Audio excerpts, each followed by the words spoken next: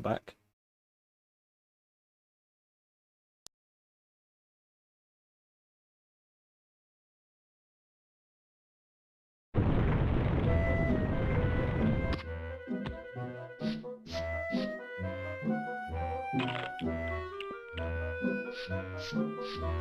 Infogrames still exist.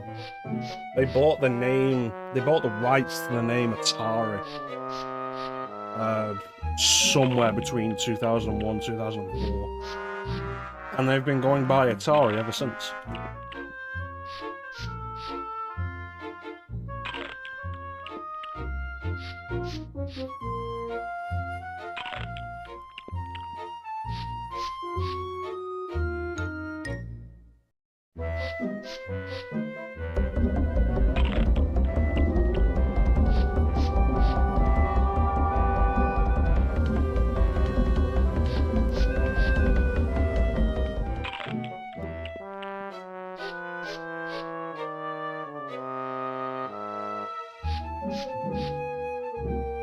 Definitely one way to start the stream, man.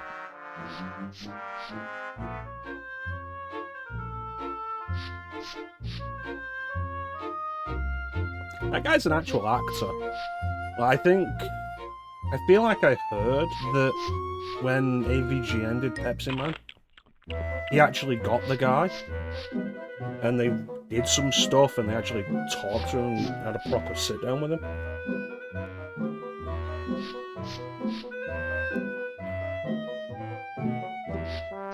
Which was cool. Possess Dracula's ring. Good.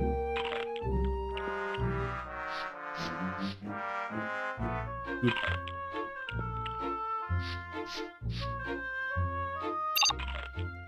Let's just play the game, shall we?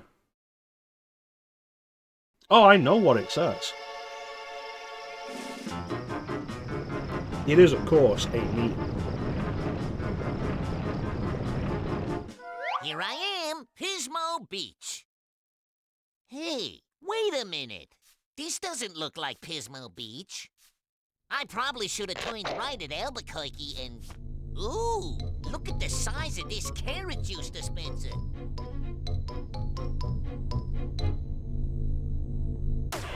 Yipes. Yeah, I know you dislike good games, Clem.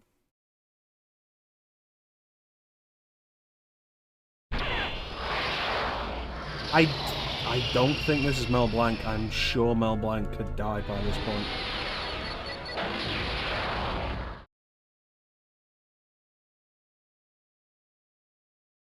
Now, where the heck am I? Maybe the person who lives in the silo will tell me where I'm at and how to get out of being at here. Come right in. How do you do? My name is Merlin, and I'm a sorcerer. Yeah? Really? A sorcerer? Come on, let me see a saucer. Please, please? Of course. Anything to oblige a guest.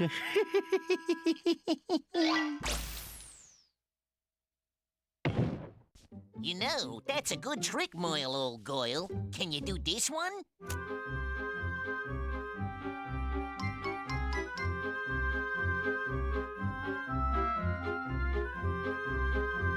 That gave him a hobby, but I still ain't nearer to my natural habitat. Sorry to interrupt this entertaining demonstration, but can you tell me where I am? It seems that you are lost in time, my dear. Here, it's nowhere. Nowhere? And do you know how I could get back to, somewhere? Of course I know. You must go from one era to another and find symbols like this. They will open you new locations and will progressively lead you back to present time. All right, listen carefully, Rabbit. Get 10 of these objects to receive a clock symbol. That's it for now. Bye. Yeah, goodbye, Moyle. So, when I first played this as a kid, I thought Merlin was a character they made for the game. He's not. He just only appeared in, like, think I've only ever actually seen him over the years in one cartoon. You know, it sounds like that, mate. It's actually really not. Oh, I don't want to do this yet. It's definitely closer to Super Mario 64 than Banjo-Kazooie.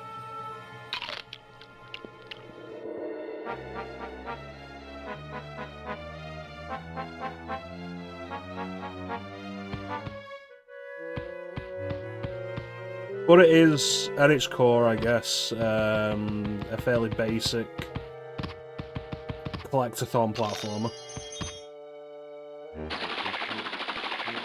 Yeah. Hey, how you doing, Amber?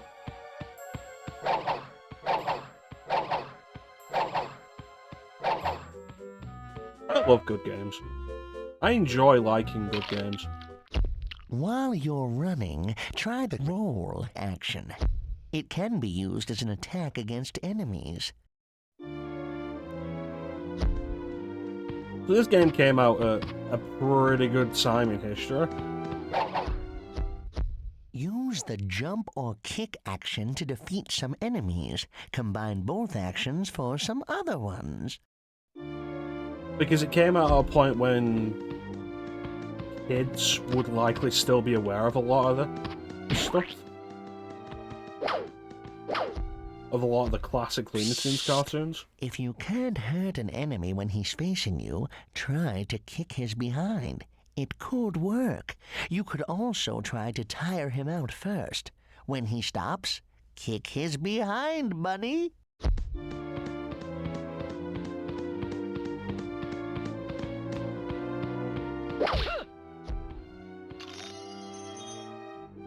I feel like over the last 20 years or so, the emphasis on these classic Looney Tunes cartoons has really diminished. I've heard the modern one, the Looney Tunes show's pretty good, but I don't watch stuff like that anymore. I don't watch TV. Yeah, getting by, Amber. Chest is feeling somewhat better. So that's good.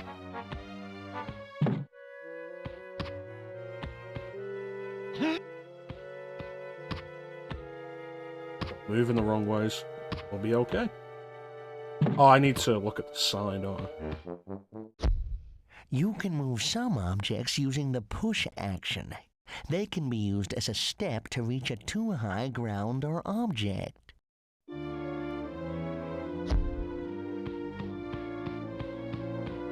So you find in Simon's Quest, Clem? I imagine with your sensibilities, it's probably a nice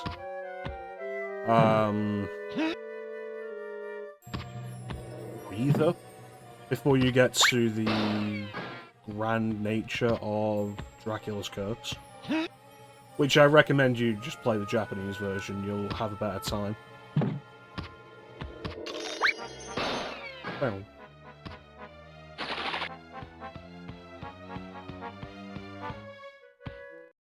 You can use objects like mallets to bust an enemy, but do it fast. It works for a short time. Very short time.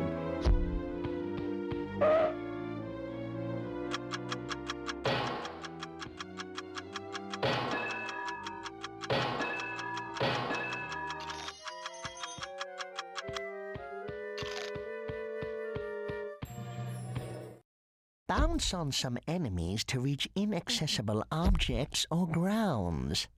So this entire level is just a forced tutorial, but it does pretty well in explaining how the game actually works. Banjo-Kazooie probably does handle it better with bottles, entirely just because bottles is To optional. land on explosive objects like TNT boxes without injuries, use the Here's action to softly land on it. Bottles being optional means replaying Banjo-Kazooie is much less tedious to start with.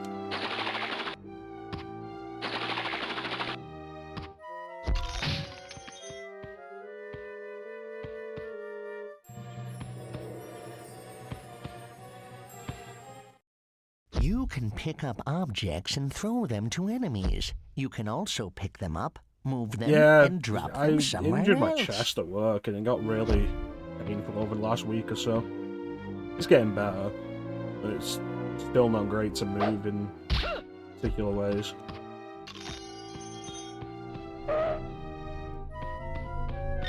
Checkpoint!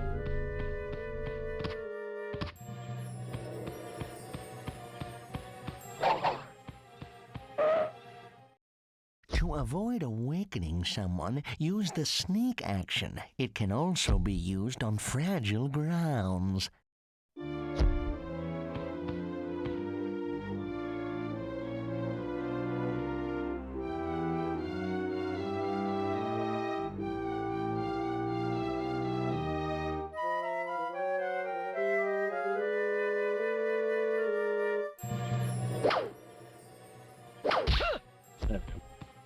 I feel like this game didn't review particularly well at the time, but I remember playing the demo Jump and for press it. the dive action over a rabbit hole to get under the ground. To exit, reach a hole, and jump.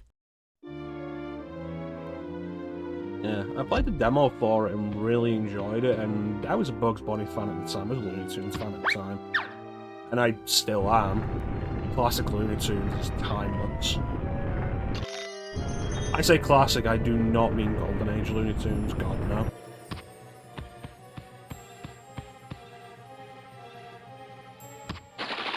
Yeah, I enjoy it. We got the game eventually, and I enjoyed that.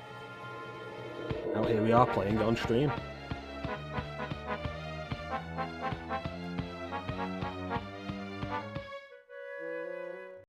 Pick this one up to start your quest. It opens the Stone Age era. Get in and there choose one of the opened entrances.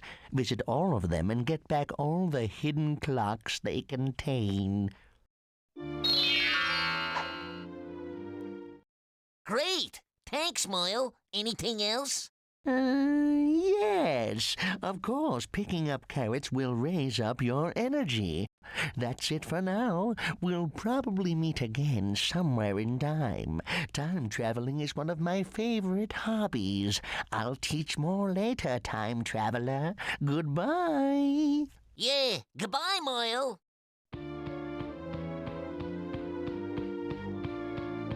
Yeah, explain as well with Collecting that weird symbols. message. Well, why not?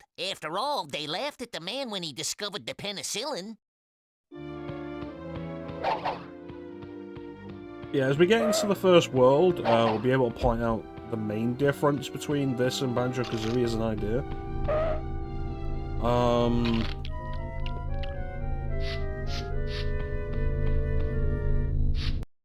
So, go.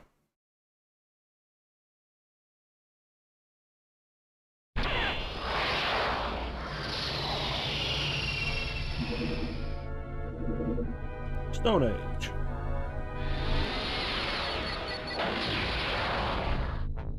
So these are your level hubs. Each one requires a certain amount of blocks to get into, which part of the reason why I compare it a little more to Mario 64 with the power star requirements.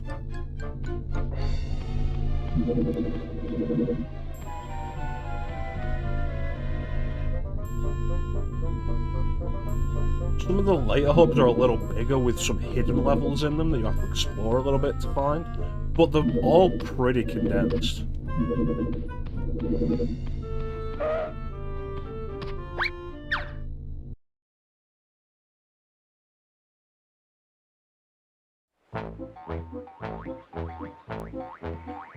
Today's hunt is Wabbit. Yeah, Wabbit, yeah. Hey! What's up, Doc? Wabbit! Yeah, Wabbit, yeah.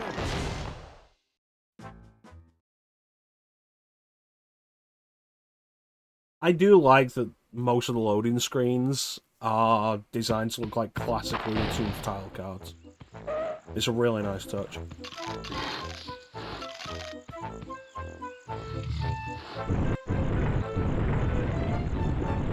But for the most part, this game is pretty basic platformer. Pretty basic 3D platformer. It came out at a time when the genre was becoming kind of... I don't know if I'd say oversaturated, because like a lot of 3D platformers came out around the time weren't good. This was 99, so it's still fairly early. We'd had a lot of the best 3D platformers already, but that's mostly because as we moved into the PS2 era, 3D platformers as a genre kind of died for a long time. Even today, you don't see that many of them outside of the Mario games. Ukulele came out, that was an indie game.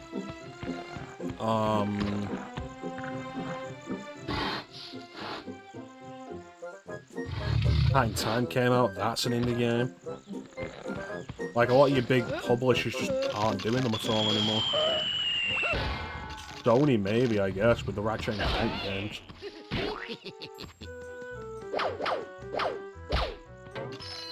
Microsoft tried, like, twice with Blink's the Time Sweeper. It's still weird that the second Blink's game isn't backwards compatible on Xbox, despite it being an Xbox-only game that Microsoft owns. Yeah, so clocks are the goal, and you'll just find clocks lying around in the levels. This is the first level, so a lot of them are pretty easy to find and out in the open.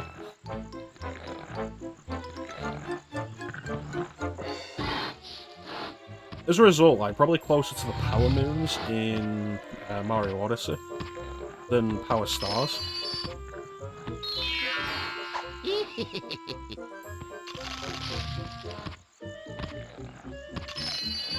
At the time this came out, like, a 3D platformer... I just clipped through that thing. A 3D platformer starring Bugs Bunny probably wasn't really a huge selling point. Because we had plenty of 3D platformers and such.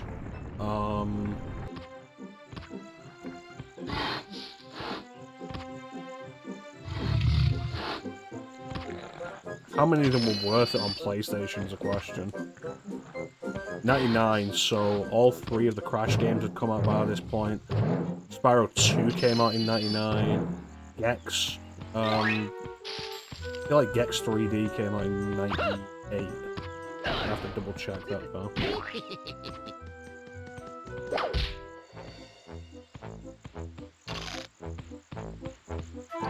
I think, like, if you're somebody who enjoys 3D platformers these days, the game has come back around to being particularly noteworthy, in that it's a pretty solid 3D platformer that you may not have played. So if you're after if you like 3D platformers and you played all the big stuff,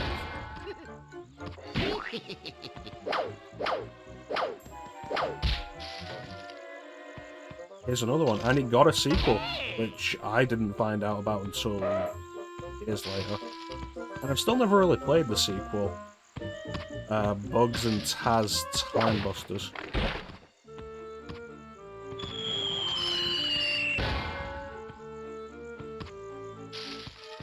I heard it's co-op, which is interesting.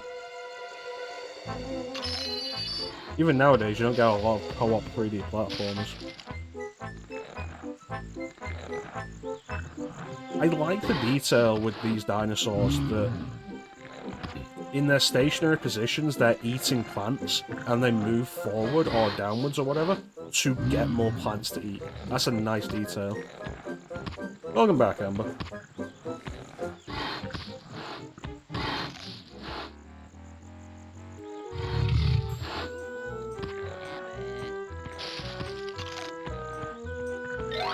That's fair enough. Real life always has to come first.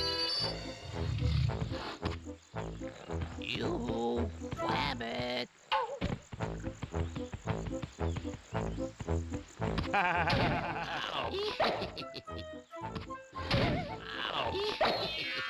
I will say the hitboxes have always felt kind of weird in this game.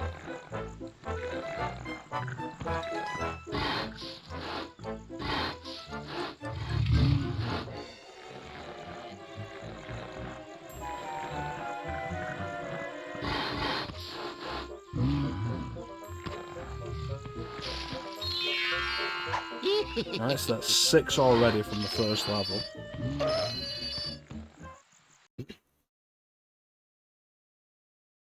I think this game ends up being more interesting in execution than some of its licensed contemporaries. I'm thinking specifically of Scooby-Doo and the Cyber Chase, which followed a very Crash Bandicoot-style formula of running down corridors. But the levels were so wide open in those corridors, and generally really barren, that the game was like, really kind of dull as a result. Whereas this, like, you could say most of it feels empty, but at least the environments are interesting, there's detail to it. Great! Levels aren't necessarily as wide open as Spyro, since this is mostly just covered off with bottomless pits rather than walls like a lot of what Spyro does. Yeah, no, it brings up the thought with Crash Bandicoot of, like, just adding boxes for the players to break and made the levels feel so much more populated.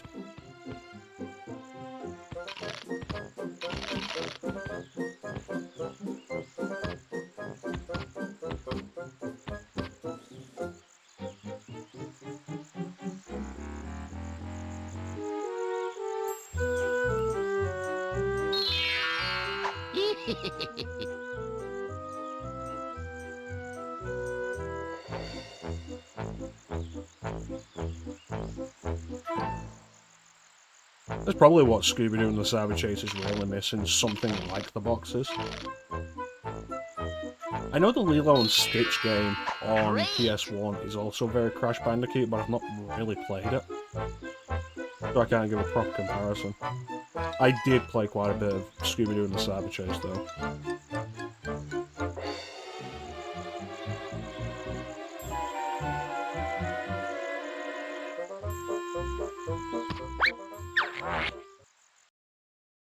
Alright, and that's the first real level.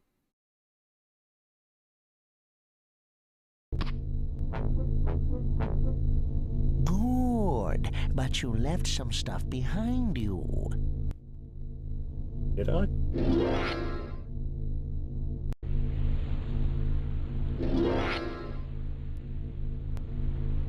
Let me save your position.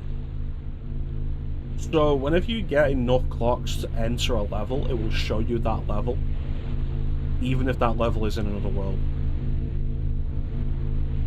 Thanks, Moyle. Bye. Yeah, goodbye, Moyle. I missed 2 golden carrots.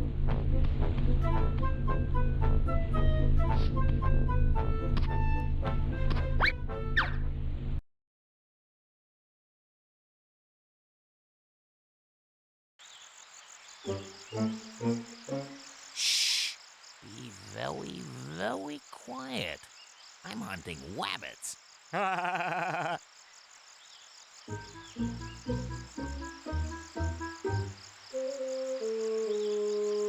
You, wabbit. Ouch. Oh.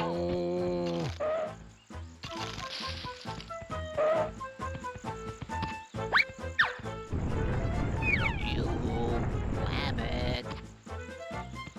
Ouch. Oh. You, wabbit. Bump. Ouch.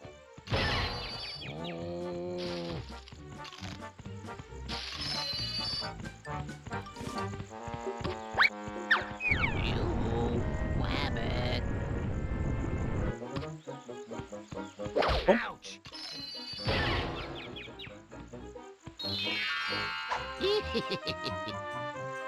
It does feel kind of weird as a pacing thing that we've defeated the boss of the Stone Age in the second level. Particularly when you can see there seems to be some continuity between those levels of that area is where we first saw Elmer Fudd. We just seem to have come back to it. But there's really Great. not. Just perfect. You have completed this level.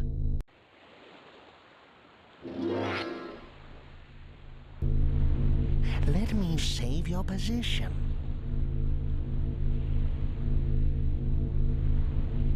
Thanks, Moyle. Bye. Yeah, goodbye, Moyle.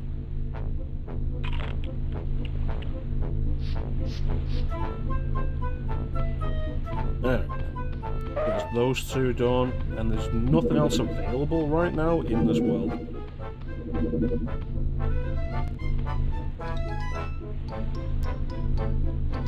Let's head back to the time machine. For the most part, I think the Looney Tunes characters, or the Looney Tunes villains, stay in their particular time period. I know there's at least one exception. Elmer Fudd appears in a level that is basically the rabbit season, duck season cartoon episode. Yosemite Sam's in the pirate years, though I do wonder if it was a missed opportunity to have Yosemite Sam being a Western thing. You can't get to any others yet.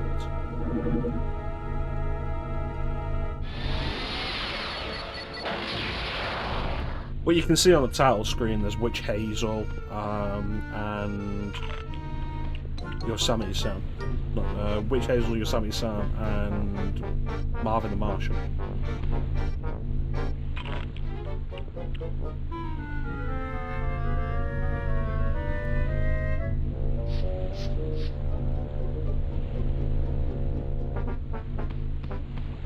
Alright, so let's go in this one. What's up, Doc?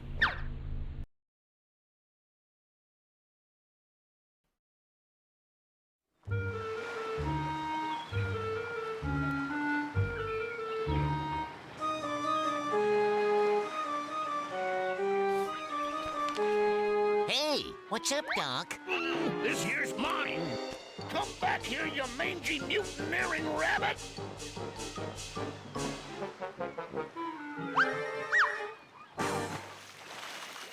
I think the game as an idea works primarily as a framework, in the same vein as like those Looney Tunes movies. Get 5 of these objects to receive a clock symbol.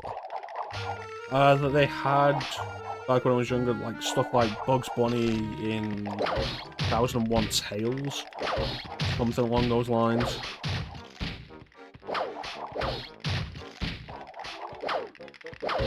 Where Bugs is basically reading a book to a spoiled Arabian prince. And the book is basically just episodes of Bugs Bunny cartoons.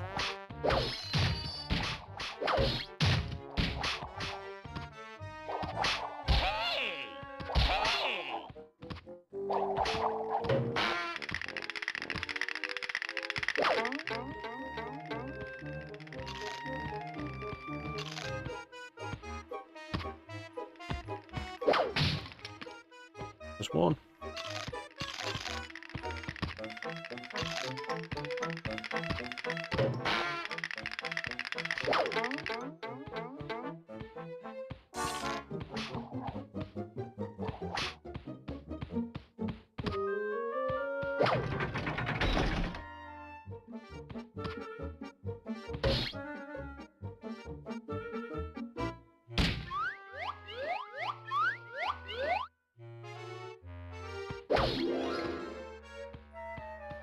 Midnight clock. Great!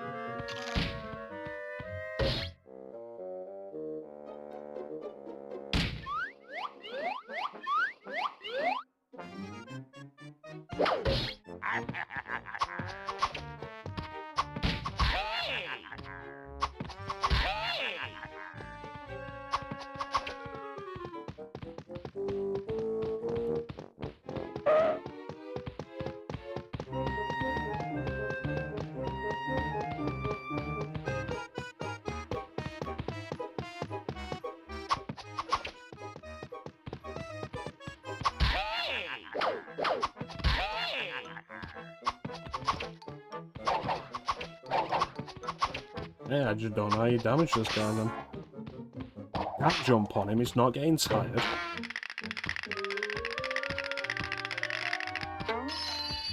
Can't roll into him.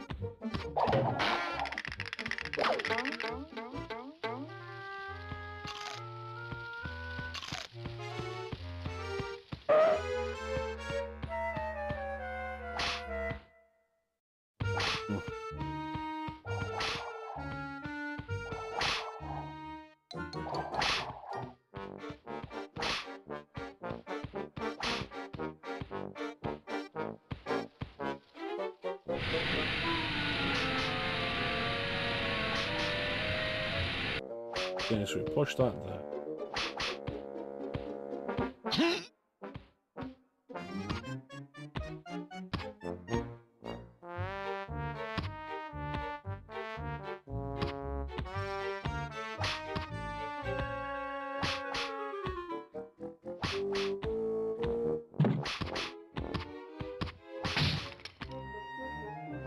Just not allowed to jump on those boxes. How's everybody doing? Been enjoying the weekend? Been enjoying Castlevania? Very specifically request that people enjoy Castlevania.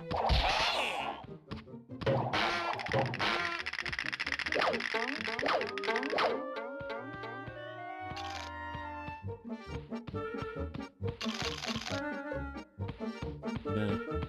Almost got enough.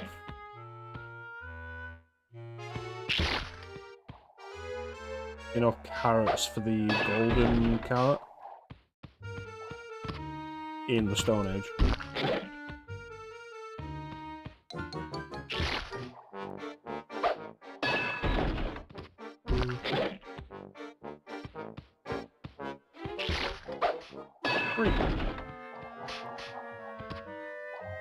That's what Bugs Bunny's here for, Amanda.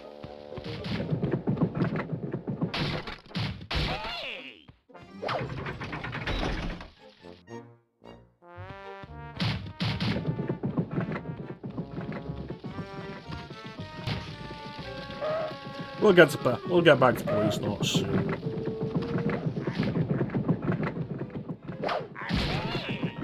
Oh, I need the torch, don't I? Where is the torch?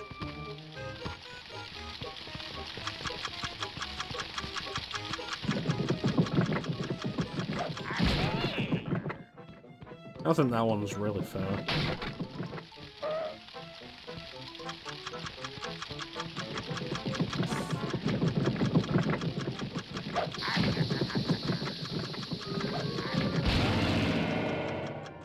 Did that damage me?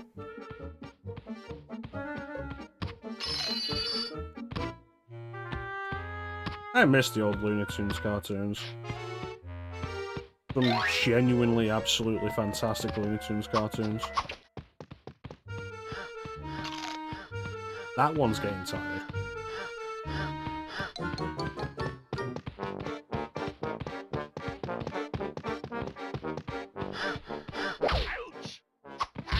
You can see quite a bit on... You can get the Golden Collection DVDs, or Oh, it looks like you were right, mate. Final boss of the level was a pirate with stick. Yeah, you can see him quite a bit with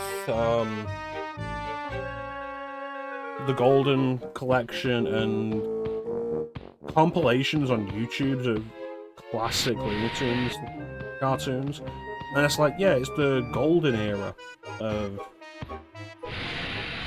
Looney Tunes, which means before any of the Looney Tunes popped up, when it was really just like really weird parody homages of 40s Hollywood stars.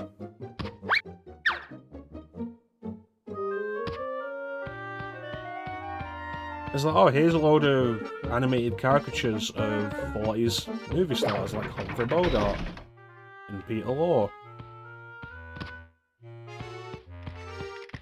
And the whole thing's just set to music. There's no plot, nothing's really happening. It's just here's some caricatures of them. And it's like, cool, that might have been interesting in the 40s, but it's not something I want to buy a DVD for.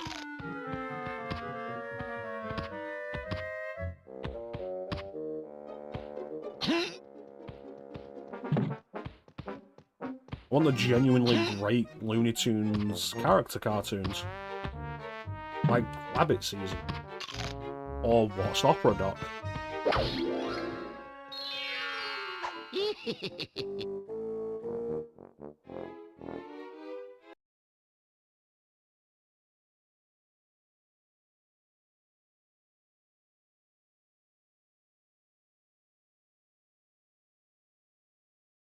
Yeah, Looney Tunes, Tom and Jerry were great.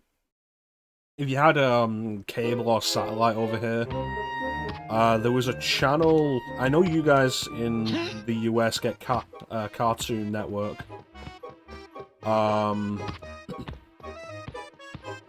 There was a sister channel to it over here called Boomerang, which I don't know if you guys got, but they spent pretty much the entire day just showing like classic Looney Tunes cartoons, and then they'd show Tom and Jerry cartoons, and then they'd probably have a load of Scooby-Doo Where Are You or the Scooby-Doo Show. It was one of my favourite channels growing up just because there was that. Love that stuff. I never wanted to see live action stuff when I was a kid. I always just wanted to watch cartoons.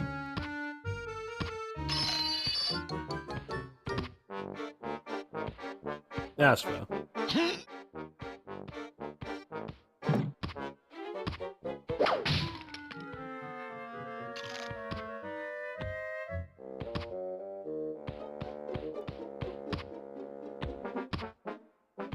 Yeah, I always just wanted to watch cartoons. And if it was live action, I didn't care.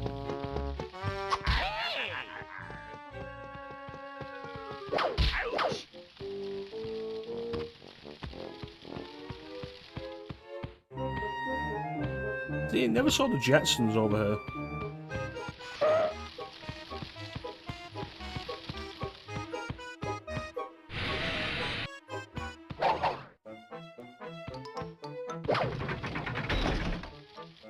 But like, I love Scooby-Doo and stuff. If there was a streaming service with stuff like those old Scooby-Doo cartoons, those old Tom and Jerry Looney Tunes stuff, which it's gotta be something Warner Brothers owns, which would be HBO Max, which we don't get over here. But like, I'd subscribe to that and I would have those playing on my second screen all day. All day.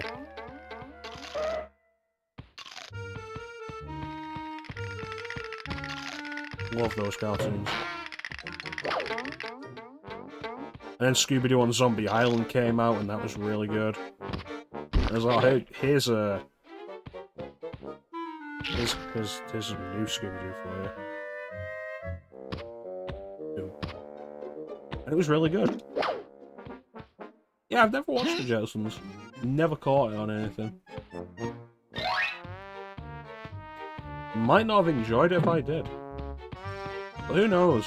Those Hanna-Barbera cartoons could be really hit and miss. I remember I enjoyed Captain Caveman, but I haven't actually seen Captain Caveman since I was a very young child. Never saw Josie and the Pussycats.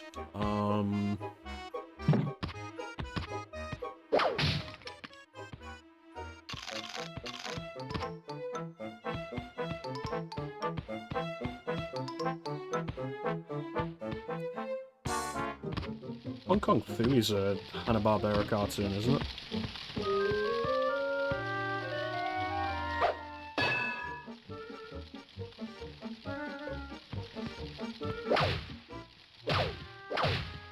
Never watched a lot of Flintstones.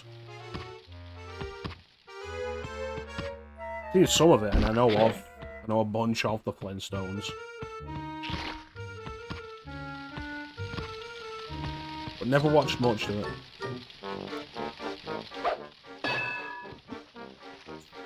Scooby-Doo clones.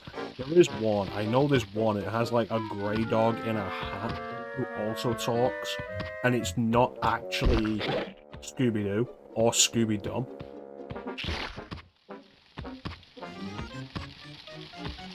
Remember Scooby-Dum? I've heard people hated Scooby-Dum, but I never minded him.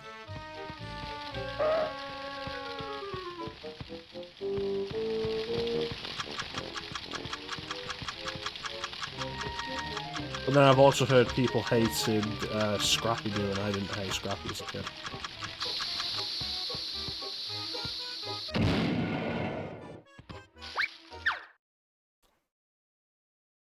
Scooby-Doo with a shark, it sounds like one of the Three Stooges. Yeah, I suppose Scooby-Doo is one of Hanna-Barbera's most successful cartoons, so it's not surprising they copied it. With the sharks.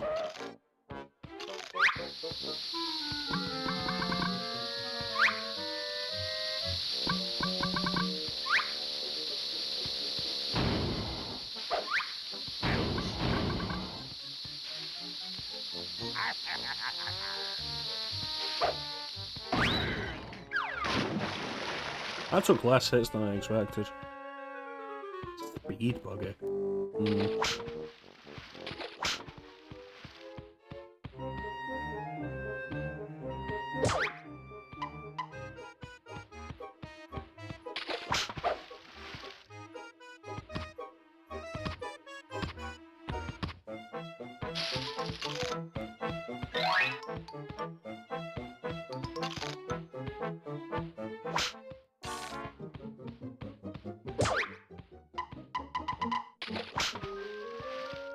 Yeah, Scooby-Doo is classic. I love Harvey Birdman. I know a lot of people really got on with Space Ghost. But for me, like, the big thing was absolutely Harvey Birdman. Johnny at Law. Absolutely fantastic show. One of the few shows I've ever been genuinely sad to see end. Okay, that was janky.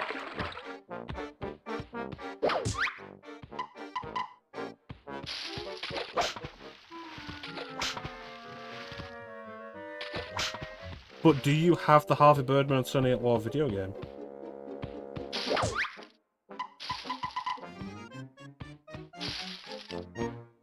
I'm probably overdue a rewatch of Harvey Birdman.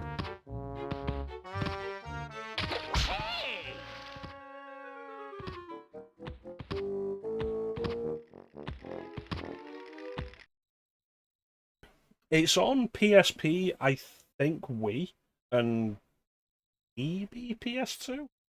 It's basically like playing Ace Attorney if it was Harvey Birdman. If you want just a little more fresh Harvey Birdman, there it is.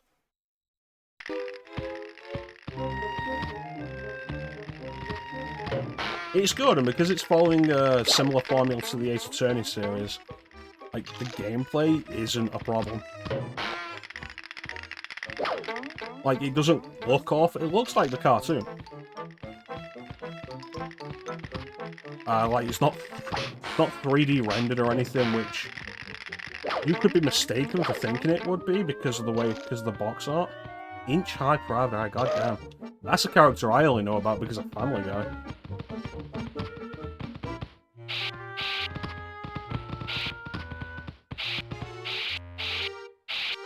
Is it? No, that is a Harvey Birdman character.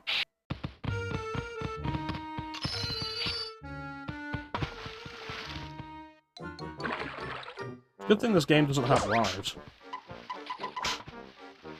That's ahead of its time in 99.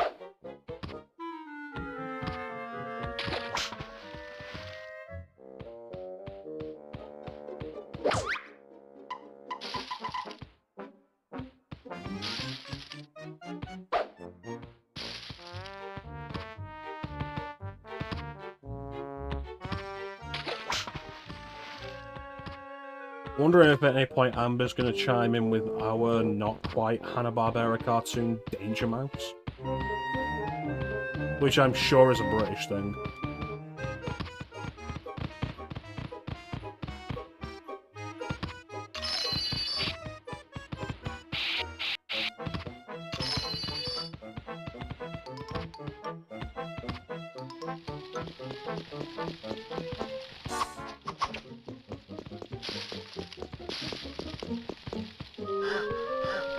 Danger Mouse.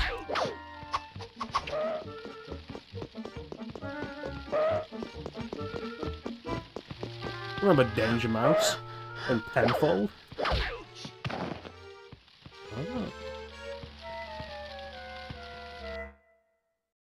Oh.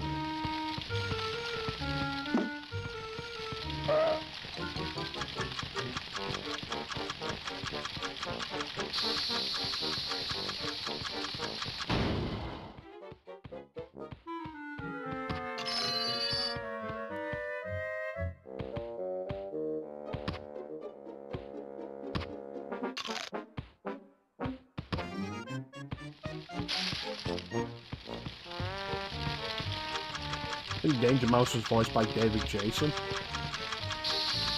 That sounds like it could be right.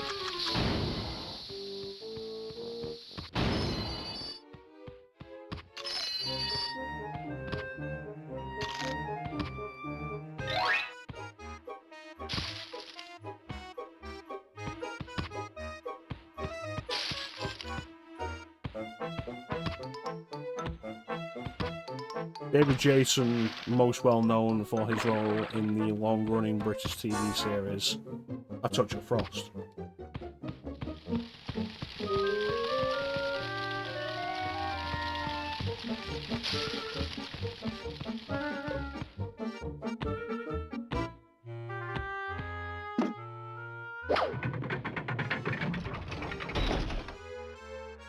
Yeah, so I think that's all the way back there.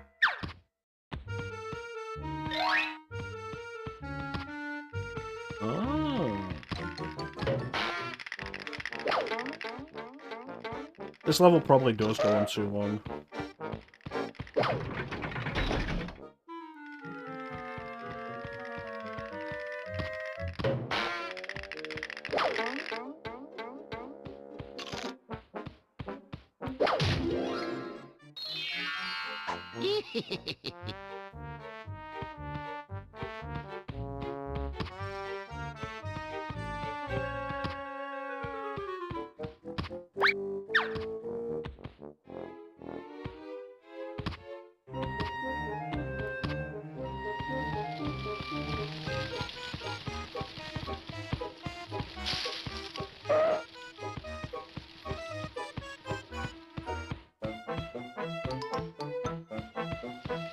Am I going?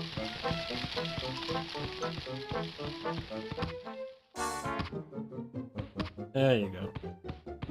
And PS1 draw distance. And there's the last Acme box.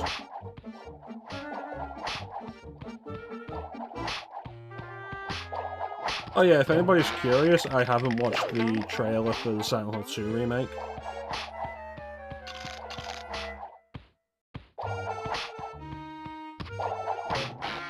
Oh, really care that much? Although one thing that seems to have slipped underneath everybody's radar that was announced at the State of Play is PS2 games being added to the PlayStation Essentials, the PlayStation Plus Essentials thing.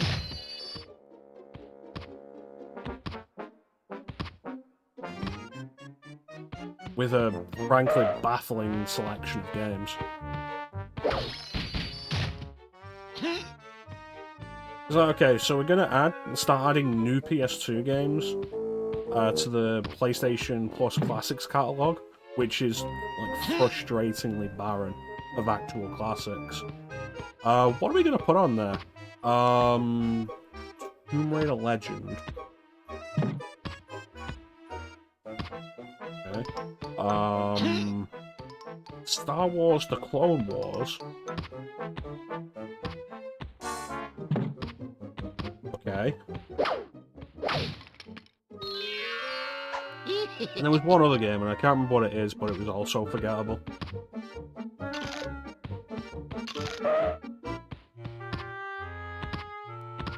And it's such a weird thing. Especially because, like, say I'm a Sony executive, or, like, a Sony PR person, or in any position of power at Sony and involved in this release of PS2 games on PS4 and PS5. One, you know I will have some absolute classics lined up for you. It's like, okay, cool, what can we put out? Well, third party is going to be tricky, so we'll probably need a bit of time to get that sorted. So, no absolute classics like Dragon Quest VIII or Digital Devil Saga. So what about games that we as Sony own? Cool, how about God of War? Or Ratchet and Clank? Or Wild Arms? Or... Actually think though, like current gen games, they've got the classics collection, and like I've got PlayStation Plus at the minute, so I check through them every now and then when I remember to turn my PS5 on. And a lot of the classics are from PS3 days. And by that I mean like the HD versions. It's like, oh, you want to play some PlayStation classics? Here is the Uncharted collection. Is that old enough to be considered a classic yet? And stuff that was never even on PlayStation. Like, oh, here's Diablo 2 Resurrection. Or Resurrected. And it's like, cool, this isn't a PlayStation game, though. This was a PC game. Where's Tekken 3?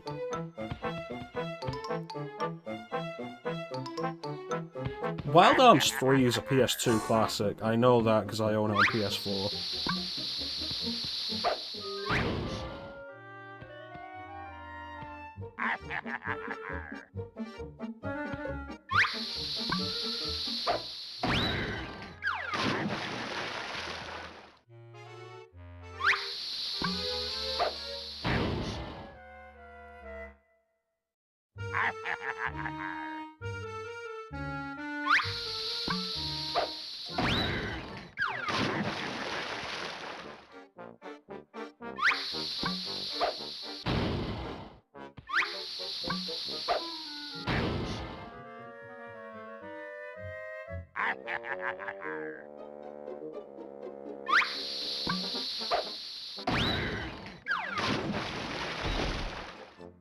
My point is, more than anything, like, their definition of classic is a little strange, especially PlayStation Classic.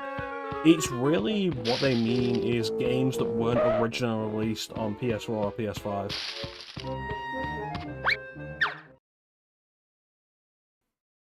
Or games that originally predate PS4 or PS5. Alright, I've got to remember how to do this. Mangy mutant bearing rabbit! Fire! Fire!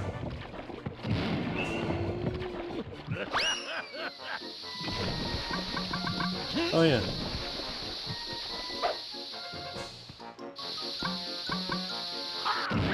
Yeah, PS3 games would be really nice. I don't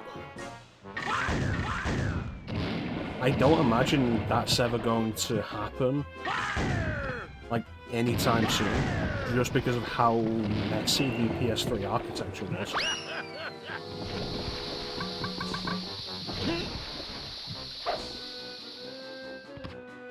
the PS3 architecture was, like the PS2, a weird custom designed system that was ultimately really hard for developers to actually develop for. And as a consequence, it's also really hard to develop a proper backwards compatible system for. Even through emulation, it's one of the hardest systems to emulate. Not because of the power that the system originally had, but because of the weird architecture.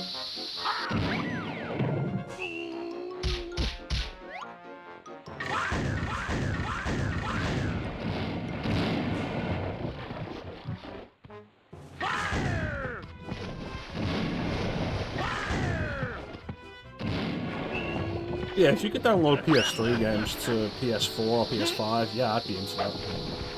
There are some actual gems on there. Games that I'd love to see make a return in some form or fashion. I'm so disappointed, just generally, that Sony has taken some PS3 games and remastered them. The PS4 or PS5 or whatever. But they've not done much. Like, off the top of my head, it's really just the Uncharted collection and God of War 3 Remastered.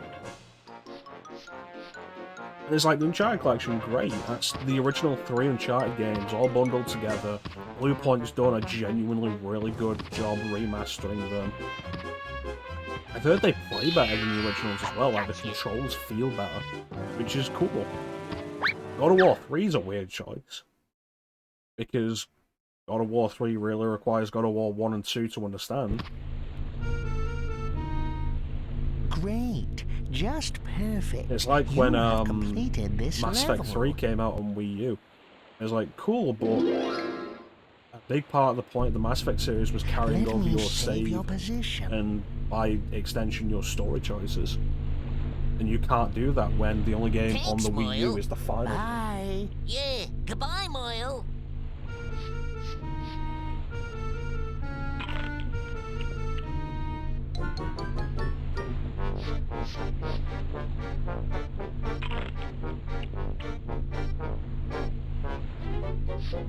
So there are some genuine PS3 classics I'd love to see on there. Maybe remastered in some form or fashion. Whenever I talk about this as an idea, the main one that always comes up is Infamous. I would love to be able to play Infamous 1, 2 and Festival of Blood on something other than PS3.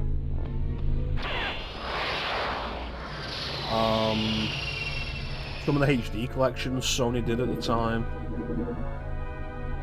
The Sly HD collection, the Ratchet & Clank HD collection. I'd love to be able to play those on modern systems. They released Jak and Daxter, the Jak and Daxter trilogy, as PS2 classics on PS4, and made a really big deal about them. I remember them talking about how the PS2 classic versions on PS4 were going to be superior to the HD trilogy. But then they never did Ratchet & Clank, for some reason.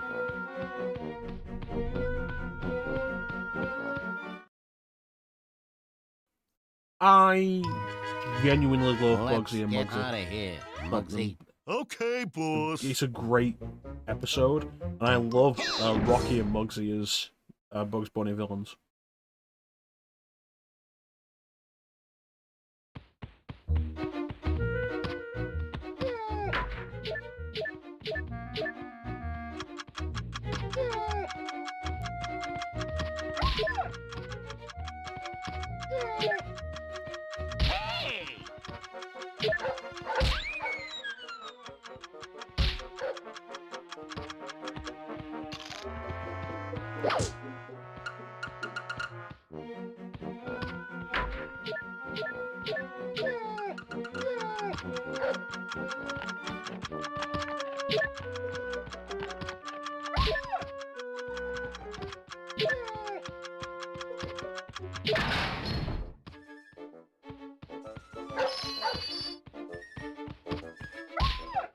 But yeah, like, it's the same thing as always. I want more games to be more available to more people.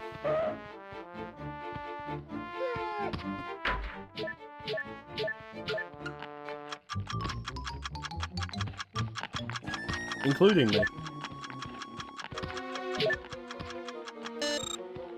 That's why I hold out hope that the Metal Gear Solid Master Collection Volume 2 is going to happen. And that it will include Metal Gear Solid 4. So I won't have to purchase... So I won't have to break out my PS3 to play MGS4 for the stream. It's the last game holding us back from doing Metal Gear Rising. And we can finally play the greatest game God's ever given to us, Metal Gear Rising. Get that rabbit, Muggsy.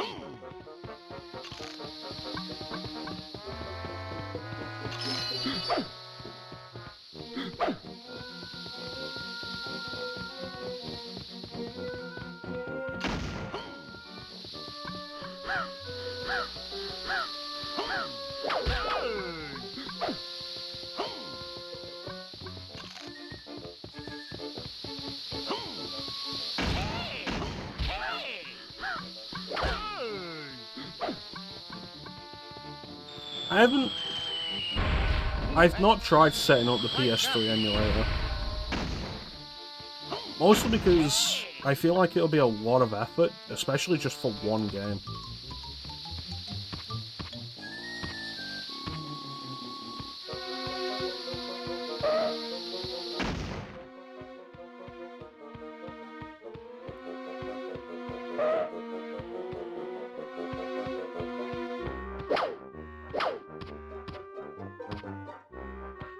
So, like, we'll see as we go forward. There is Rock.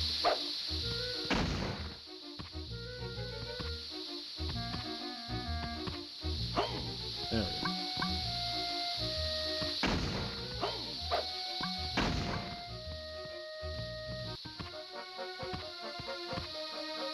Yeah, we'll see as we go forward whether or not they end up doing that.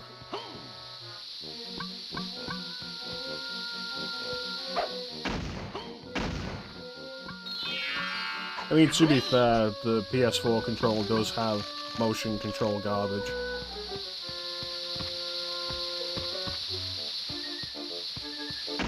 I'm hesitant to really mess with emulating more modern systems generally.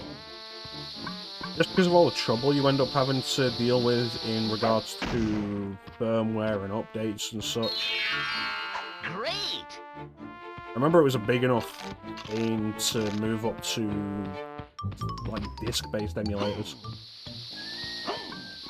I don't know what I'm doing. Oh, it's probably this in the center, isn't it?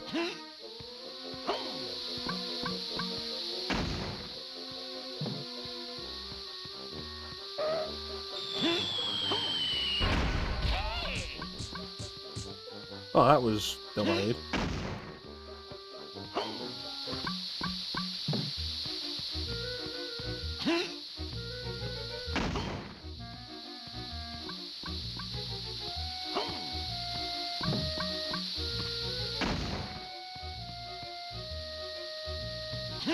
Yeah, plus, like, the file size of PS3 games, and the fact that it's only, like, a handful of games I even have any interest in.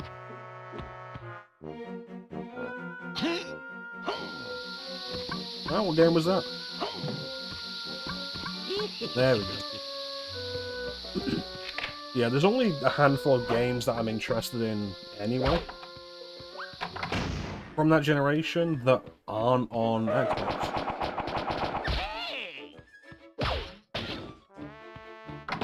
Oh, no Surge.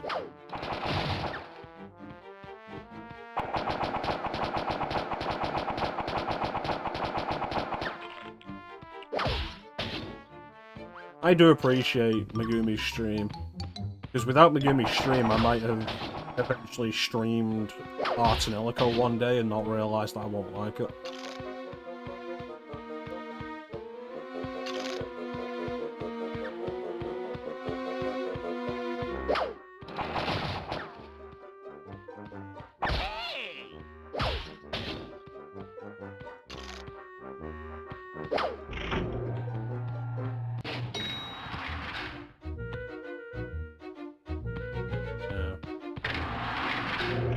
See, with the Asura's Wrath, it's easier for me because I do have it on Xbox.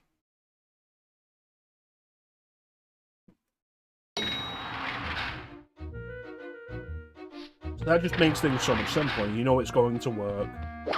There's no messing around with it.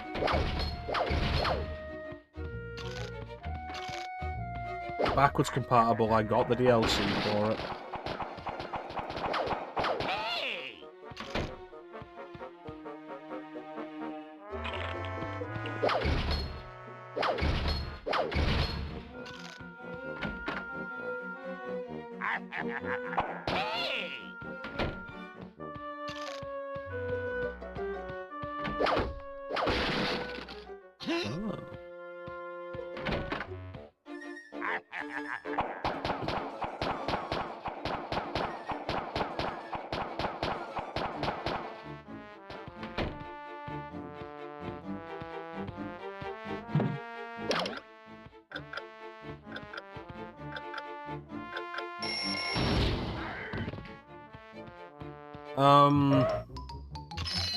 All of the 360 games on backwards compatibility is supposed to have some kind of improvement. Whether it's just resolution, some of them are supposed to offer performance improvements.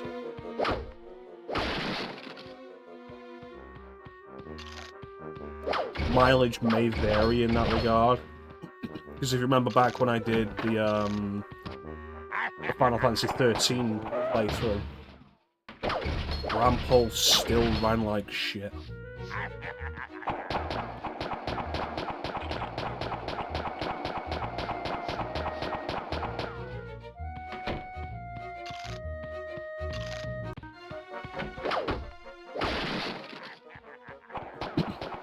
Ultimately, like, for me, resolution.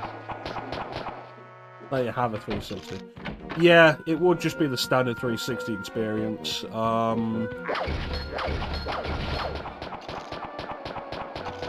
think generally multi-platform games in that generation mostly perform better on Xbox than PS3.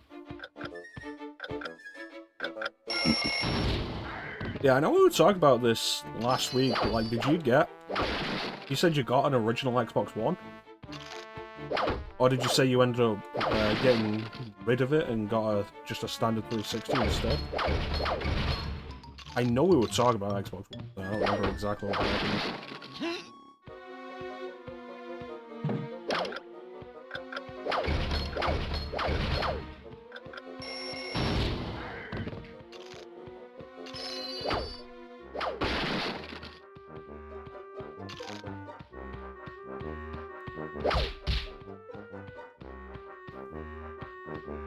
Yeah, the backwards compatibility is really nice, because that generation was such a pain to deal with on PC.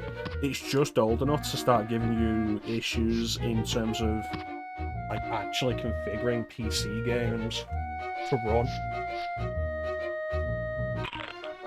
Like GOG generally won't have them because they're not particularly old. If they do have them, they usually aren't specifically configured to run on modern systems.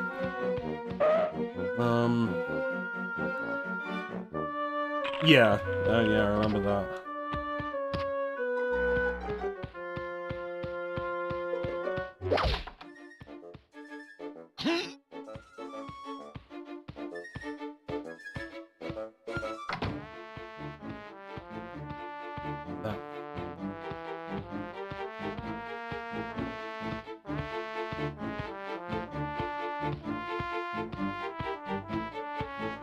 Try getting a one, realize basically everything you want to play is on 360. Oh yeah, that's right. And I was talking about how generally everything that will play on Xbox One is better, but the Xbox 360 has a much broader range of Xbox original backwards compatibility. It's not as good, but the range is broader. Which is really nice, because there's a bunch of games on there that I do still want to play, like the Buffy the Vampire Slayer game. Genro Onimusha isn't backwards compatible on Xbox One.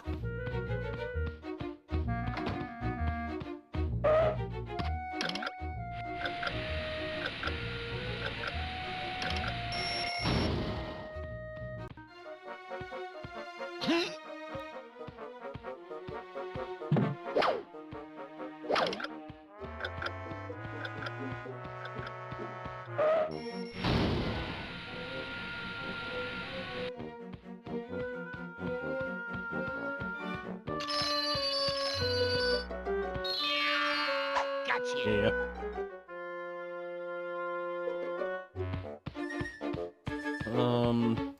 Yeah, that entire generation is just really awkward for playing, especially on PC.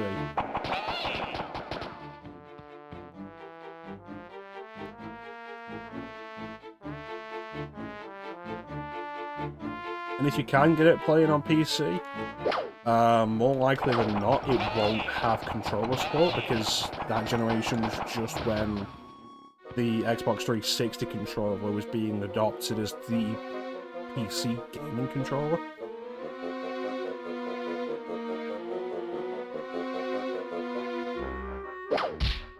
And regardless of me playing on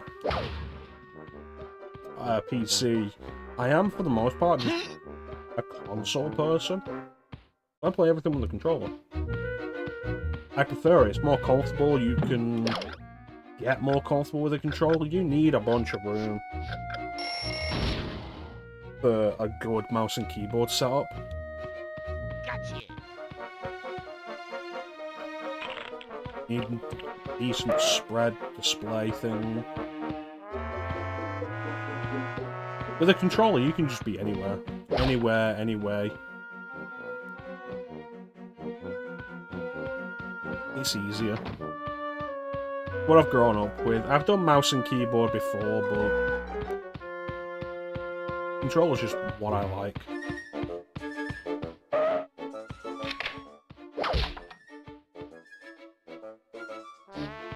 It's like Fear's a good example. First encounter Assault Recon, Fear. It's a game Flame and I talk about every now and then.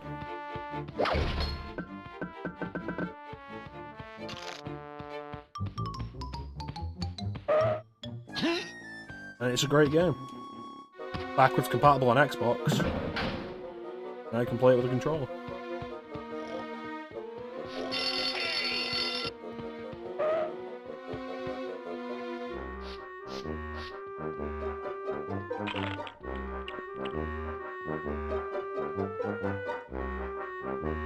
It seems like that game is disc only on backwards compatibility as well, though.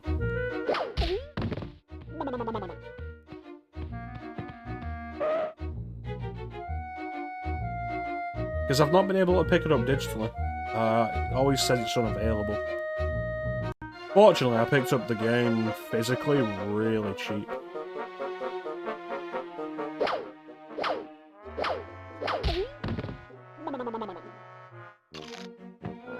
Hey! Oh, I probably want that mallet then, don't I?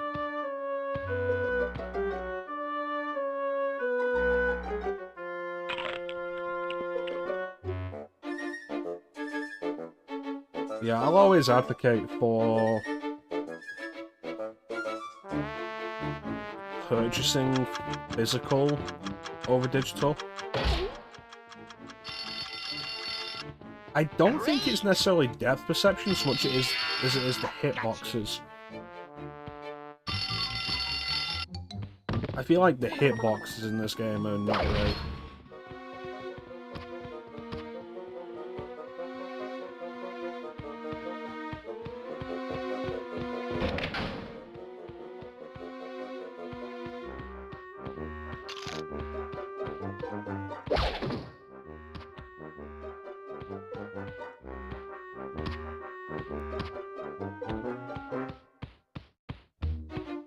Probably could be. Is there an option for that? Probably not. Nope. Doesn't look like it. Sometimes games this era would have options for different camera angles or camera styles. Spyro had a bunch of that.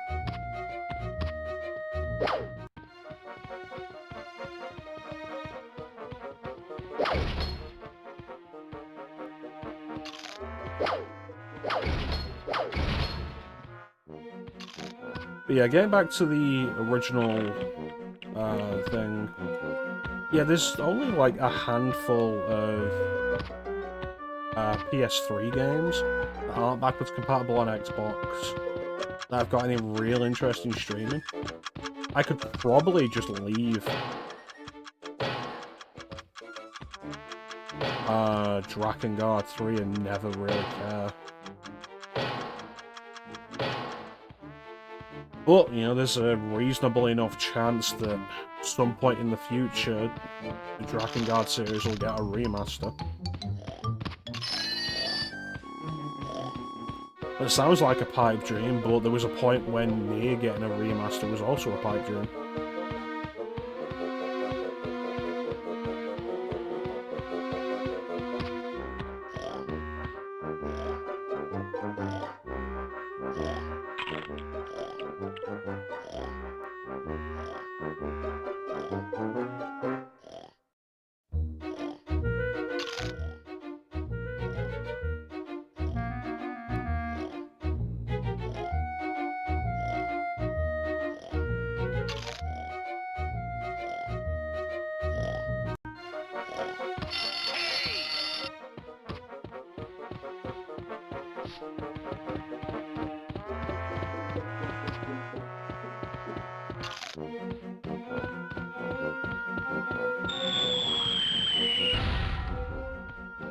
That's not as big as it looked. Yeah. Metal Gear Solid 4.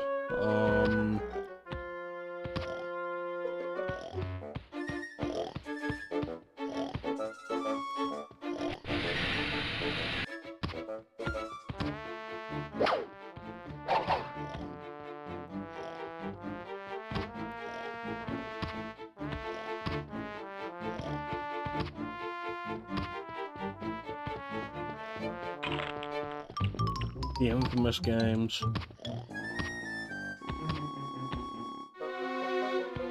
Push comes to shove, like, it'll just be easier to emulate Ratchet and Clank on PS2 than it will be to hook up the PS3 to the capture card.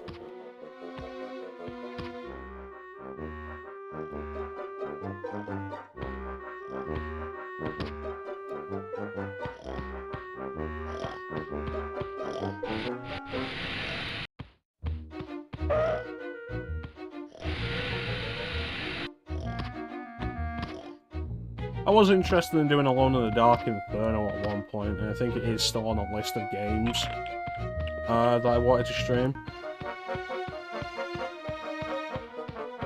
But that is a game I could take or leave. And Zeke's playing it right now, so if you guys want to actually see it, right there. Not right at this second, but he's playing it as part of his Franchise Fridays on Alone in the Dark.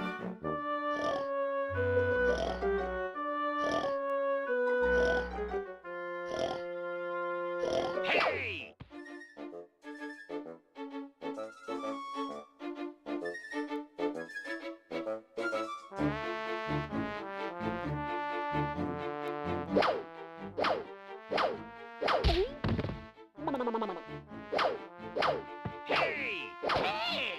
Hey! Hey! Hey! Hey!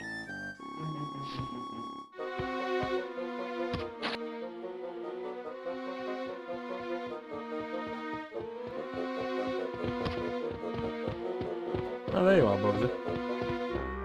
I'm sorry, I need Bugsy. How you doing, Zeke? Hey!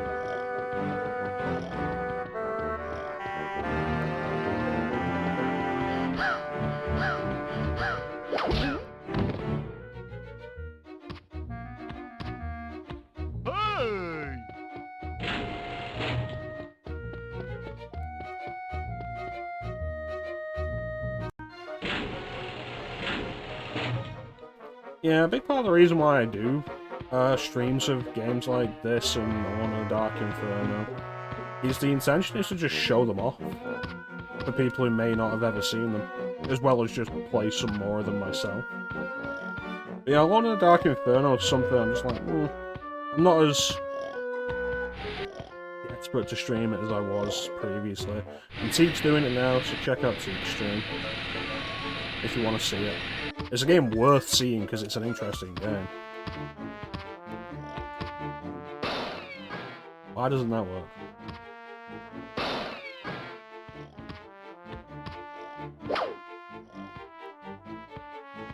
You know what, I'm bored of this level, let's go. A lot of neat ideas with rough execution. Get that rabbit, Mugsy. It's honestly the kind of game I think is one of the best kinds of games for streaming. Hey, Mugsy, wake up.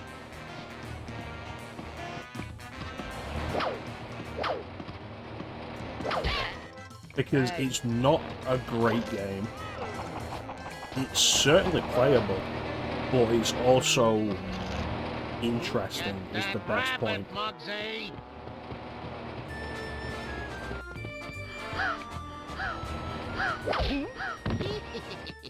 Hey, Mugsy, wake up. And I think that's what a lot of people are like, oh, play bad games. Don't really understand. It's like, it's all well and good to be like, oh yeah, I'll play a bad game. But bad games very quickly become boring. Bad design isn't interesting for long. Not without interesting ideas behind it. Get that rabbit, Even then, sometimes interesting ideas don't keep the game going for its entire run. A really good example of that is Batman and Robin on PlayStation. Hey.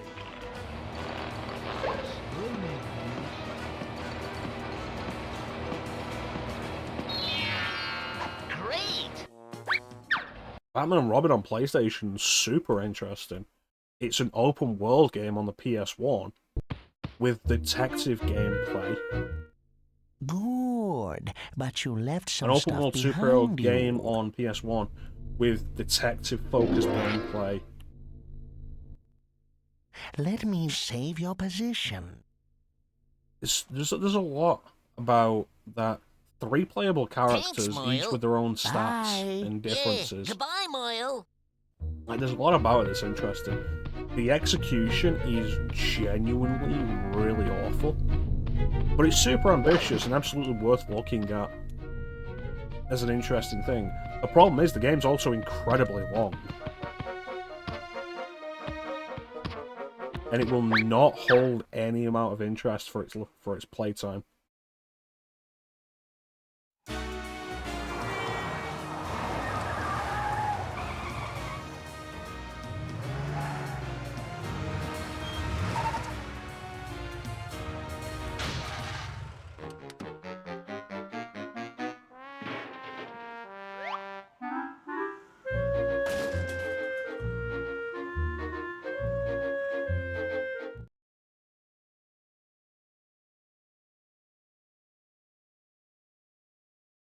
Get 5 of these objects to receive a clock symbol.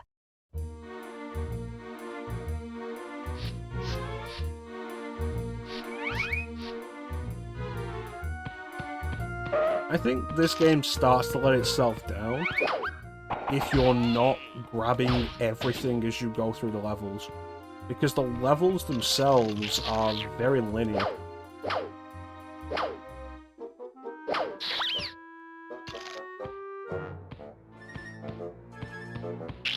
So if you miss something and you need, you need a few more clocks to get to the next area, or something like that, you've got to play through entire levels again.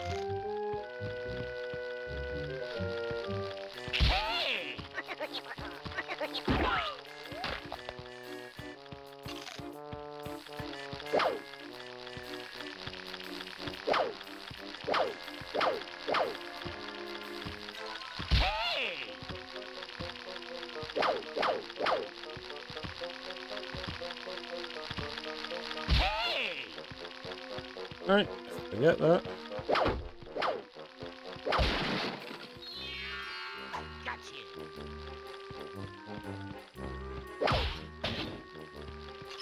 And it is where something like Banjo-Kazooie or Mario 64 does have a genuine advantage.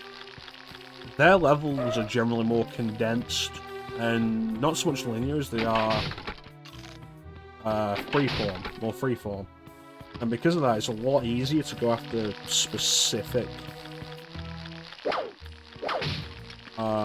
stars, jiggies, notes, whatever it is you're actually collecting Banjo-Kazooie.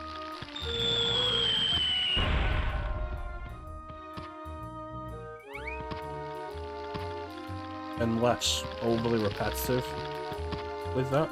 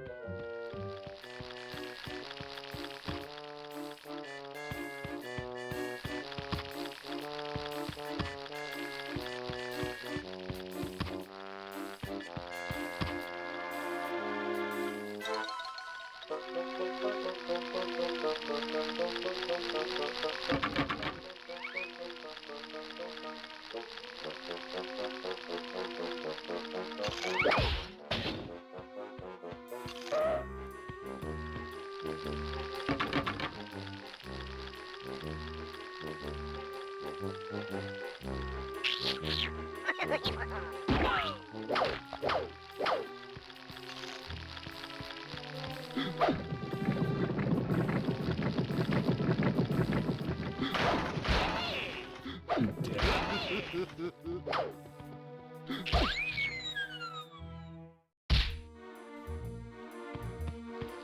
So there's no lives. And if you die, you restart from either the start or the checkpoint, but with none of your actual progress lost, which is an interesting thing. I know there are other games that do stuff like that, and I can't think of any of them off the top of my head.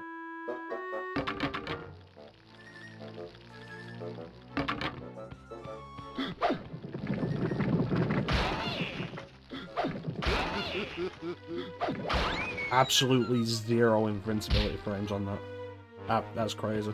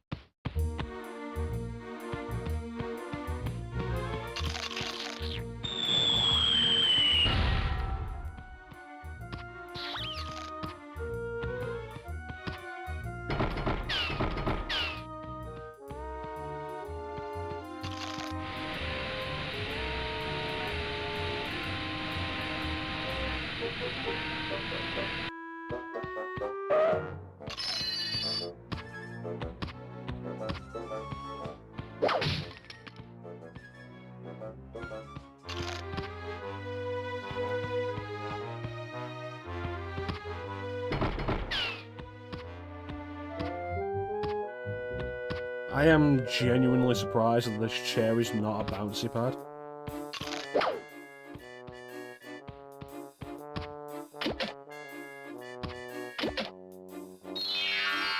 Gotcha.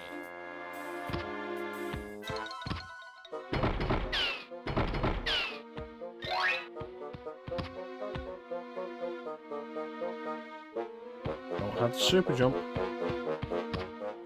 I don't even remember where I get these abilities.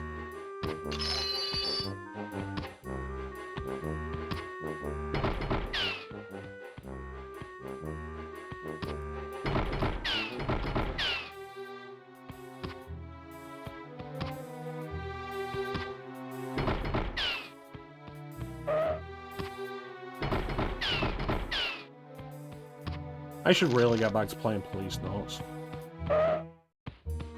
Because then once we're done with Policenauts, I can start Final Fantasy 1. Good old Final Fantasy 1.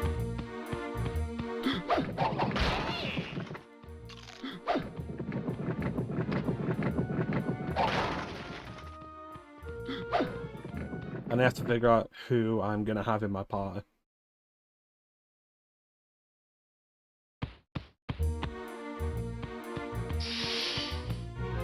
And who's going to play what role?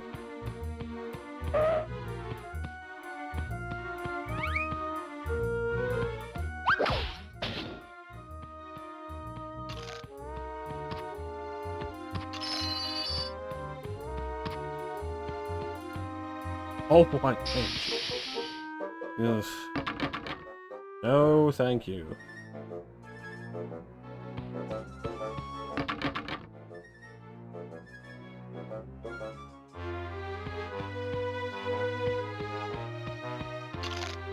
I feel like I heard something not that long ago that somebody did prove that the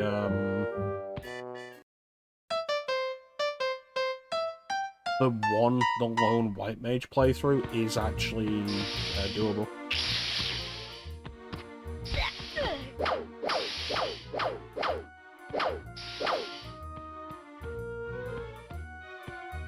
On original NES. I feel like that was a thing.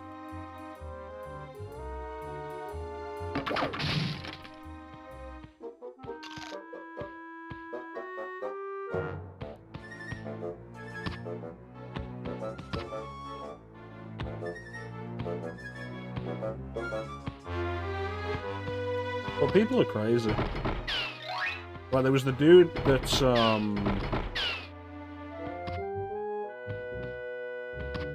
that dude who beat Final Fantasy VIII without using junctions.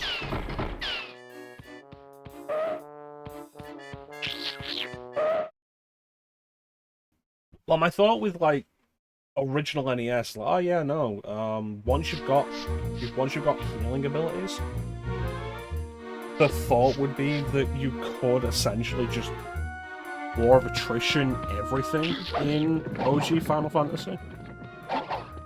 But in OG Final Fantasy, if you're playing it on NES in particular, it uses the D&D system.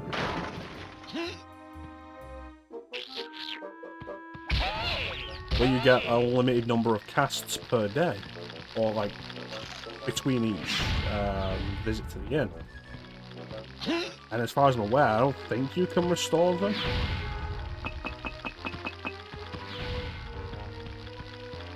With items.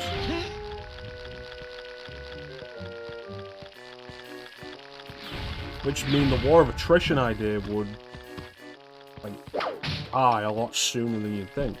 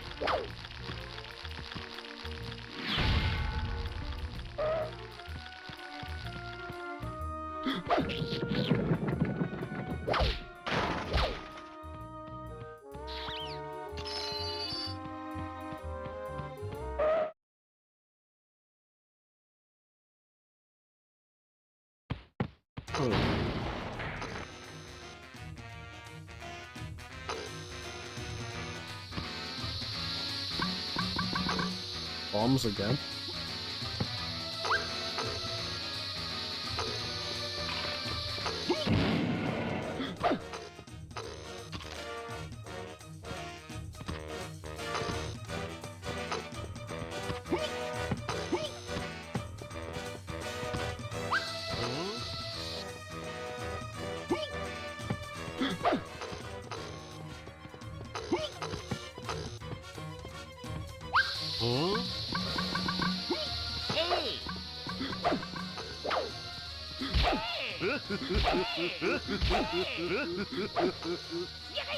The absolute lack of invincibility frames is crazy.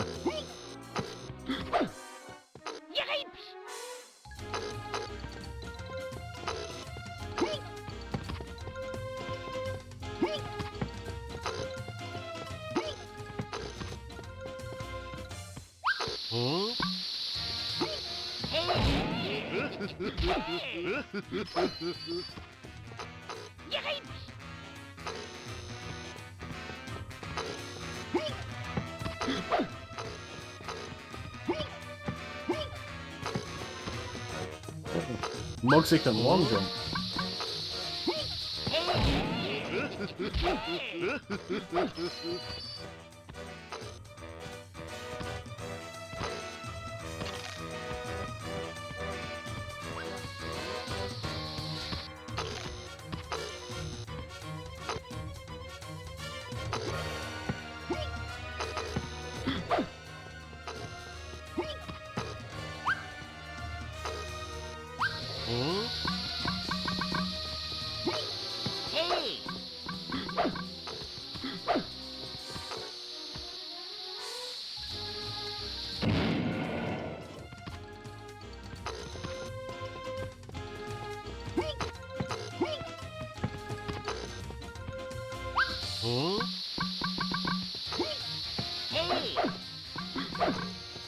the camera shifting like that because it's trying to keep Bugs and Bugsy on screen at the same time is really awkward for actually aiming.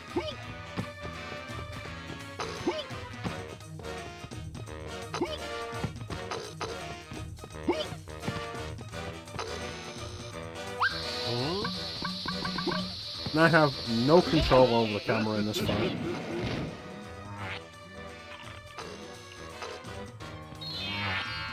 Great! Yippee!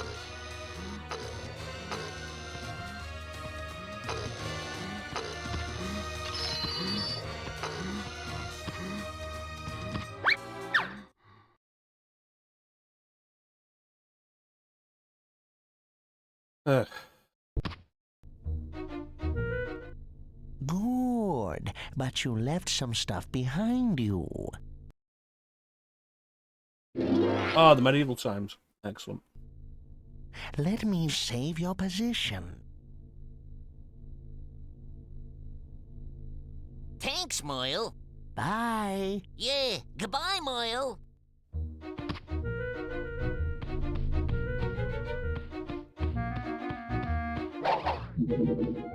Fancy clocks. 150 gold carrots. 50 clocks. There was a level in the first world, in the Stone Age, that required 50 gold carrots, right?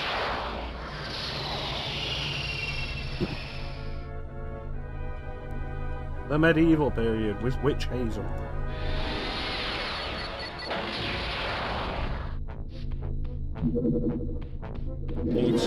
There you go. Rabbit or duck season. I like this level because it is kind of just a mini game. It's pretty fun.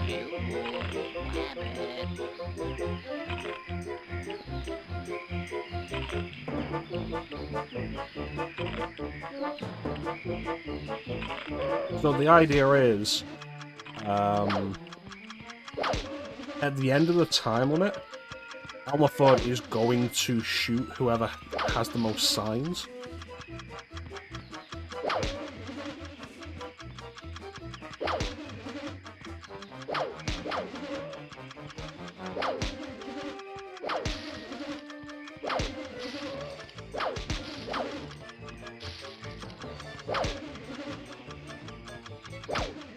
So it's a pretty simple idea, not particularly difficult.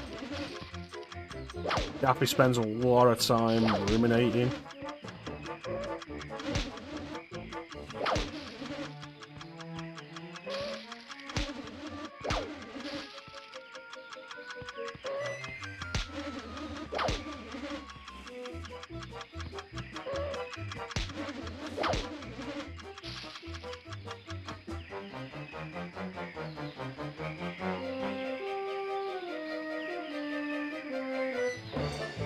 Hey! Rabbit season! This is a pretty surprising effect for them to replicate. That was the whole thing with Daffy getting shot and his beak spinning around like that is from an actual Looney Tunes cartoon. And it's a bold thing for them to replicate on the PS1.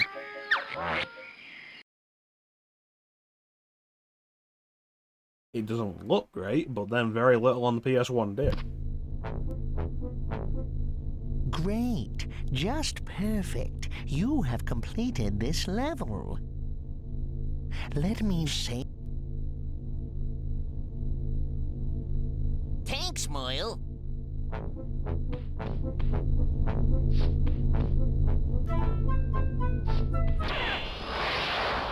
Alright, so let's head to the medieval period. Hey, how you doing, Flynn?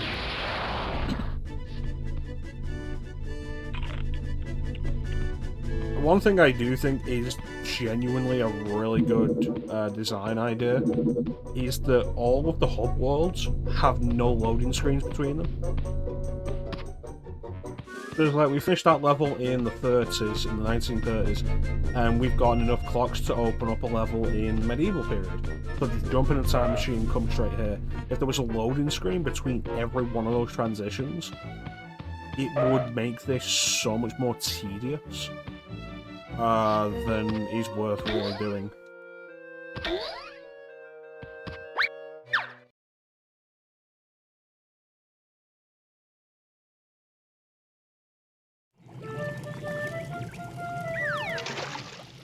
Oh, a rabbit! Hey, what's cooking, Zha Zha? Zha Zha? Rabbit stew? That's an old Red? reference. Ouch!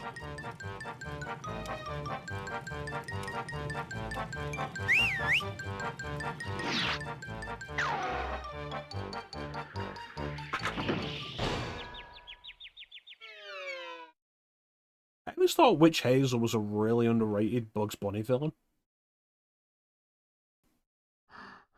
Get 10 of these objects Oh, to receive a Kingsfields. clock symbol.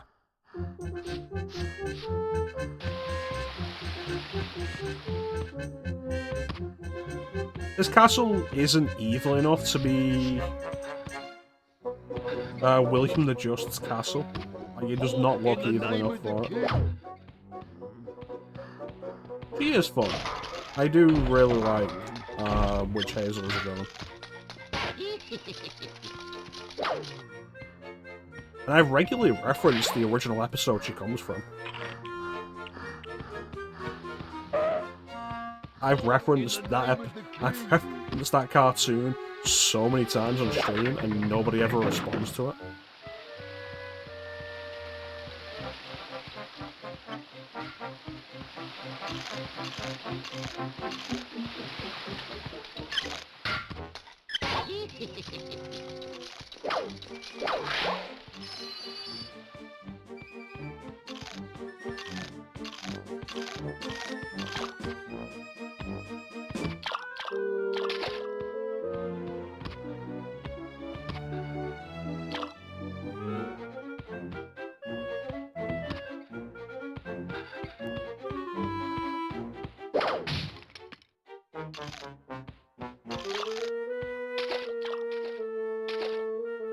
Which I saw you say, like, oh, you want to try Etrian Odyssey.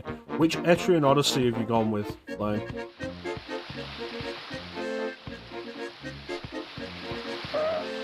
Because, like, there's a right answer, and then there's several wrong answers.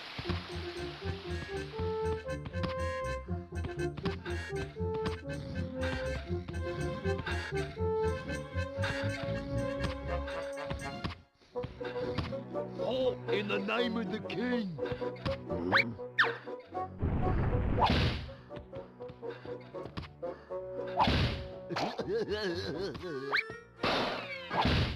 You bastard. Yeah, I would argue that's probably a mistake.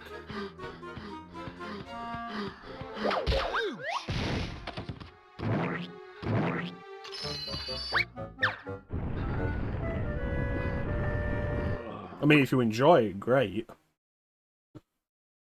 But, like, I think the best place, especially these days, to start with Etrian Odyssey is Etrian Odyssey Untold on 3DS. The remake of the original Etrian Odyssey. That, among other things, adds a proper story to it.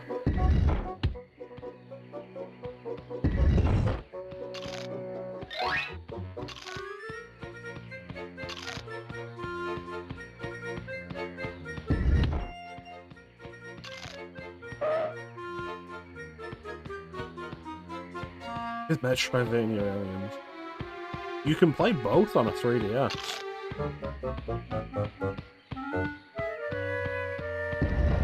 Yeah, original Etrian Odyssey was rough. 2 was a little better. I think 3 is where it started getting really good. And then Etrian Odyssey on 3DS is just, like, the place to be. To the point where even Etrian Odyssey HD Collection doesn't really hit in the same way.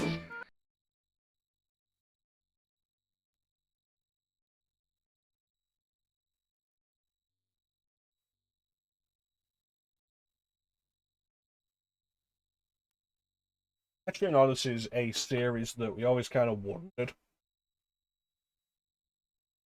like, is it destined to just be relegated to the DS? Eliminage, that's a name I've not heard in a long time.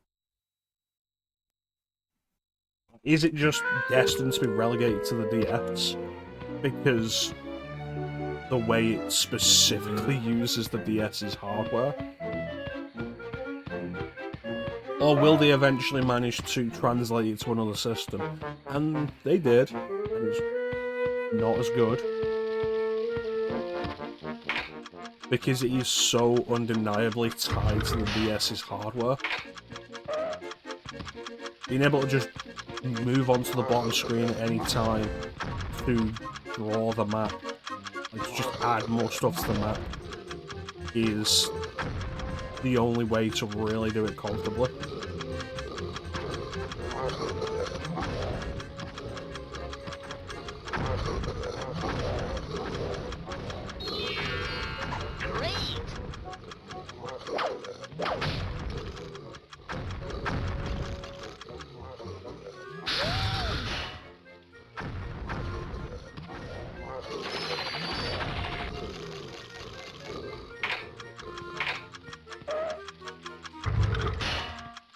It's a shame, because it is a really good series. But it'll never be right on anything other than a DS series.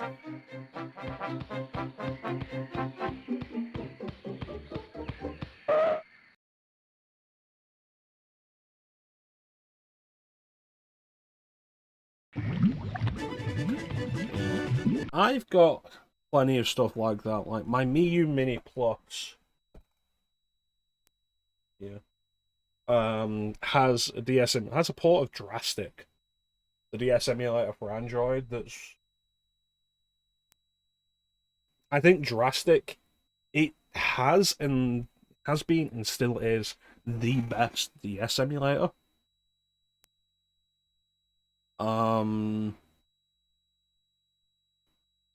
For a very, very long time. And there's a button to switch screens, and I know exactly what you're talking about because I've done it as well. Resident Evil DS, like, the question of, oh, why play that when you can play it on PS1? Because it's better on DS.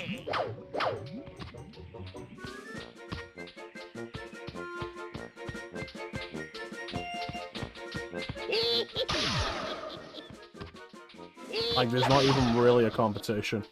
RE1 plays so much better on DS with its various editions and such. Give me a second. Put my RG35XX SP.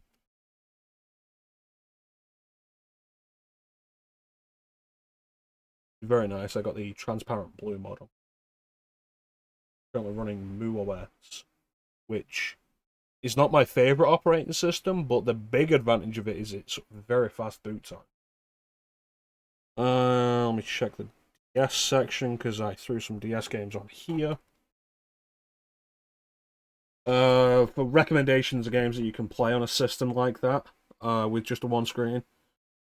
The Ace Attorney games, basically all of them. Maybe not. PC version wanted to look like Game Boy Color. Yeah. Maybe not Apollo Justice. I'd have to double check that. Yeah, for the sake of clamshell, this doesn't have an analog stick, which is fine. The only thing I'd want an analog stick for on the systems I'm emulating on this is Ape Escape. Only game on PS1 that requires the analog sticks. You can do Dreamcast, N64, and PSP on this. Bit of a struggle without the analog stick, and I don't really care. I've got up to PS1, that's fine. The Castlevania games. You can do all of the DS Dragon Quest games. be a little bit awkward in some respects, but you can do them. Final Fantasy Tactics 8-2. Kirby Mouse Attack, Kirby Superstar Ultra. A bunch of the Lego games. Yeah. Slim's not enjoying Castlevania at the minute. Mario Kart DS, the bottom screen's only used for the map.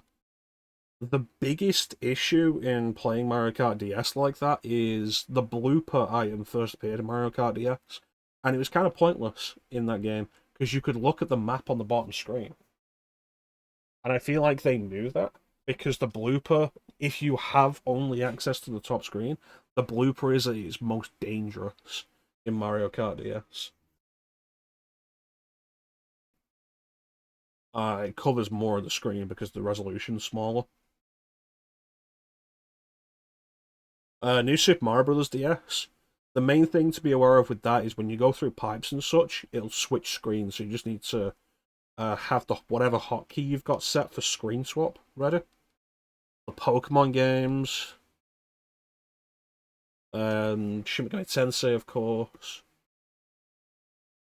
Etrian Odyssey I would not have recommended as a game for this kind of thing, because a big part of the point of it is drawing your own map on the touchscreen.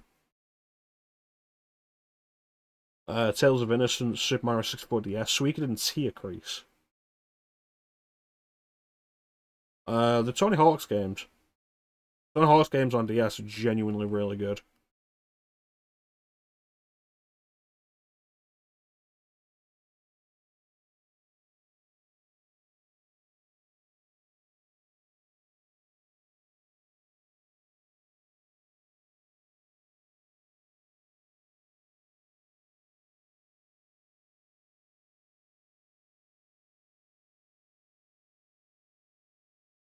I need to configure the buttons for this.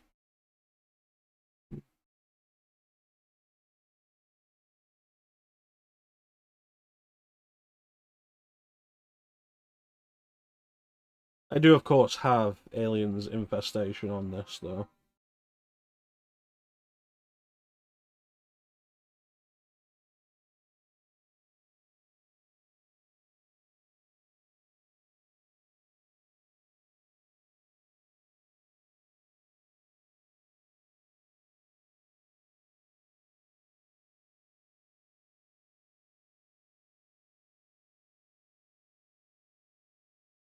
Yeah, drawing your own map in Etrian Odyssey is a really cool idea. I really liked it. The first Etrian Odyssey game I really spent time on was Persona Q, which has all of the problems I've grown to hate about Persona spin-off games, and was where I finally drew the line on that bullshit. I enjoyed the gameplay enough to be like, if we didn't have these shallow bastardizations of Persona 3 and 4 characters, I could probably be really into this. Unfortunately, at the same time I bought Persona Q, I'd also picked up Etrian Odyssey Untold. So I quit Persona Q and started playing Etrian Odyssey Untold instead, and really enjoyed it. I do really like drawing your own map and making it as detailed as you want. I think it's such a cool mechanic.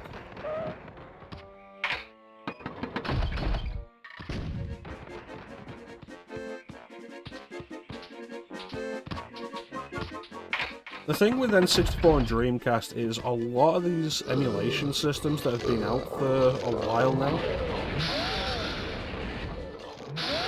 There was a specific point several years ago where these systems were coming out with a little more power, and it's like, oh, we can do all the PlayStation stuff. They used to struggle with the high-end PS1 stuff, like Bloody Roar 2 and Tekken 3 specifically. But then they got past it and they're like, we can do some N64 and Dreamcast, and occasionally some PSP. And for the most part, oh god, that frame rate. And for the most part, I've never found them to be worth dealing with.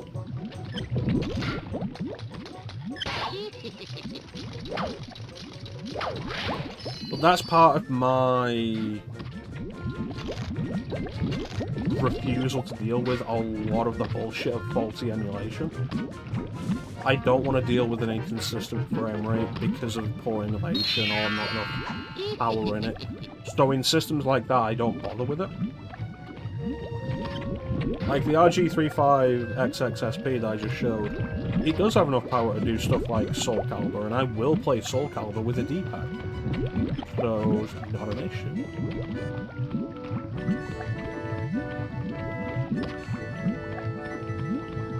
But you end up having to be really picky with what you're actually playing with it. And if I want to focus on something a little more heavy than that, I've got other stuff. My Retroid Pocket 3 Plus will do basically every Dreamcast game and PSP game, and pretty much every N64 game. And it's really nice.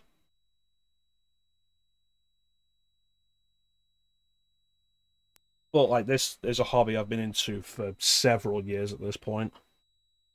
And I still follow the whole thing. And it's neat seeing stuff as it comes out, and just how far we've come. Because back when I first started, the most reliable handheld emulator of these ideas was the Anbernic RG350. Yeah, the original 350, which I picked up and I got quite a bit of use out of. I think the first game I beat on one of these retro handhelds was Final Fantasy III on the RG350. Yeah, on the RG350. And it was really nice. Then I ended up picking up other stuff. Going smaller was an idea I was really interested in.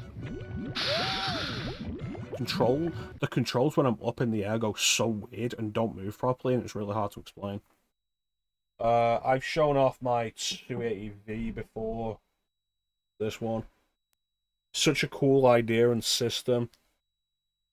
It has the same internals as the RG350, so it will struggle with some higher end PS1 stuff. It won't run Tekken 3 or Bloody Roar 2 at full pace.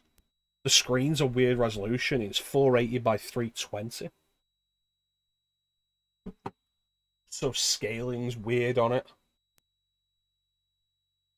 But the size of it, the form factor, it's still something I go back to every now and then, because it's really cool for that. I've not got anything that's as small, or as...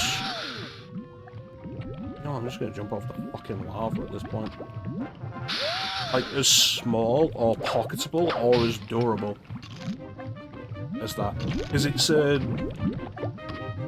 got a good build quality. It was the thing that set Anbernic apart from other manufacturers, like Powkiddy, at the time. Was like, their systems were... They had, like, surprisingly good build quality. And Powkiddy, even as time's gone forward and they've put out some more and more interesting and better handhelds, the build quality is still kind of hit and miss.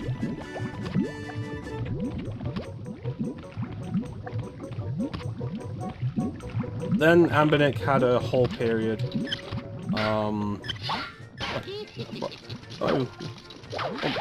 Talk about that stuff. Talk about my experience with it. Anbernic put out the RG350P. Or was the M? I forget which one came first, the M or the P. And the M was had a metal shell on it, an aluminium shell. Or for those of you in America where you say it wrong, aluminum shell. Which is a nice premium quality. The screen was a higher quality. 640 by 480.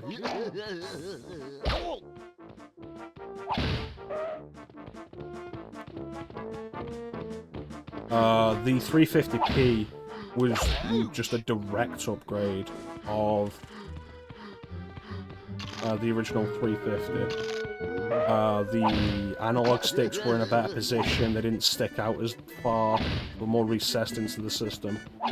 So I got one of those and gave my 350 to my brother. My original 350. He still has it. I don't know how much he plays it, but like, it's a solid emulation system.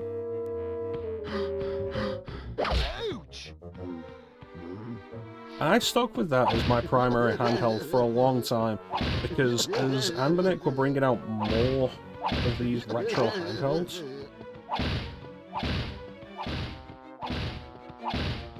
none of them were the R36S, which, like I said, I think is a PAL-kit device, but I'd have to double check.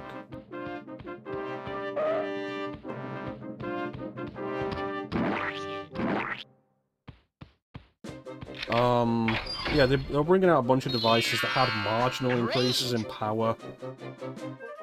And like the 351 line. And like that could do all PS1 and Game Boy Advance, no problem. The original RG351 was interesting because it had a 3:2 aspect ratio screen, which meant it was perfect for Game Boy Advance. It would scale perfectly. It was really nice if you wanted that. I never did. I never wanted the compromise for GBA specifically.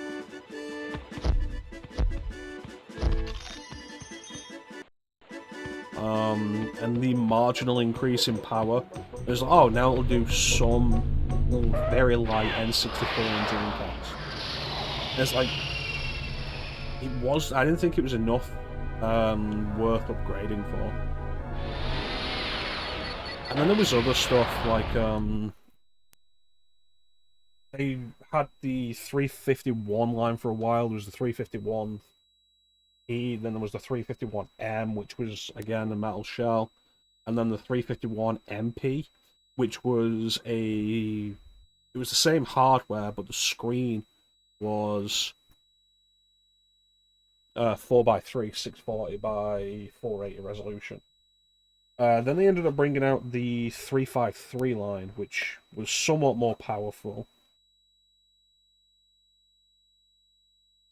I did end up picking up one of them. Here it is. My 351, my 353M. Is metal shell, very nice. Feels really nice in the hands. Does all PS1, Game Boy Advance stuff. Light N64, Dreamcast stuff, not enough to the point where I think it's even worth it. But I ended up picking this up a while after it came out because I wanted a handheld that was on Linux again.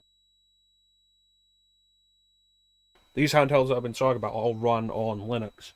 And I'd picked up a Retroid Pocket 2 Plus by that point, and I was debating picking up the Retroid Pocket 3, which was the same as the 2 Plus, but it was in widescreen, so you could really make use of PSP stuff, because the 2 Plus could play all the N64 stuff and most of the Dreamcast stuff, and it's an Android handheld.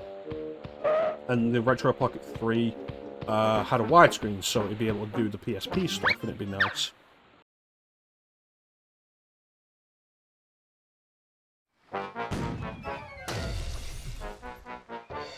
Come back here, you mangy mutineering rabbit! But Android is a slower operating system generally. It takes longer to start up. Fire! Fire!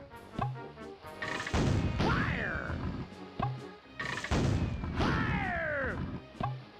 Fire! Fire!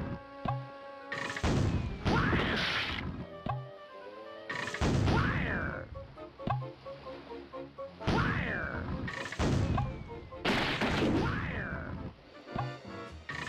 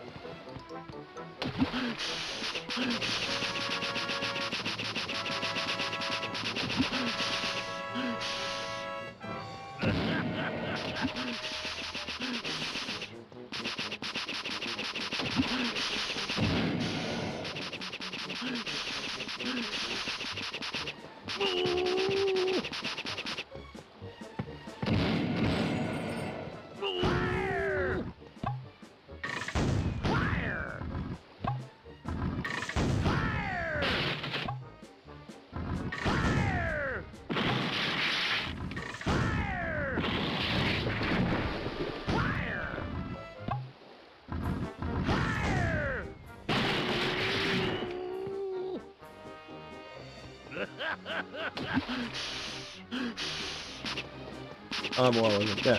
So I wanted to pick up a Linux-based system again because they're generally faster to boot up and start up. Even though because of the limitations of the the emulators on Linux, they can't emulate as much.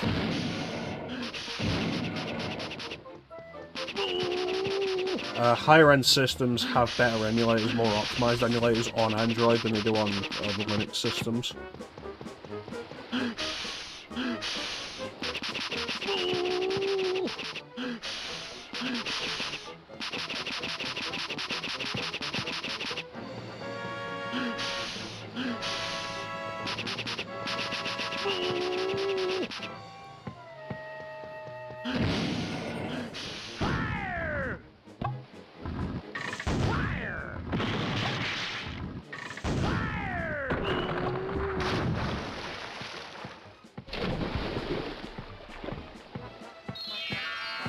Great!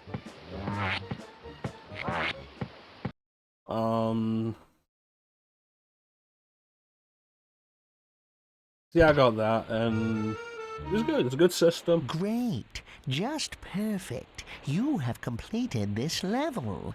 I don't remember if it Let goes me to save your position.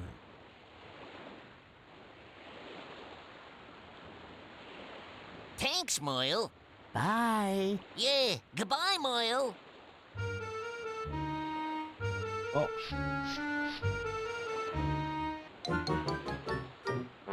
With most of these as well, what we'll do is put custom firmware on them.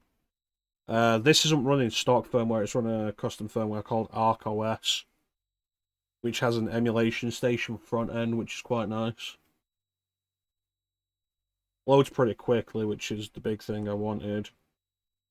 Does this have DS capability on it? Did I put DS on it? No, I didn't. But it might not. And that's the thing, like, we talk about Drastic. Drastic is probably still the best DS emulator. Drastic is an Android thing. It was developed for Android.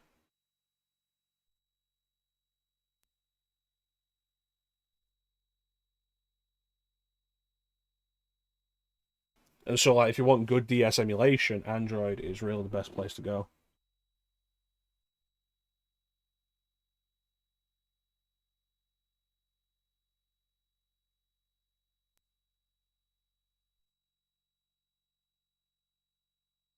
Eventually, we've ended up at what I think is the end game at the minute. This is my Odin 2 Pro. It will do PS2, GameCube. I've got Switch working on this, which is absolutely fucking crazy. It's an Android-based handheld. It's about the size of a Switch. The screen is nicer. It's a 1080p screen. It's more comfortable than the Switch, more ergonomic, analog triggers and such. I'm playing through A Link Between Worlds at the minute. Onimusha 3.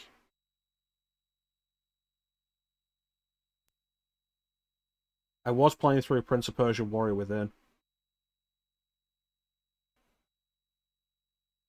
But let's see what DS stuff I have on here. Seventh Dragon, make flame. You need to be taking notes for this. Seventh Dragon, possibly the Advance Wars games on DS, but you should play through the ones on Game Boy Advance first. Batman the Brave and the Bold. I feel like the Bleach games are all playable on a single screen. I'd have to double check. Castlevania games. Chrono Trigger. but you can play NES. You can play Super Nintendo Chrono Trigger, it's fine. Contra 4, the Dragon Quest games. I feel like the Crystal Chronicles games are, but I'd have to double check it. Seventh Dragon, you probably haven't heard of because it was only released in Japan. The third game was eventually released. Fourth game was eventually released outside of Japan on 3DS. Seventh Dragon VFD. But the first three games, the first one on DS, the second and third on PSP, all have English translations. You can get those easily enough. The Giana Sisters, or Giana Sisters, I forget how you're supposed to pronounce that. Jump Ultimate Stars, if you want a Smash game, a Smash-like, it can mostly be played with a single screen. Not entirely, take it with a grain of salt.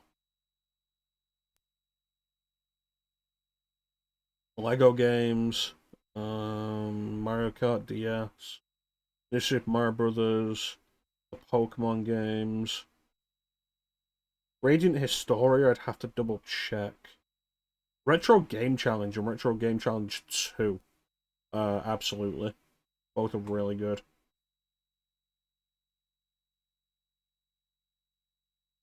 Yeah, theoretically. Although, I feel like there was actually a way to examine with the buttons.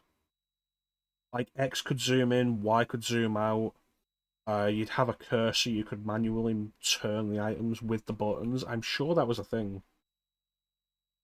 The two Saga games, the remake of Final Fantasy Legend 2 and Final Fantasy Legend 3, possibly. Those, again, Japanese only, but have fan translations. Sonic and Sega All-Stars Racing, which is really good. It's one of the best kart races on DS. Spider-Man Shattered Dimensions on DS. I praise this game every time it comes up. It's a really good, underrated Metroidvania. A lot of people don't know about it. Super Mario 64 DS, Tales of Innocence, Tetris DS, my favourite version of Tetris. There are hacks for Zelda, Phantom Hourglass, and Spirit Tracks that let you play them with the D-pad and the buttons. Give those a try. I think that's pretty much everything I've got on here that would be doable. That doesn't have any major touchscreen requirement.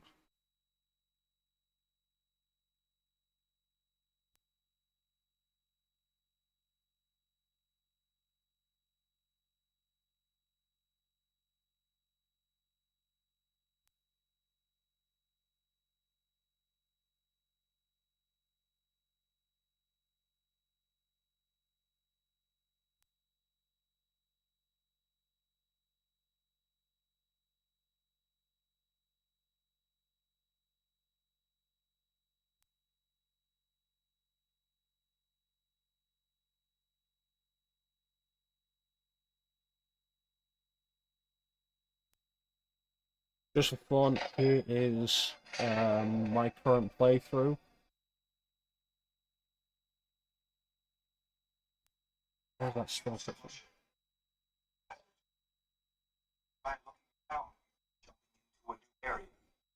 What you might find.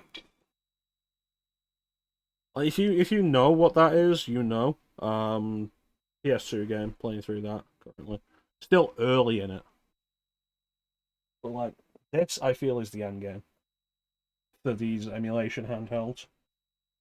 At this point with this, the power it has in its hardware is good enough to do basically everything. Let's get back to playing the game as well. Basically everything. It's really only held back by the software.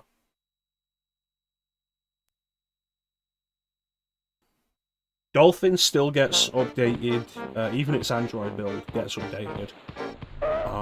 So I updated Dolphin this week with what was the latest development build, but those builds update like 2 or 3 times a day.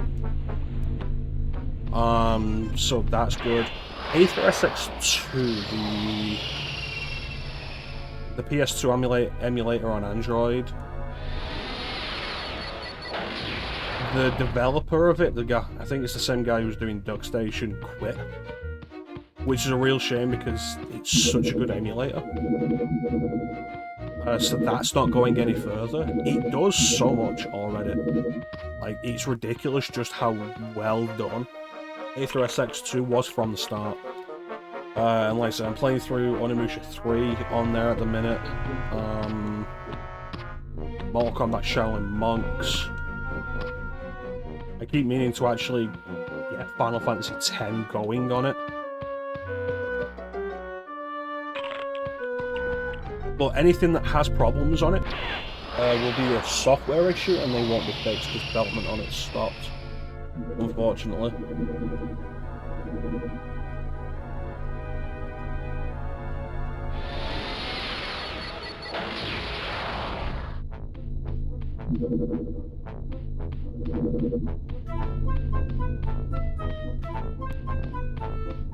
Is this the last one in this area?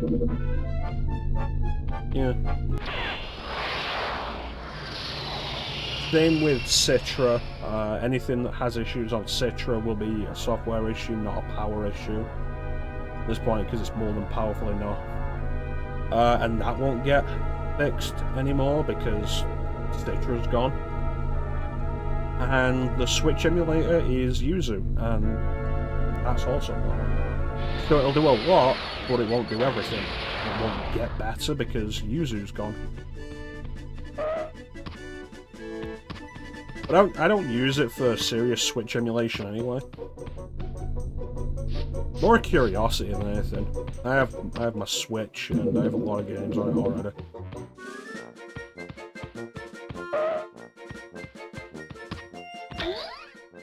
If you are genuinely interested in it, Flame, it's called the AYN Odin 2. I've got the Pro model. If you are interested in doing Switch games, you might want the Max model, which has extra RAM. But again, with the position Switch emulation's in, I don't think it's really worth it, so the Pro is good enough for like PS2, GameCube, 3DS, Sega Saturn. Not 3DO, because why would you want 3DO? And I don't think emulation's really anywhere on it.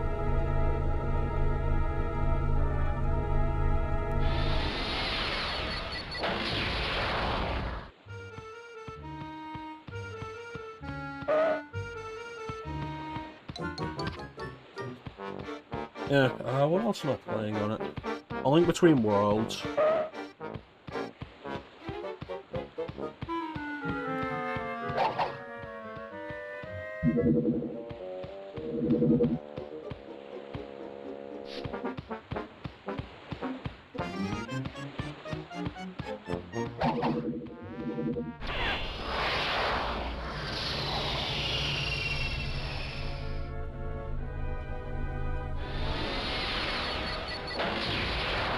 Like, there's a lot. It's the all-in-one solution I've been after, generally, for handheld stuff, for a long time. Like, I've been wanting some kind of all-in-one solution, generally, for everything for a while. Owning all these systems physically is a lot of space, and it's a lot of effort to set them up and take them down. Switch between them. So an all-in-one solution is just generally what we want. To receive a clock symbol.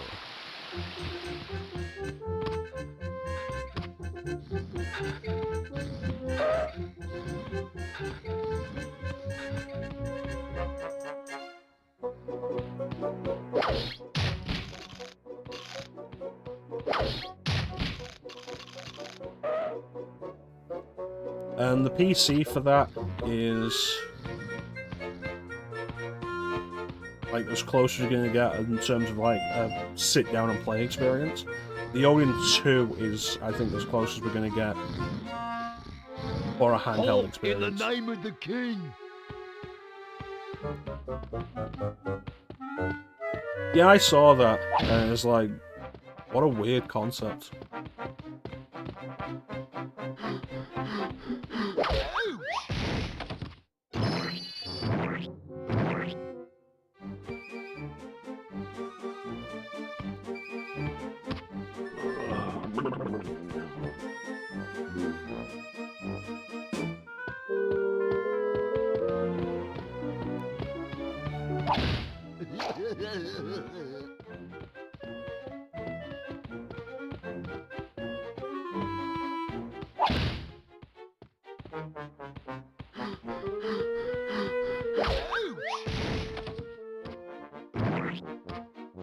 There's hope for more stuff on the Odin 2 side as we go forward. Vita 3K is an interesting development that's been happening recently. Fairly new as a thing, but an actual working Vita emulator, which is really cool as a concept. I've not properly looked into it, but it's apparently doing pretty well, even given its relative youth. All in the name of the king. Great!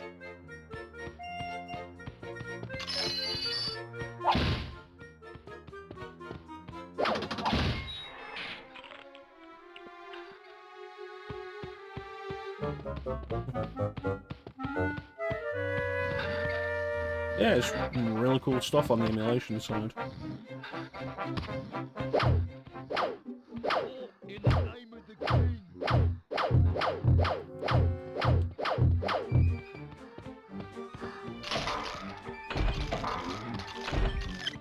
Yeah, if you decide to go any further with this hobby flame, there's a lot there to go with.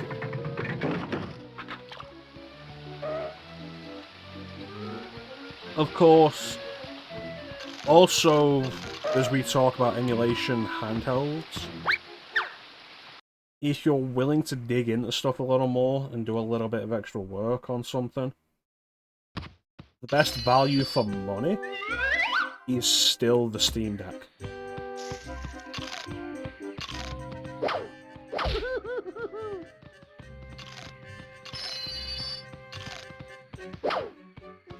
The Steam Deck is a stronger system than the Odin 2, because of course it is.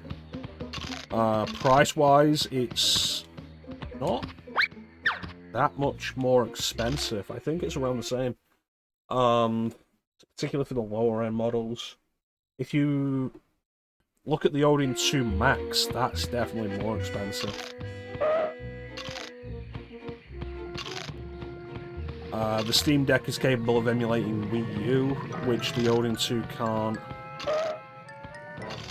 PCSX2 is still a thing that goes through regular updates, which is the PS2 emulator that the Steam Deck will take.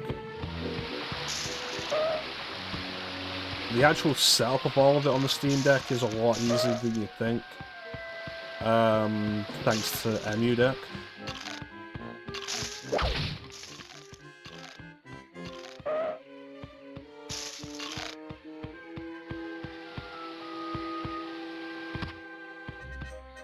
Oh, hey, Melon. Sorry, I can't help now. Witch Hazel has stolen my magic cookbook. Bring it back. I'll be glad to help you. Oh, this is just, like, in general to anybody.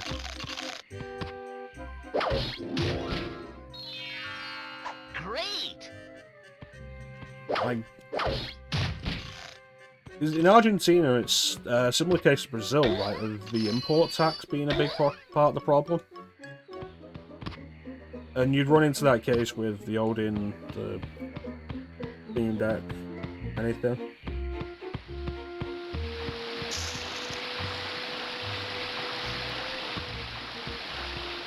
But yeah, value for money with Steam Deck is still like, absolutely fucking crazy. Oh, nonsense.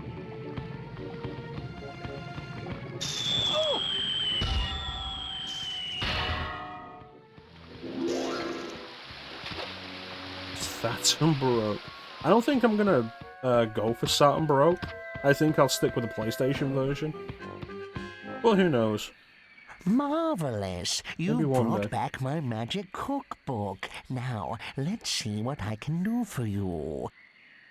I can teach you a magical trick if you like. Great! All right, listen carefully, Rabbit.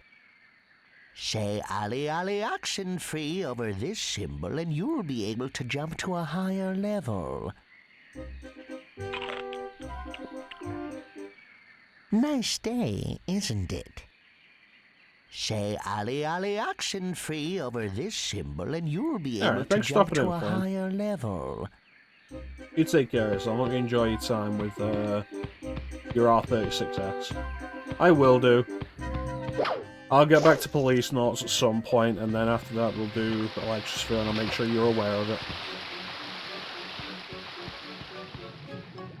Oh, broomsticks. Oh!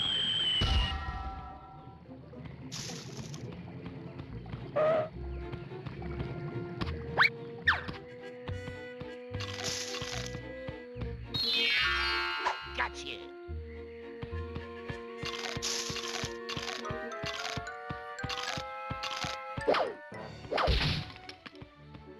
Yep. And then once we've done Electrosphere, I think I'll do Final Fantasy 1.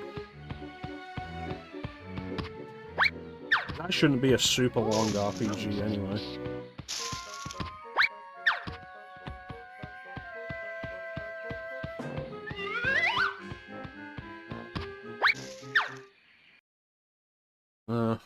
Generally, my FF1 party is usually a fighter, a black mage, a white mage, and a red mage. But the red mage is open to be changed. We'll see. Sometimes I swap out the red mage for a monk.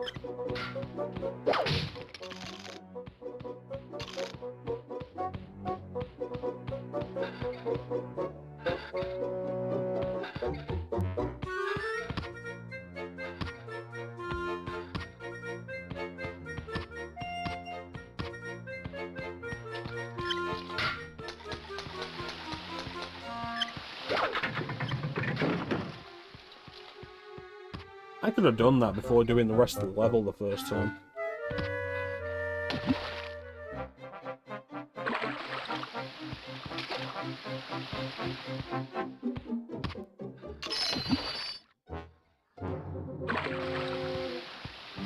Zero consequences.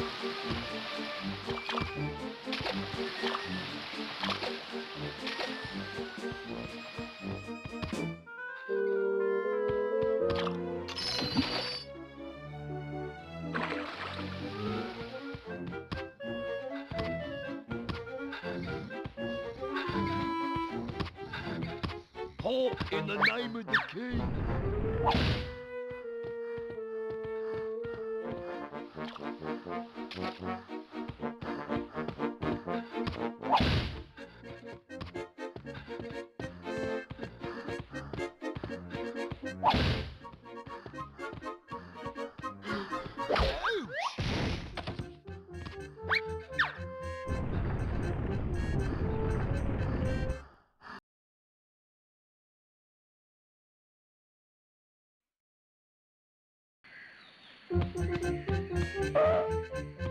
They don't have music.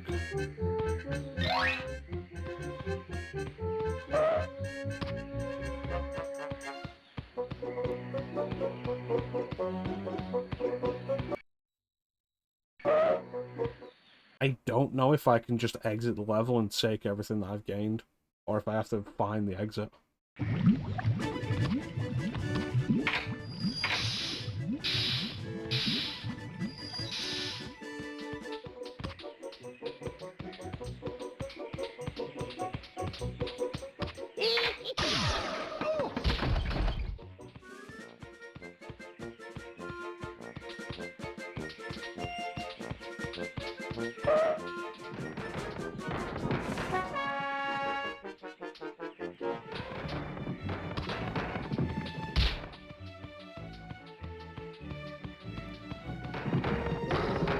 Oh dear.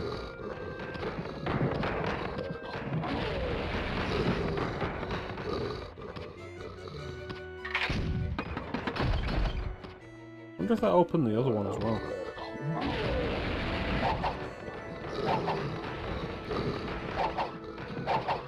It did not.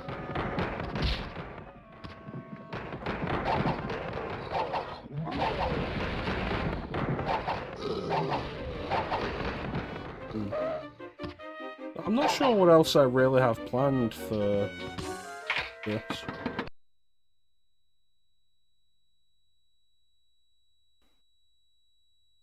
Excellent.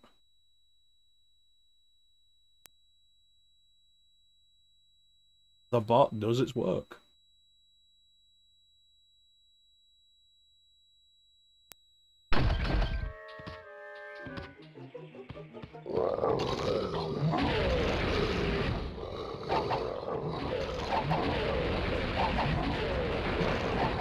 Well, it's rare you see a bot just outright post a link. Because so many people will have links just automatically banned. Usually they have them set up to just try and get around it in some way. Like by not posting the link as an actual link.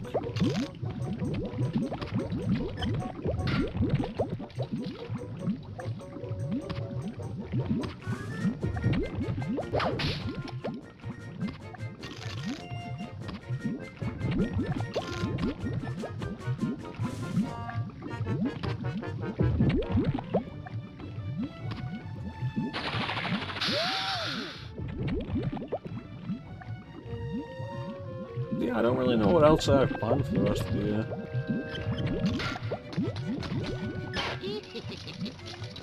Sparrow 2 at some point.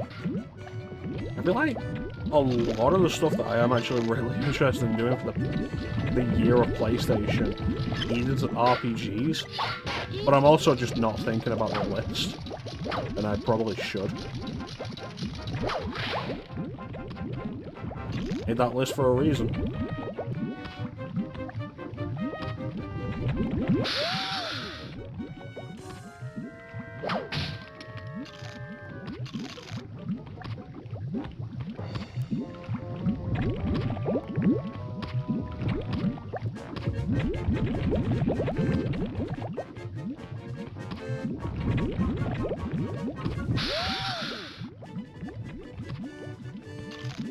I've been feeling the interest in playing a Tales game, but I don't know if I'll end up doing that on or off stream. If I do it on stream, it'll be Fantasia, and I don't know how sold I'll be on just doing the original. To try and scratch that itch of, like, interest in just playing a Tales game. Then off stream is like, if I do one, do I want to do Symphonia, Vesperia, maybe Abyss? But we started Abyss on stream. I'd like to go back to it and actually be able to finish it on stream. In the name of the king. Oh, in the name of the king.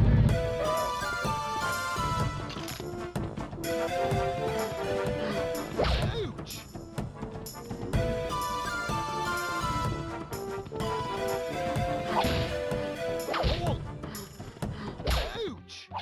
Hey, man.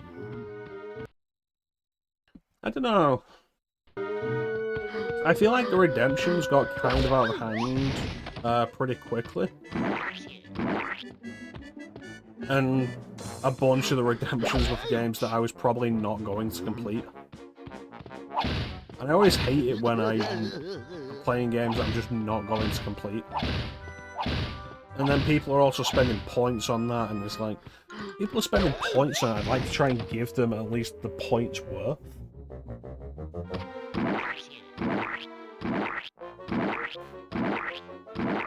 I don't know, possibly redemptions of, like, check the list and pick something off it. Possibly in that regard. Similar to what Teak does with his backlog list. Possibly.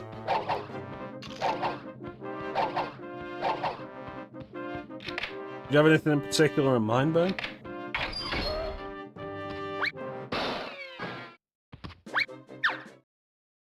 Because my idea has been, like, get through Ace Combat 3, and then we'll do... Good, but I'll you just left ask some stuff somebody in chat to behind you. pick a number. And it'll be random. Let me save your position. Thanks, Moyle. Bye. Yeah, goodbye, Moyle. Right now, though, I suppose I'm really just putting off more Policenauts.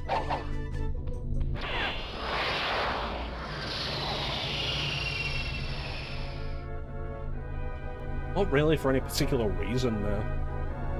My throat is feeling a lot better, so doing the voices probably wouldn't be as big as it was.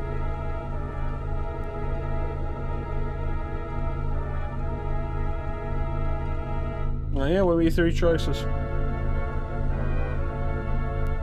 Dimension X. It's not a time period.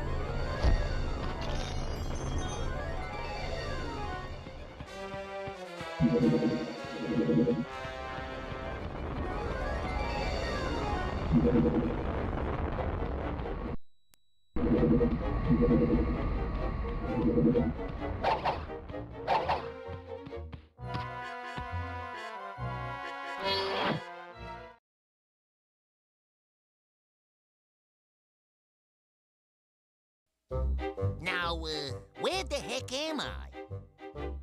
Hey, excuse me, pardon me. Oh my, what a wonderful Earthling specimen to test my new space modulator experience. I like that they very successfully replicated the effects of Marvin the Martian's feet going super fast in 3D. That's actually really cool. I honestly do not want to honestly do not want to do the X-Files game on PS1.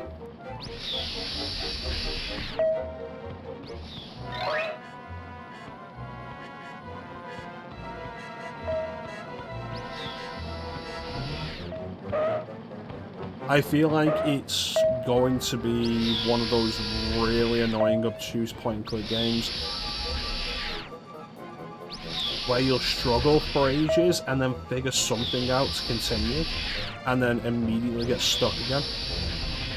And I know it's an FMV game and they got the actual cast of the show into it, and it may or may not actually be canon.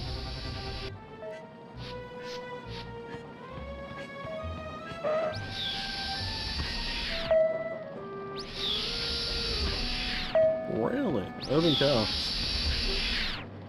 Surprised you weren't leaning more towards Ghost in the Shell. I've never actually played the original Urban Chaos. I have played the sequel, Riot Response, which was the first game developed by Rocksteady. Coincidentally, I played that before Arkham Asylum came out.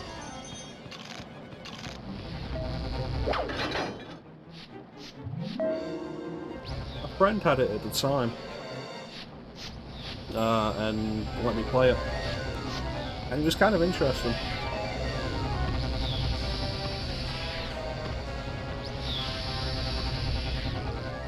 It had some interesting mechanics, as I recall.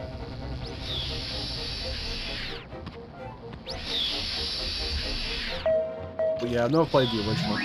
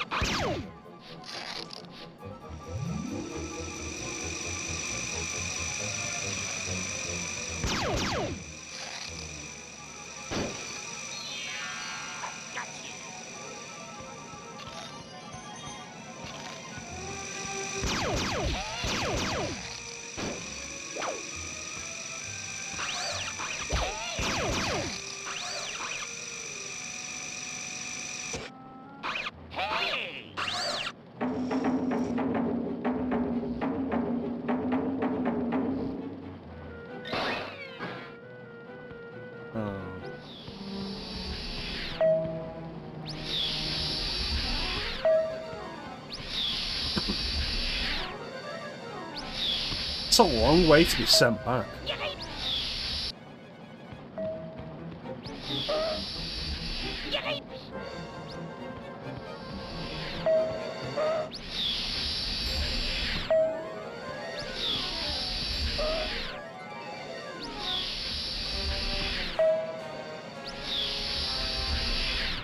Yeah, possible redemptions of stuff from the list. Because that's all stuff that I'm willing to invest the time and effort into completing.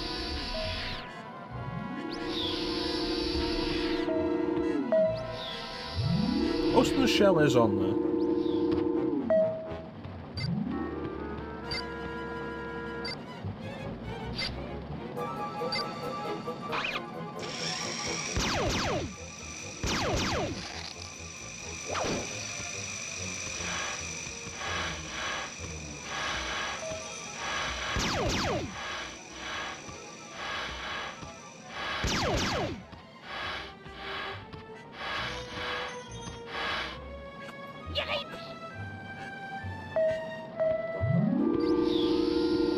It's difficult to properly tell while watching, but the game has something of a very minor auto jump if you walk off the edge of a platform.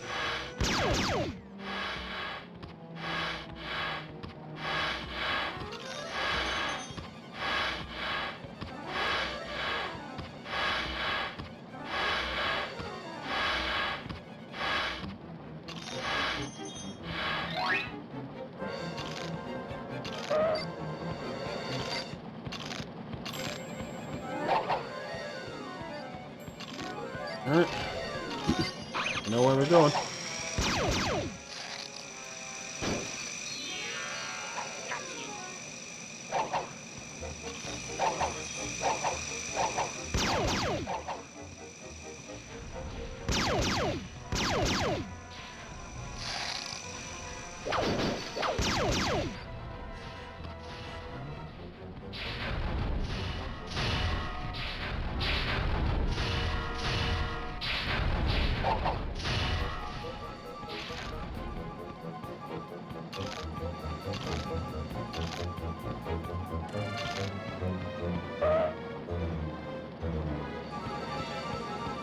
Maybe 3D platformers aren't my thing for stream. Really? Ghost in the Shell should be on there.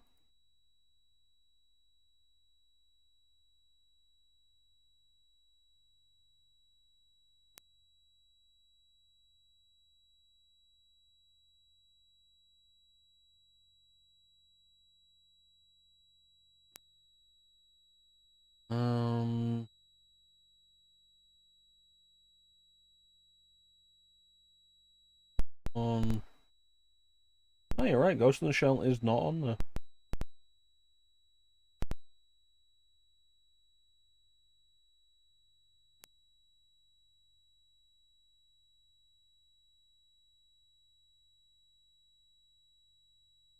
Well, it is now.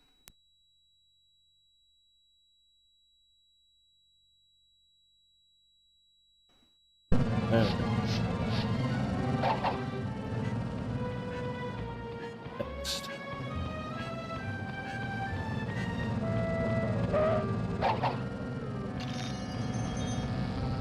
Yeah, no, I enjoy why I play the Ghost in the Shell. It's got a good reputation. I see no reason not to have it on the list and be interested in doing all of it.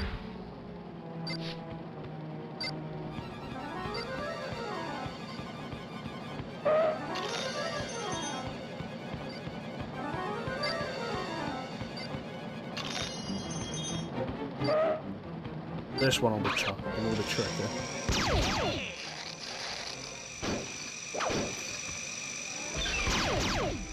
Yeah, that was pretty tight.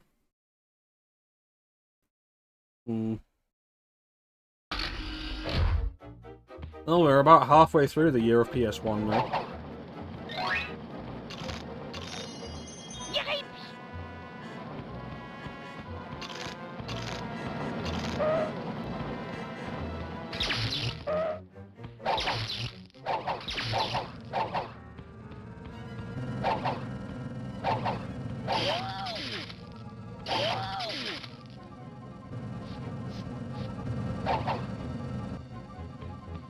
And we've covered some fun stuff, some interesting stuff, some not so good stuff. Some stuff that I imagine finishing 100% would be incredibly tedious, but I know people have done it.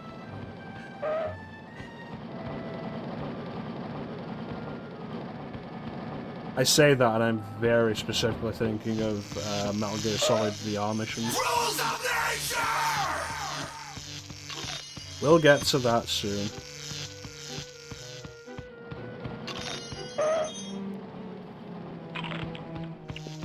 The only thing stopping me from just playing Metal Gear Rising on stream is my interest in doing release order to some degree of the series. Or like enough story order that if you've watched me play the games you can understand where we're at and what's going on. So you have the chance to have understood just from watching the streams.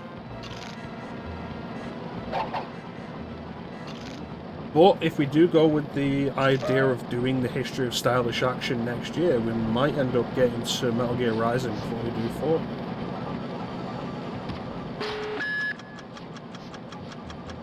Which would be crazy. But I'll do it.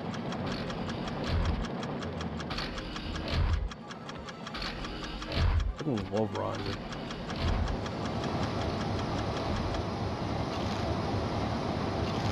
Such a good game.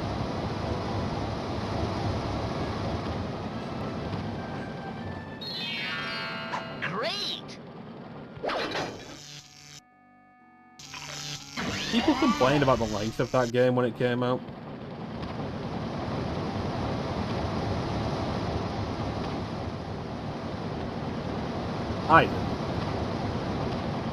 I didn't buy it when it came out. But after I bought it and played it and beat it, it's like, I can understand why people are complaining about this length. Especially when I finished it and the file says that I took 5 hours to beat it. I don't think it counts cutscenes. In general, like, the cutscenes are generally shorter than most Metal Gear Solid games. Most Metal Gear games. But it's got enough gameplay to match the majority of Metal Gear games. Even a little more. No, but again, like, it's got enough gameplay for it. And it's one of Metal Gear Solid 4's biggest downfalls in that it has too much movie, not enough gameplay. I mean, I say that, it's not even like Metal Gear Solid 4 doesn't have a good amount of gameplay, it's just that it has a ridiculous amount of movie. But yeah, well, I picked up Metal Gear Rising, I played through it, I beat it, I really enjoyed it, I wanted more, so I just played it again. I played through Metal Gear Rising a lot.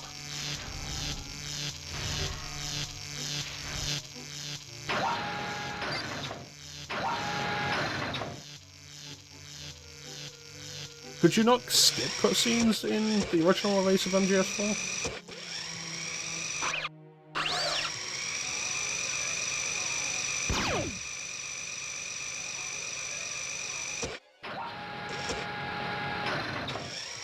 That's crazy.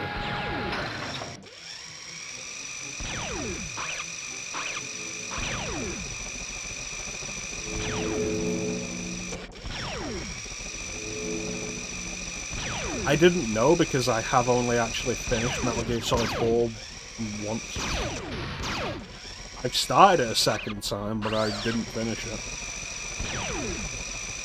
And that second time was long enough after my first time that I was going to watch the cutscenes again.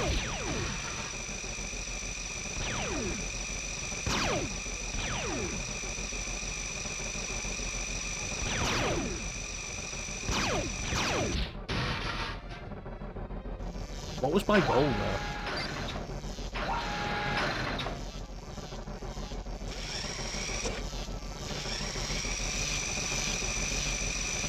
haven't bothered with all the exposition. Yeah, I imagine, like, it comes out on Volume 2, Volume 2 of the Master Collection.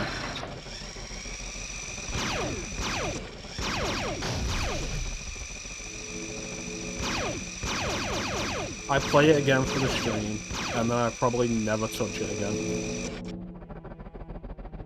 In a similar vein of like the Phantom Pain, I'm probably only going to actually finish that game again for the stream.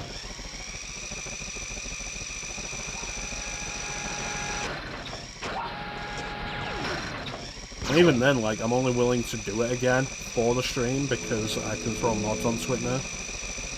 If I didn't get it on PC, I would not be doing that game again. Not worth it. But I will amuse myself with some of the dumb shit that I've set up.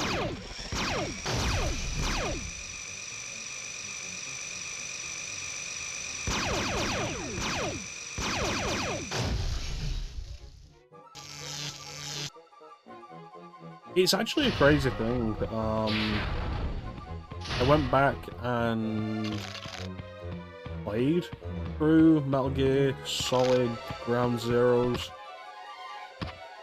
And Ground Zeroes is genuinely really good. Gotcha. Yeah, it's short, and it definitely shouldn't have been priced what it was. And I feel like opinions, my own included, would have been more positive on it if it wasn't as pricey as it was.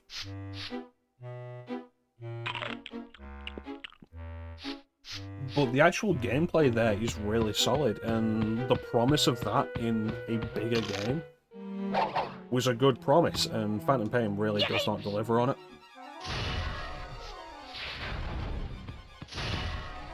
Oh, MGS4? You're talking about 4 and not Phantom Pain, right? I remember the post-credits scene of MGS4. Like, cool, we had the credits, we had the surprise voice actor at the end of the credits. Ollie Ollie action free! And then here comes the post-credit scene. Cool, the fucking camera was useless there. And then comes the post-credit scene to go on for like another 20 minutes. Ollie Ollie action free! The camera turns on its own there.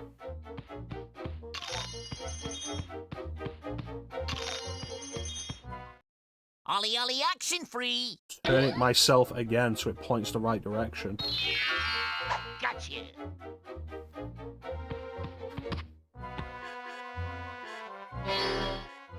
Phantom Pain ultimately ends up being such a nothing game.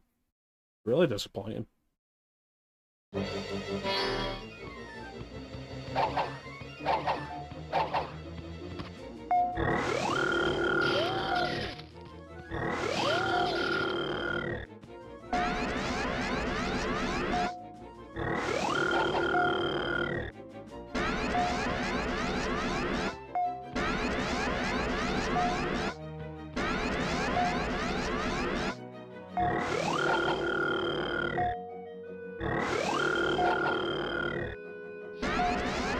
Am I supposed to be doing something here? Oh no, it just takes a really long time to change to end that part.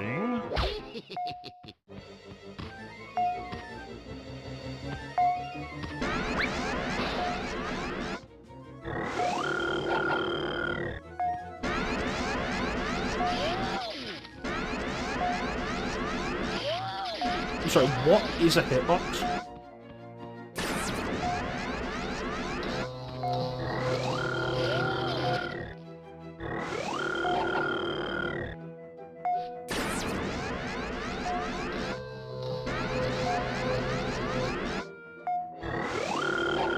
Yeah, these phases last way too long. This is very annoying.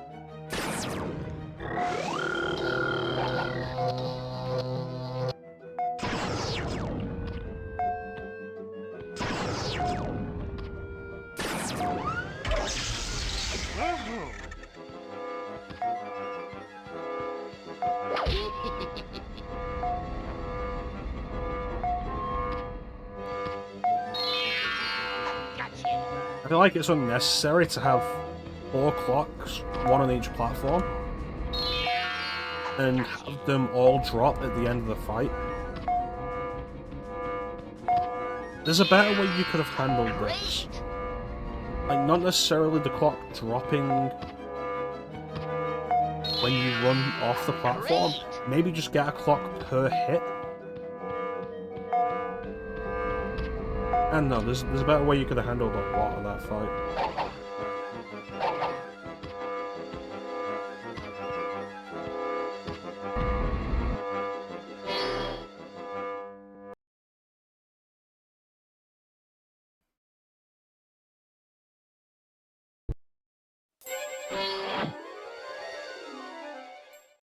Good, but you left some stuff behind you.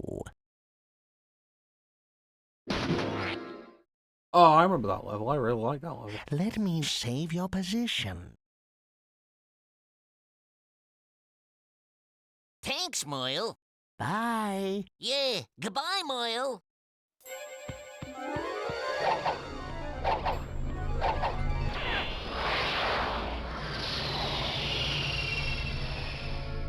Yeah,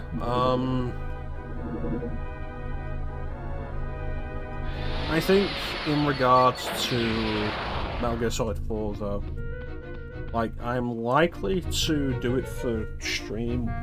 I'm going to do it for stream once. Depending on when I ever get around to it, it'll either be on its own or with,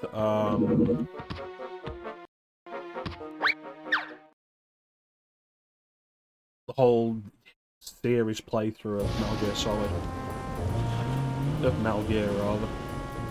If I do the game before I do the series playthrough, then we'll probably end up doing it twice. Muggsy, look, a witness. Get that stupid rabbit. No problem, boss.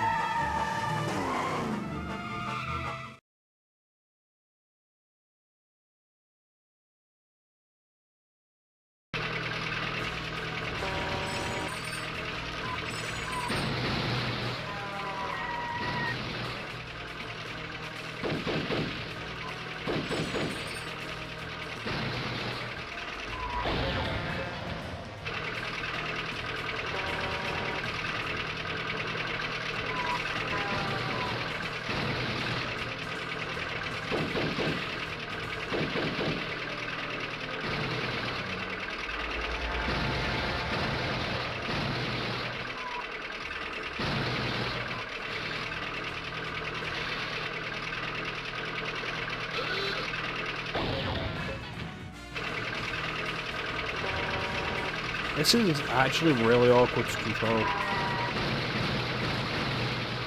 I think it actually feels better to do this on D-pad.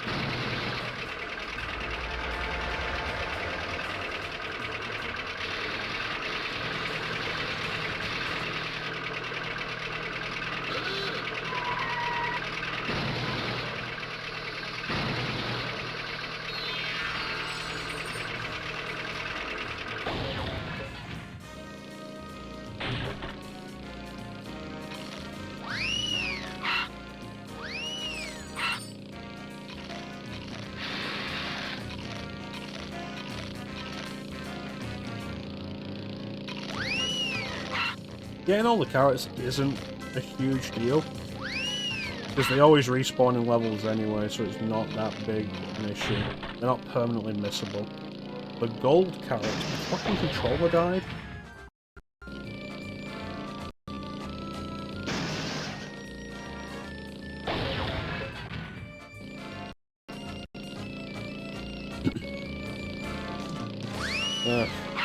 Yeah.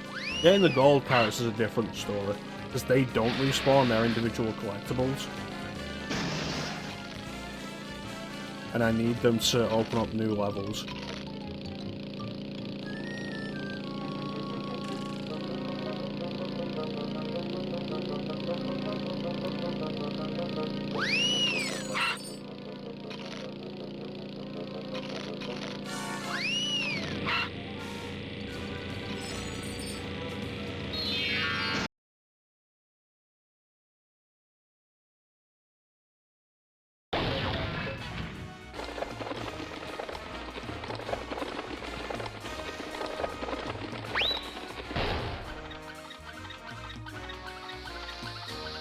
That was a funny Looney Tunes gag, which kind of hampered by the loading screen in between it, in between the transition.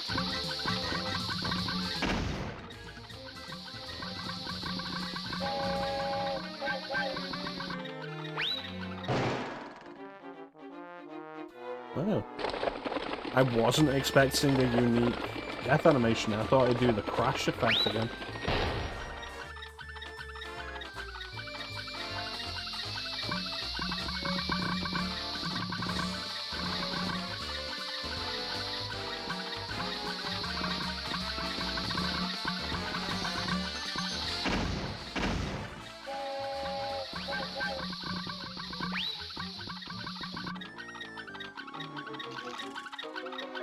Where did Rocky and Muggsy go?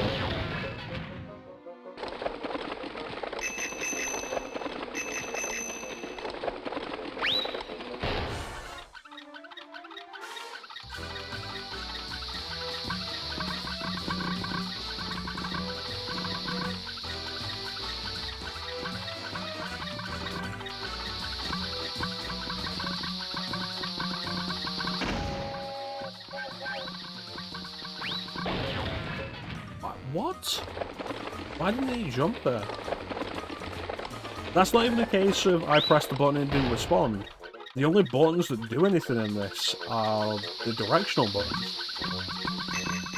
And pressing X right now will let me ring a bell.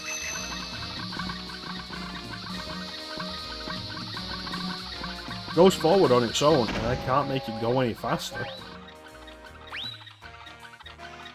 Okay, so Rocky and Muggsy just disappeared there.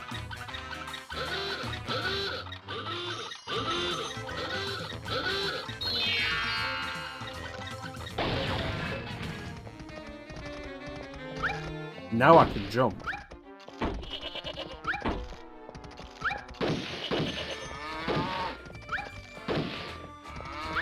I hope you figure that out before the game makes you need to jump.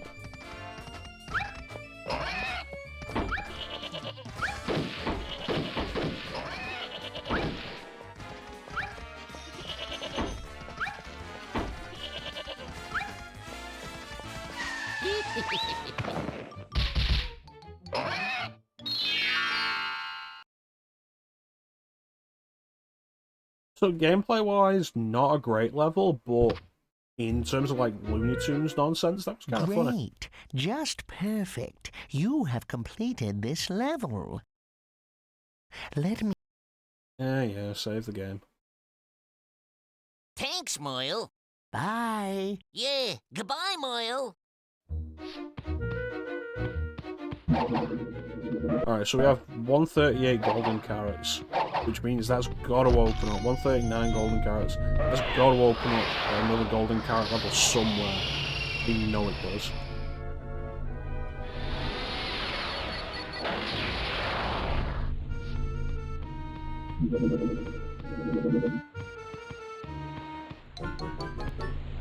Ollie Ollie action free.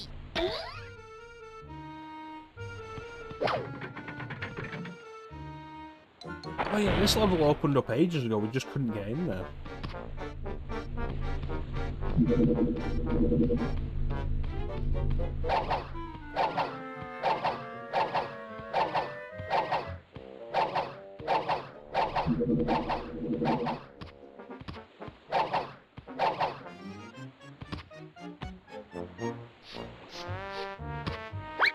Going down?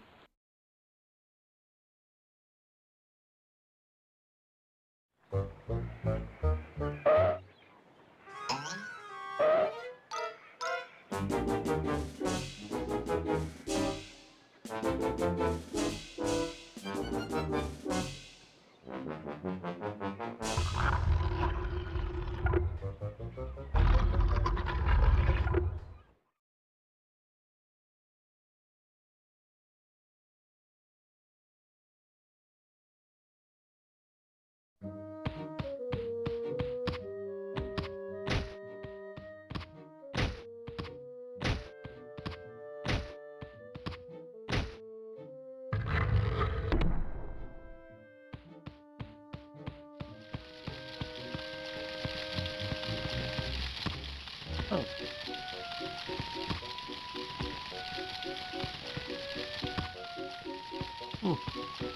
Stuff over there. Is there a way to get around there?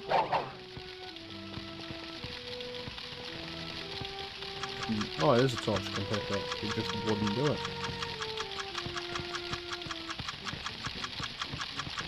Nothing to light on fire.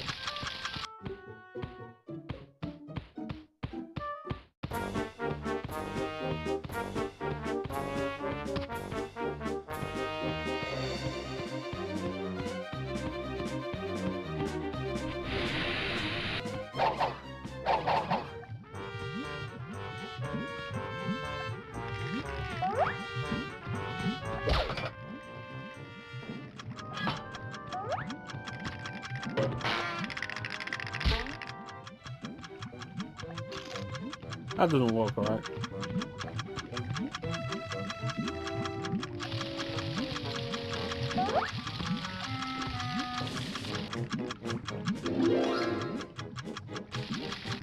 I do like the way the cartoon flame looks.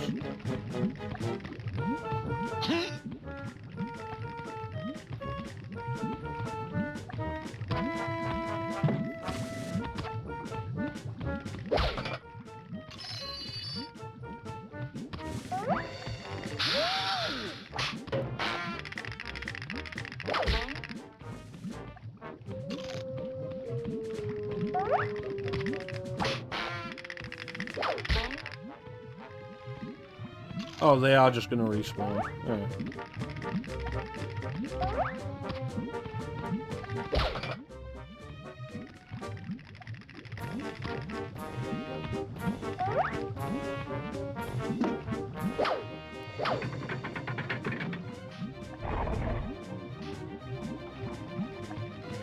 Yeah, so presumably north is gonna be next then.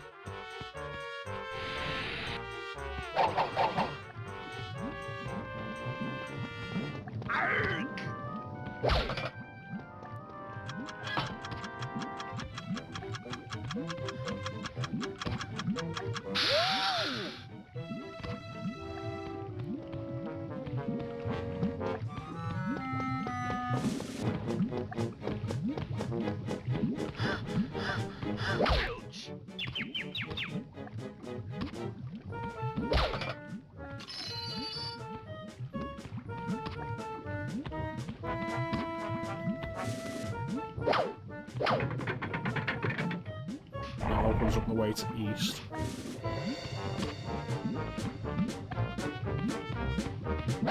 The guy is surprisingly still knocked out.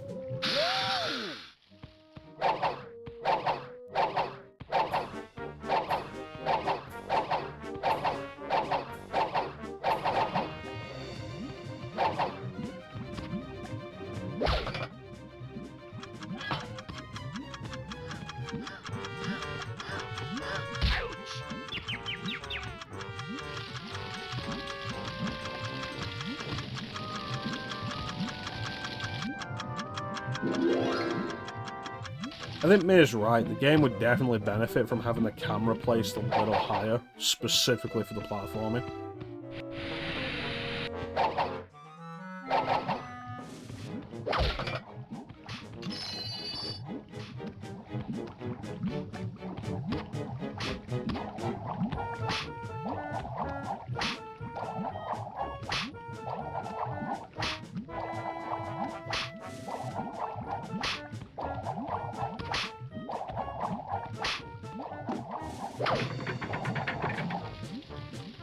There we go, that's how we get in there.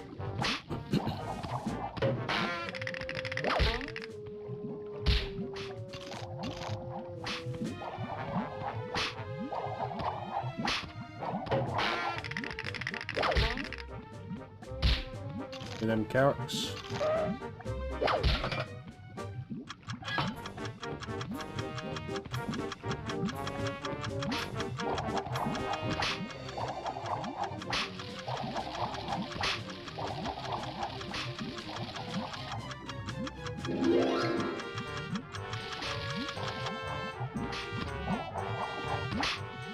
Wouldn't want this guy to be left lonely.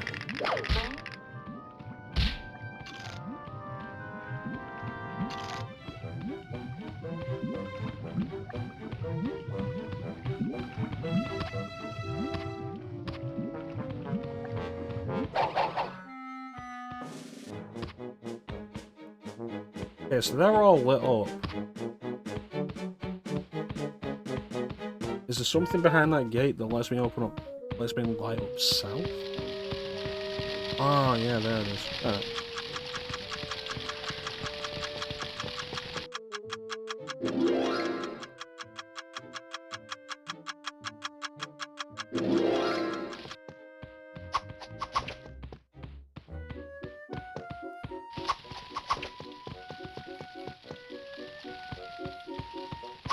Those low frame rate attack animations are crazy.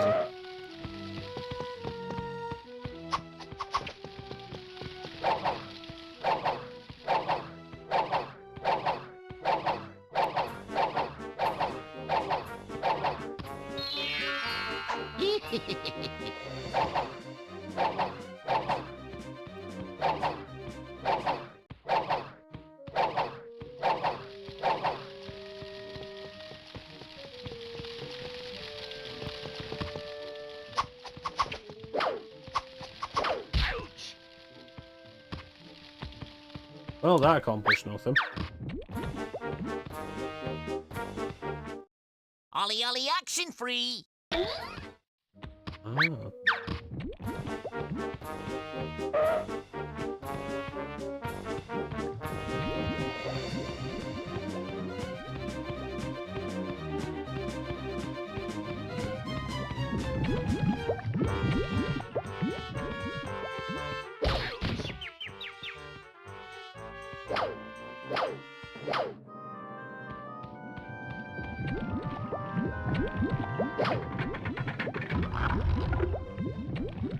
I'm gonna want to carry these for some reason, aren't I?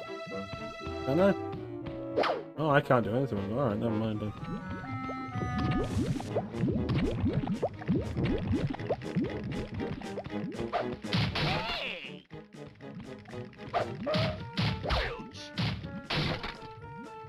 That felt kind of satisfying.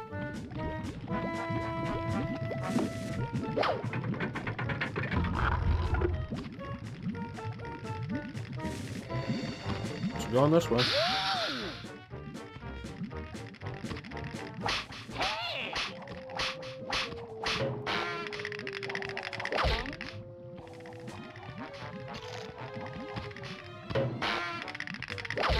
Basically immediately respawns.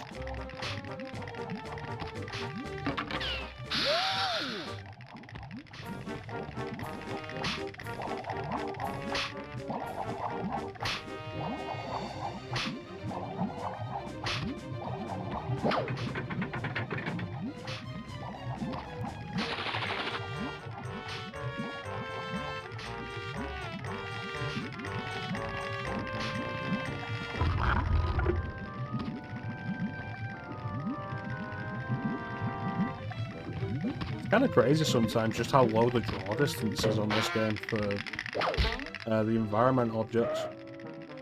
That's not fair.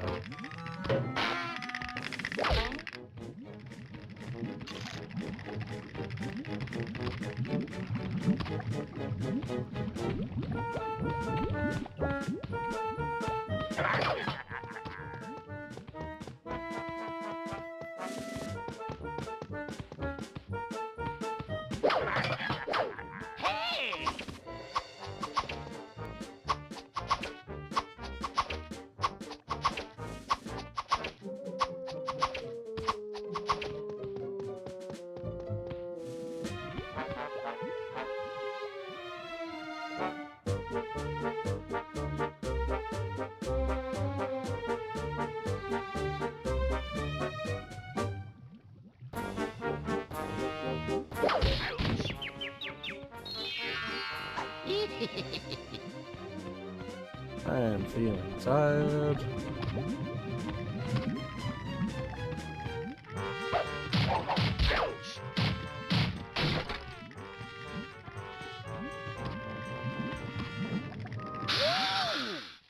God damn it.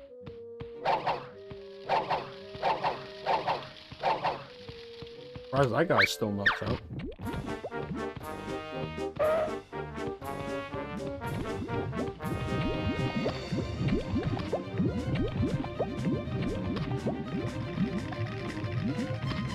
So if we come back to this level with the key spell, we'll have to do everything we had to do to get here again, just to be able to open that door. I don't like that as an idea.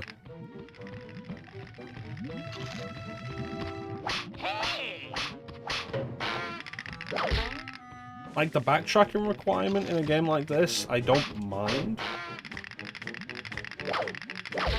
It's all about how it's handled. I think Spyro handled it fairly well in Spyro 2 and 3. But that was because they made the stuff you specifically had to backtrack for fairly easily accessible when you knew where it was.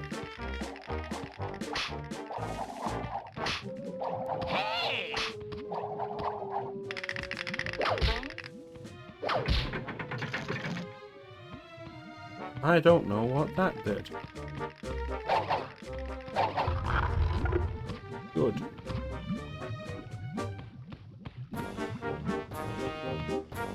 You know, that's actually a really high quality decal for a PS1 game. Like, the texture work on that looks really good.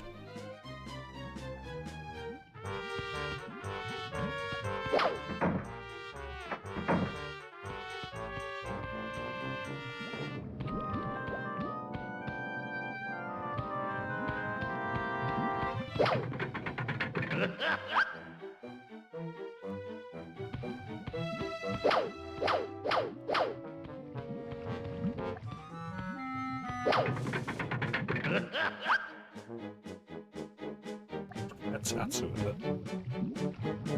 No, I think I'm good, thank you.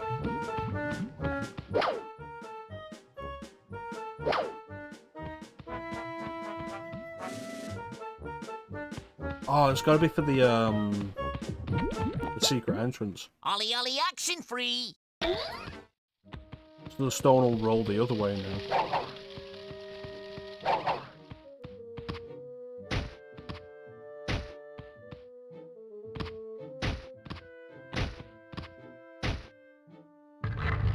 There we go.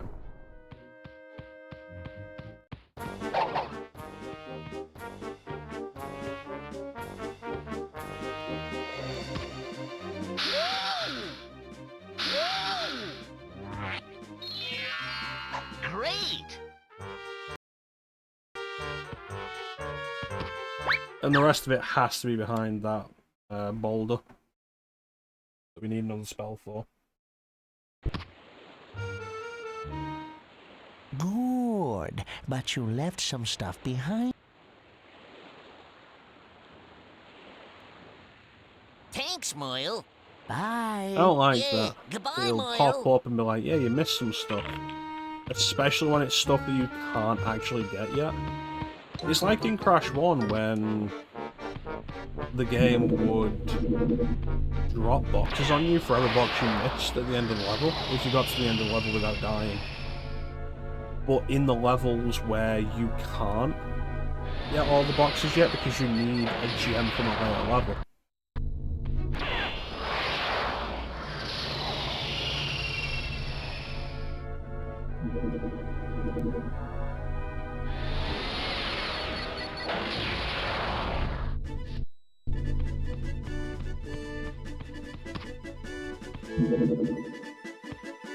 $250.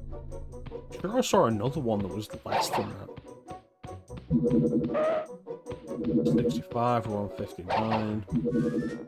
73 159.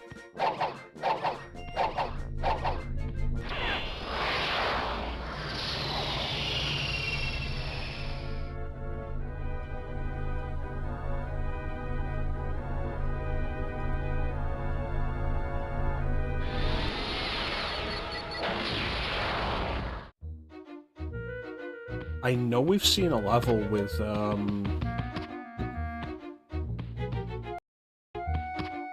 super jump, and I don't remember what level it was.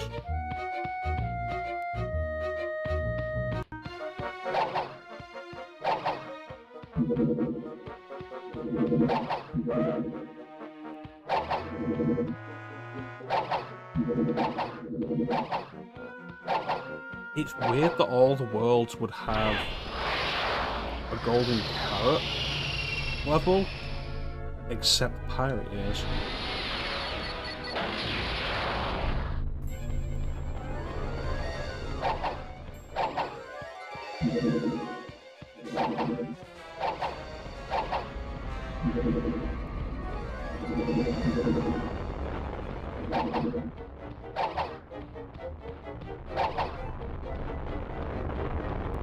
Does Dimension X also not have one? That's such a weird mechanic to only have in 3 of the worlds.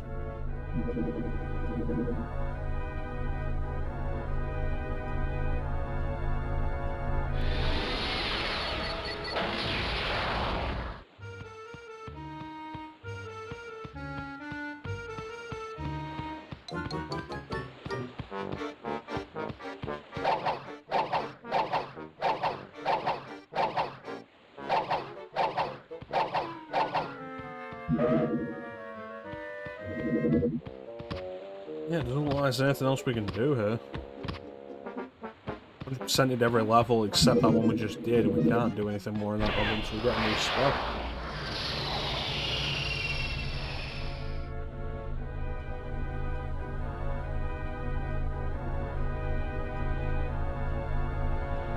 It's crazy that we have almost half the number of blocks we need to get to the last world, and we've only got one spell.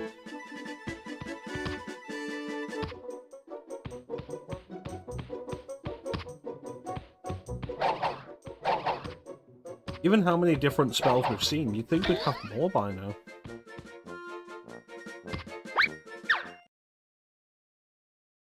Going back in here.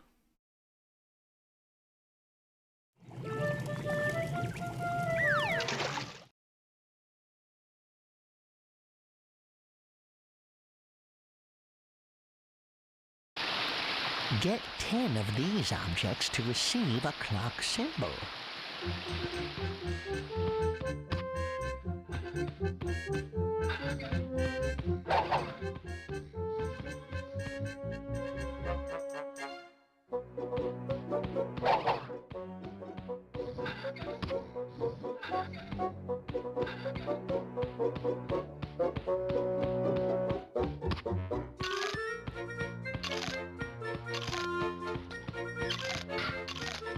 There's an interesting little tidbit with this game in regards to emulation. Playing PS1 games on PSP. Like, the PSP was the first emulation capable handheld I had. I imagine it was for a lot of people because it was one of the first handhelds really capable of any real amount of emulation. And it could do PS1, it was supported by Sony to play PS1 games you'd download from PSN.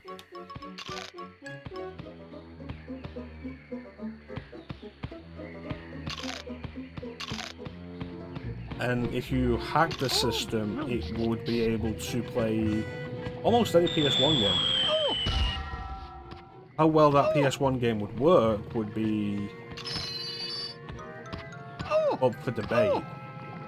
Mostly because of button configurations. The PSP was missing 2 shoulder buttons, and you could map them to the thumbstick, but it wouldn't always be the best solution, and so on and so forth. But there were 2 games I wanted to play on there that just wouldn't work for some reason. And I heard various things about different versions of the PSP, PS1 loader.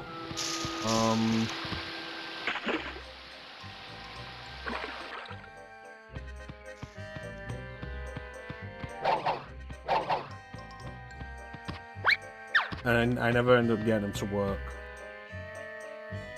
And those games are Dragon Warrior 7, for some reason. It's not because it was multi-disc. You've got stuff like Fear Effect working and various multi-disc games that weren't actually on PSN. And Bugs Bunny Lost in Time. No idea why this game wouldn't work. But even now, like, if you look up a converted PSP version of this, like the PS1 ISO converted to a PSP eboot file so it can load, anywhere, any site you can get that kind of thing from that allows comments or discussion will inevitably have comments asking how to get it to work. Such a crazy thing. Hello, travel hair. Say I have no idea why it was these 2 games specifically.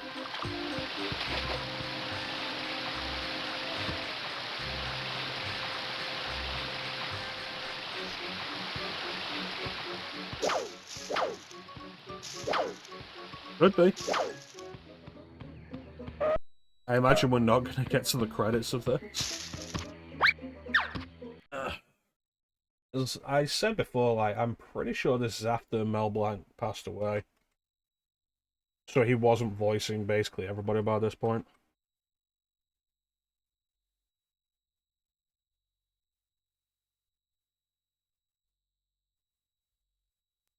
Bugs Bunny Cast. I am...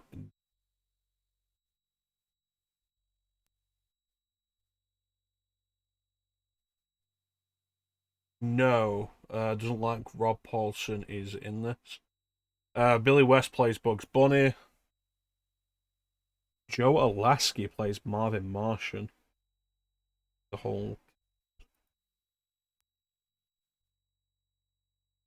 Bugs Bunny in Elmer Fudd and additional voices are by Billy West. Joe Alaskey voices Marvin Martian. Daffy, Rocky, and Muggsy and additional voices. June Foray voices Witch Hazel. Mel Blanc voices Yosemite Sam through archive footage. Interesting. But Merlin is voiced by Jess Harnell.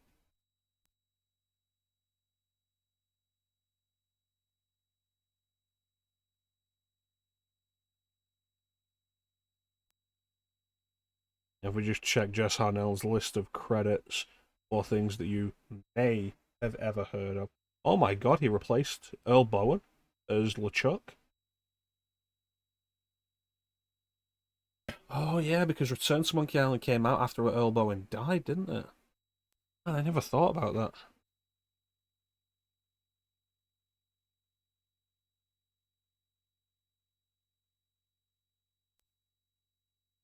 Uh, duh, duh, duh, duh, duh.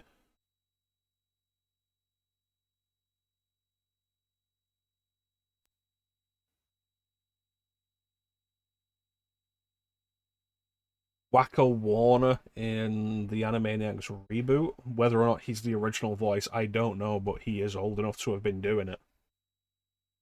Crazy how long some of these voice actors have been around.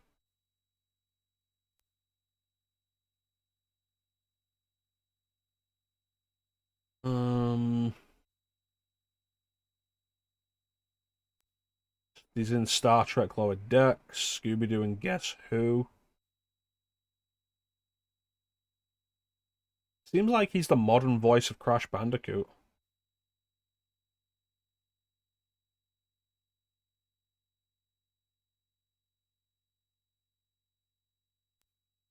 Played Pinstripe Potaroo and Ripperoo in the Insane Trilogy as well.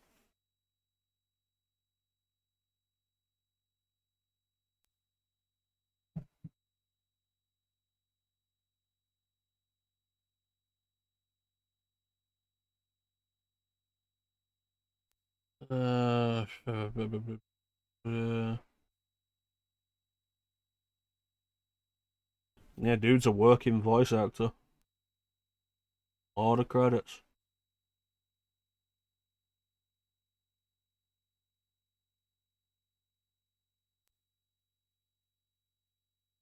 I go Marvel superheroes. Oh, he played Jerry in Totally Spies. I wonder if they brought him back for the reboot.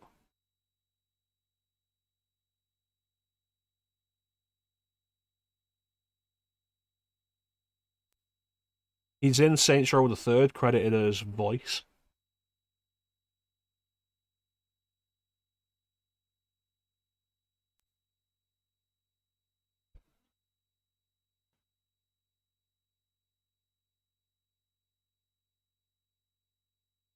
Numerous voices in the Secret Monkey Island Special Edition. Played Ironhide in the Transformers Revenge of the Fallen game.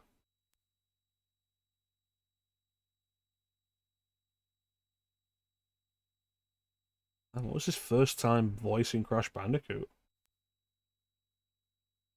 Crash the Titans.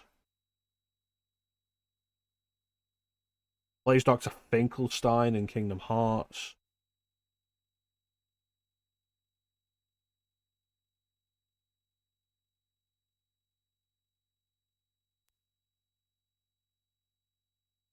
Yeah, it looks like it may have been Crash the Titans was his first time playing Crash, and he's been voicing him ever since.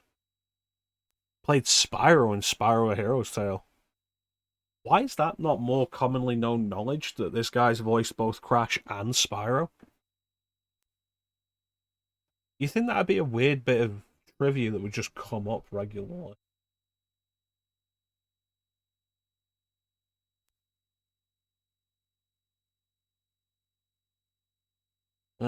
Star Wars games.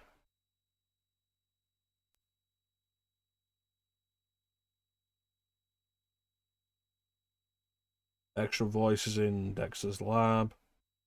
Creature voices in the Scooby-Doo movie.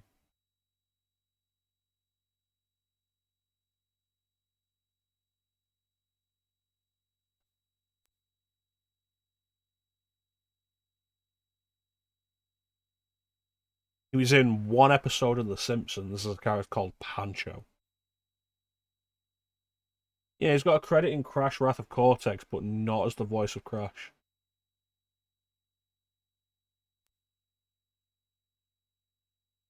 I question the accuracy of some of these dates. He apparently voiced Sack Person in Little Big Planet 3, uncredited for the role, in 2001. I don't think that's true.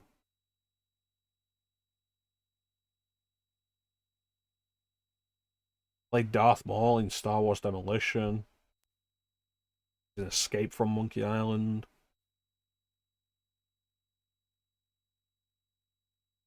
Seems like he voiced Ki-Adi-Mundi in a few Star Wars productions. Wasn't where Ki-Adi-Mundi was in Jedi Power Battles. Yeah, it looks like he was always the voice of Wacko. He was in Cow and Chicken. That old Zorro cartoon that I used to watch.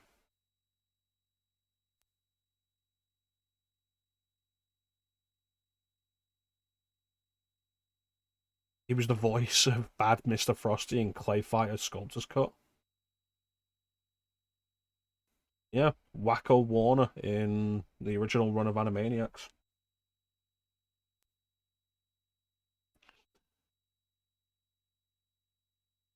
He voiced Fatso in the Casper prequel movie.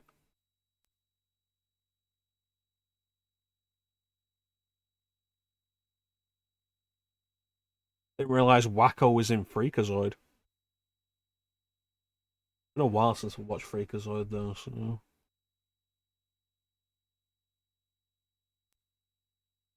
Biker Mice from Mars, like we're going back way, way far now.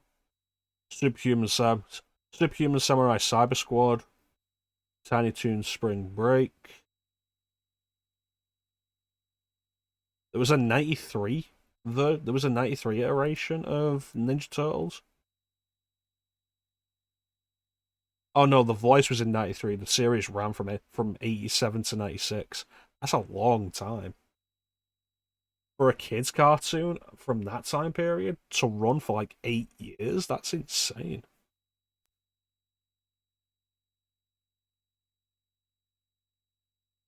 He's in Darkwing Duck. His oldest role is in 87. A TV series called Throb as a member of the Playthings.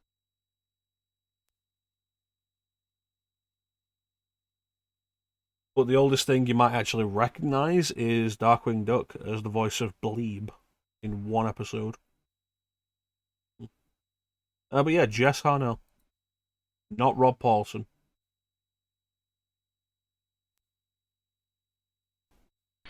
That was a fun diversion.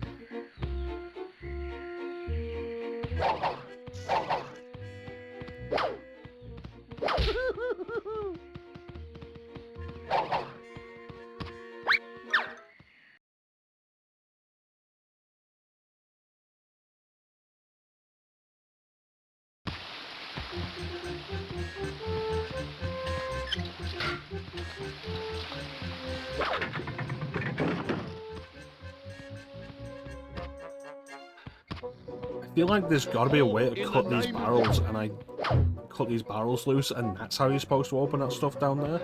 I have no idea how to do it. Are you kidding me? It was just as simple as that. Oh, I'm angry.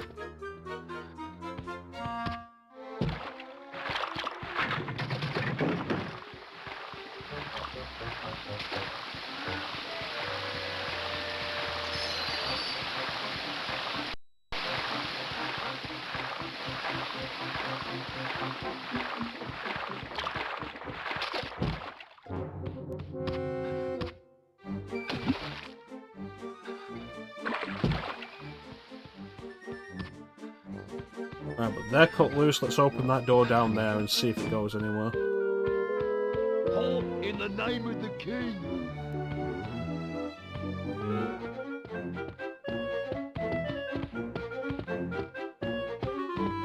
Halt!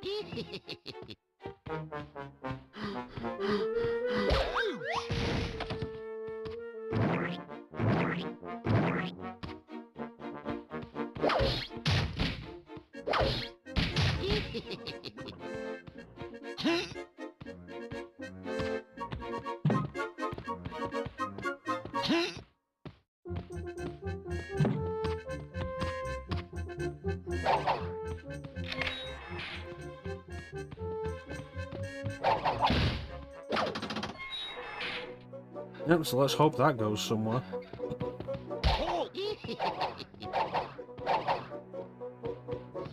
It's gotta, surely. Because apparently there's a bunch more of this level I've just not explored.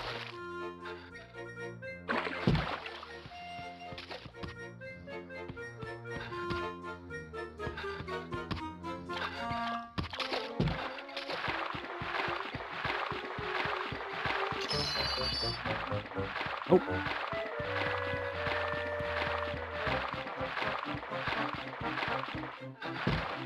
Well, might as well test the theory then. We're at 145 gold carrots and 59 clocks. If I leave, do I lose all of that I just picked up?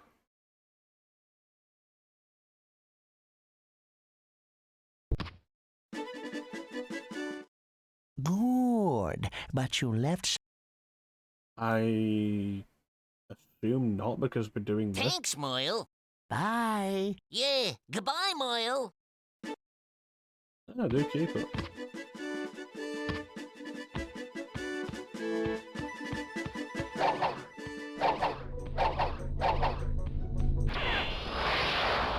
I wonder if Billy West is, like, still the voice of Bugs Bunny. I feel like if you get a voice actor of Billy West's caliber who can do the Bugs Bunny voice well enough, that you just hold on to him till he dies.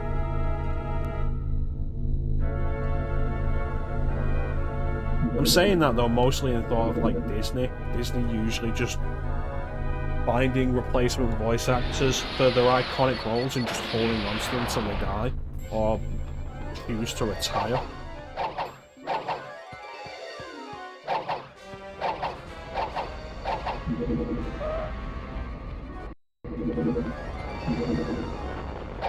I'm 1 clock away from that level.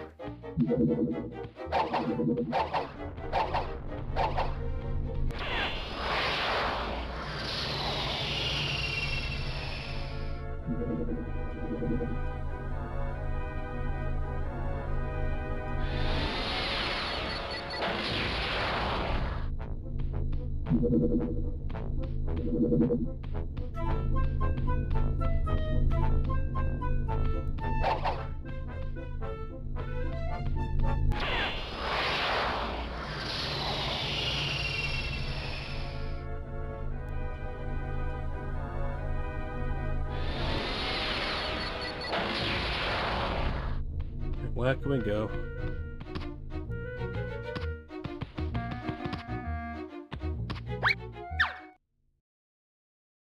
I feel like this had a bunch of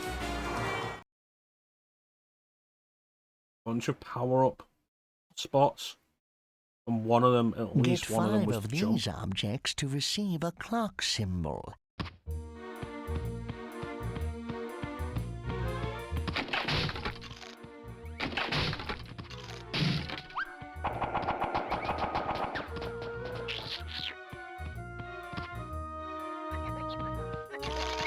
I should break those boxes just in case I do find one of the clock. Find the ones that I missed or couldn't get.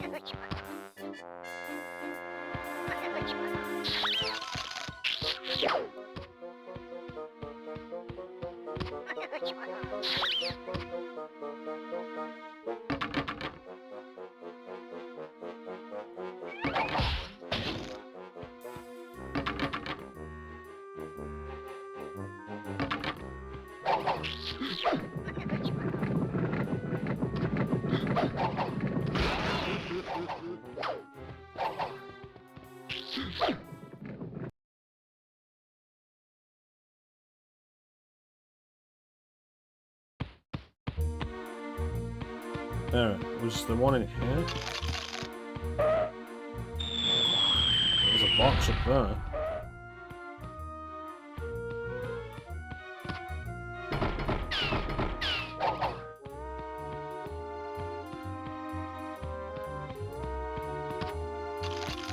But I would have gotten this. So this isn't one that I missed.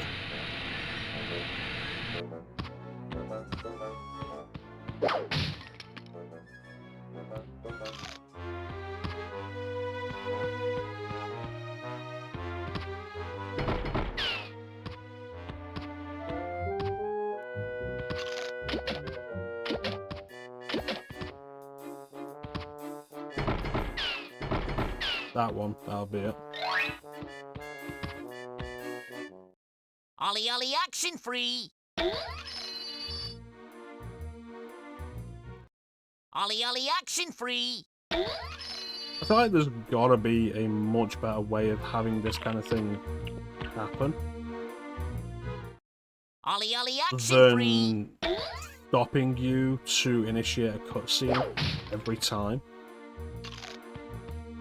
Like, sure, specific areas where where the abilities are used and nowhere else. Sure. Ollie Ollie Fine, I've seen action other games free! do that. But, like, they should be better than stopping you to do that every time.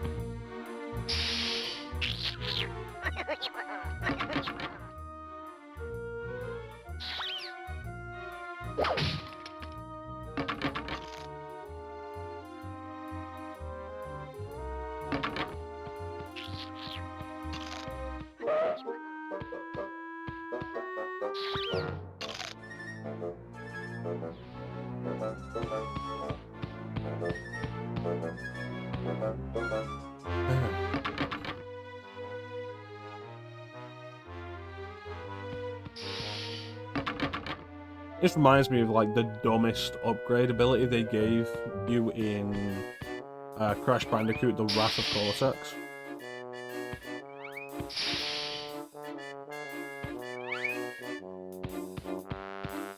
It's like, okay, so Crash 3 gives you a new ability every time you beat a boss.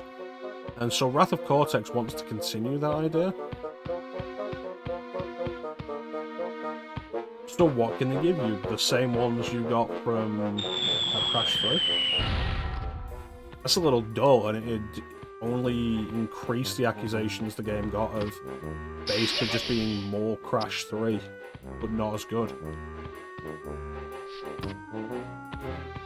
So no, one of the new abilities they give you in Wrath of Cortex is the ability to sneak, which is almost entirely used for walking over nitro crates. And so to give you a reason to use this ability, the game introduces like long lines of nitro crates that you have to walk across really slowly.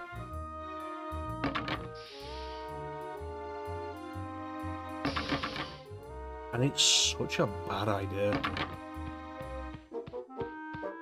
All it does is slow the game down, for no good reason.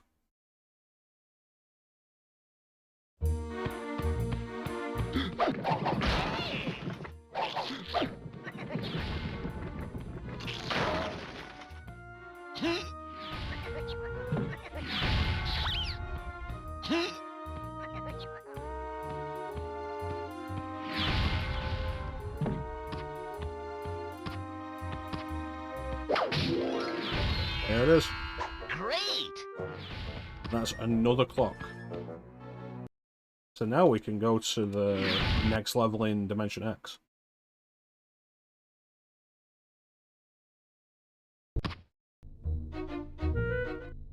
Good, but you left some stuff behind you.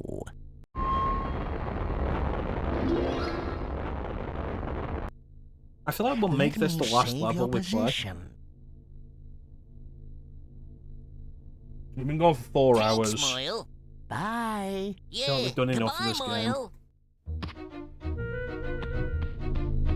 Maybe don't do platformers again for a little bit. Because I've realised I've gone from, like, what was it, Crash 3. What else did we do recently? There was something else that was only like 1 session long we beat it. Feels like we've done a bunch of platformers in short form, which isn't the reason we're not going to finish this. We're not going to finish this because I feel like finishing this is going to be a lot of grinding, which in a platformer is a bad idea.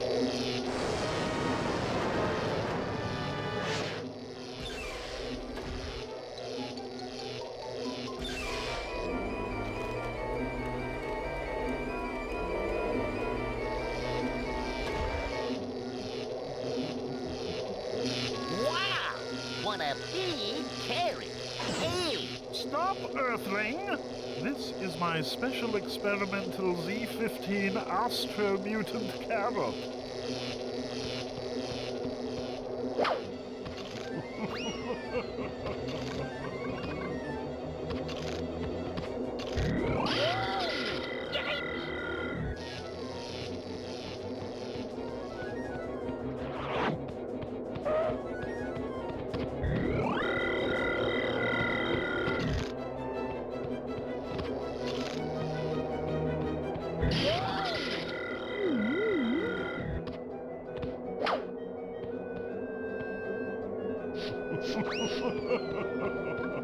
Okay, so what's the trick?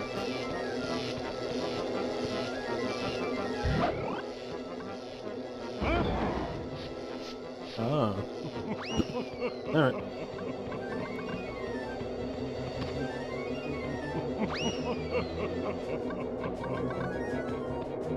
So you pick the fucking thing up, Bugs.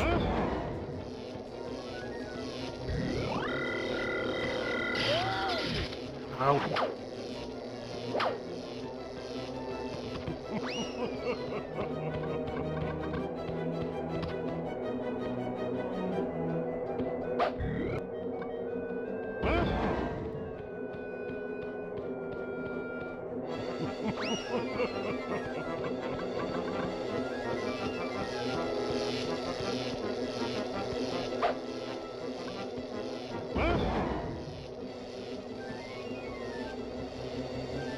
Oh, he eventually knocks them off.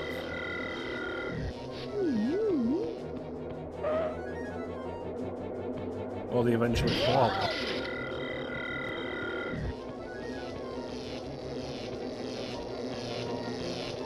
On, throw more.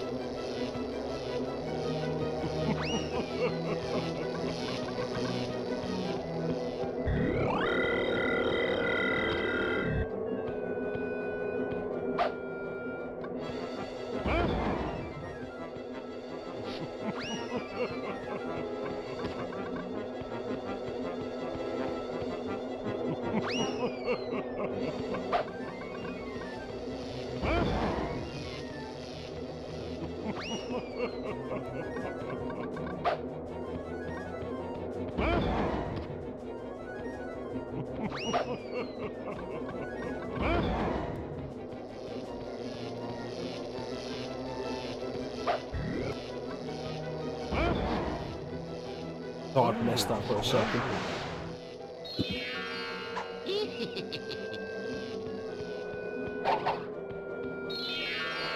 Great!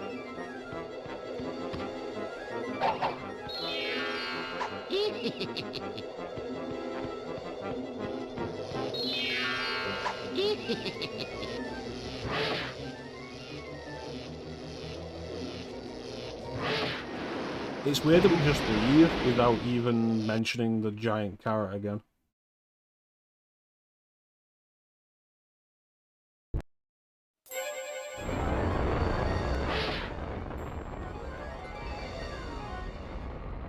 Great. Just perfect. You have completed this level. Let me... We didn't unlock anything else. Thanks, Moyle. Bye. Yeah, goodbye, Moyle.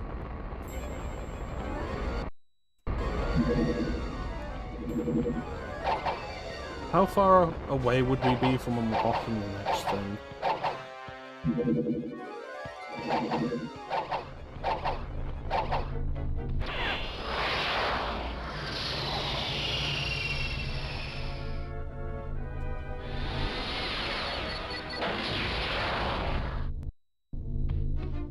We're 3 carrots away from unlocking another golden carrot stage.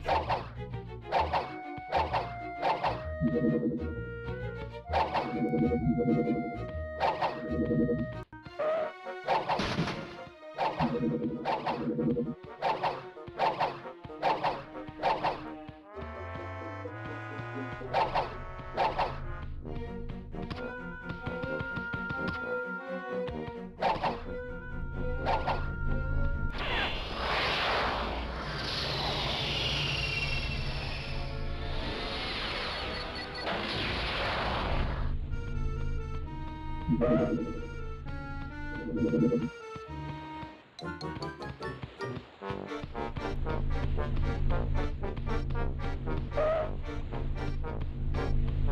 know we can't complete more of this until we get that open sesame spell.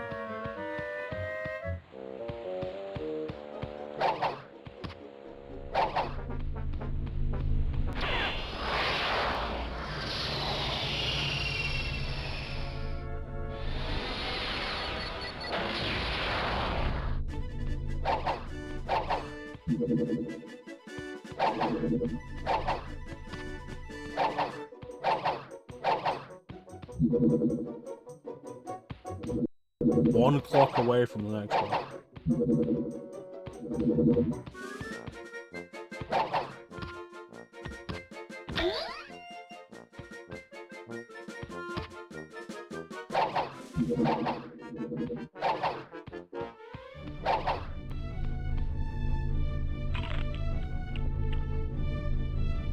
Yeah. Oh well. I do think, like, the lower number of levels compared to a lot of the platformers of this genre isn't necessarily a bad thing. Super Mario 64 only had the 15 main courses. But Super Mario 64 had enough stars available for you to miss quite a few of them and still get to the ending. There's what, there's 120 stars in total. You needed 70 to get to the end of the game. So you could miss 50 stars.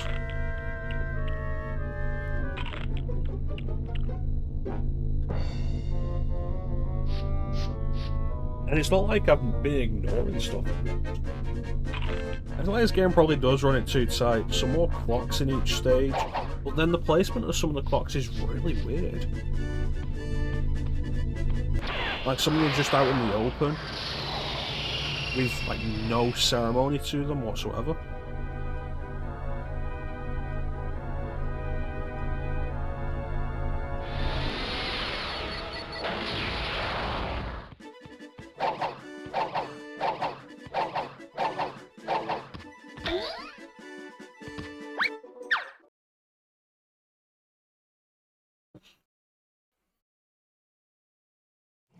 Structure of this level's really weird compared to all the others as well.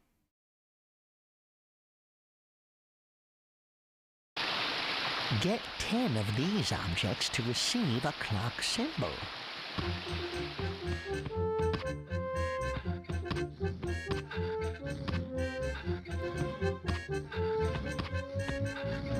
All in the name of the king.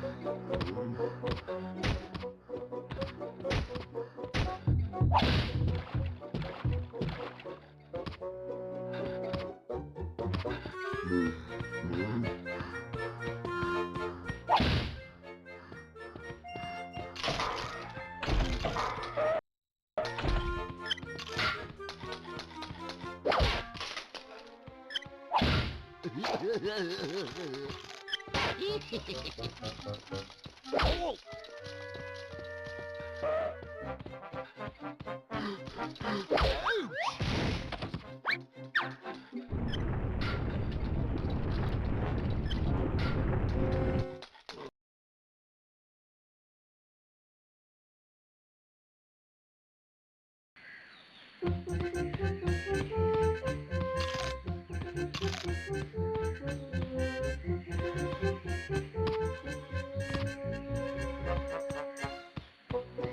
I don't know, structurally this game was really weird.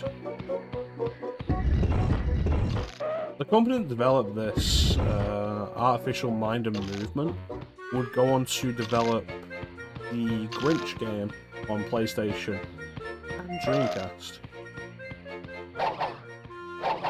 which has more problems than this, and stopped being fun a lot quicker. It's also a game I had when I was younger.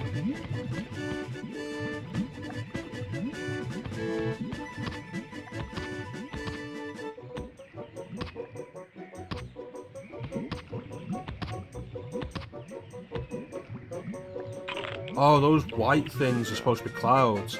I thought it just wasn't loading parts of the environment for some reason.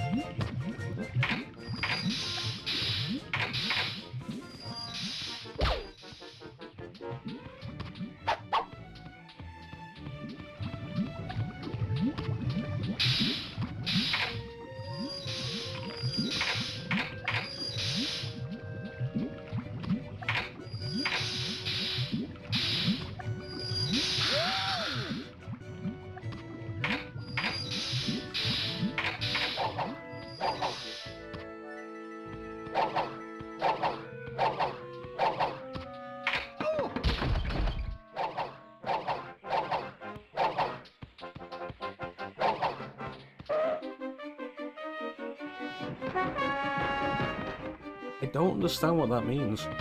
There's got to be something related to the other areas that I can't go to for whatever reason.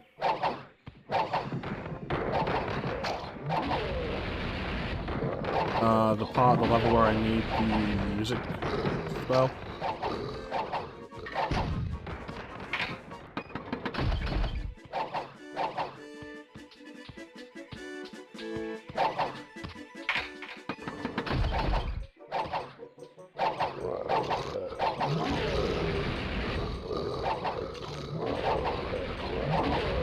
Thanks, babe.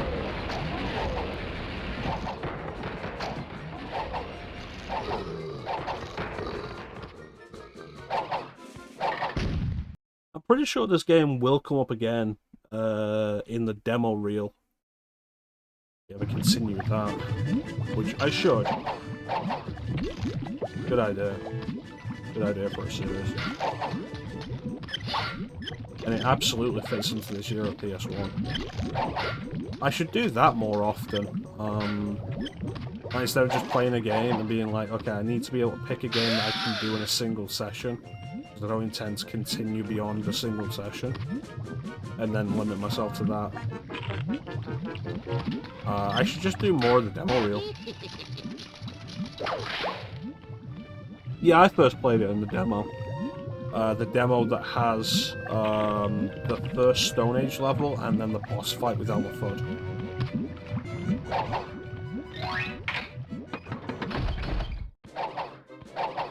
All in the name of the king. Ouch!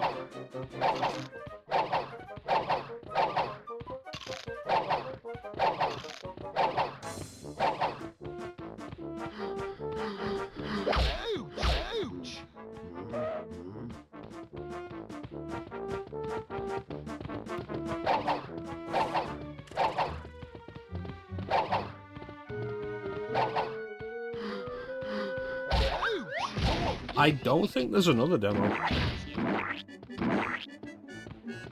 There might be, I could be wrong. Some of these games from back in the day have several demos covering different levels.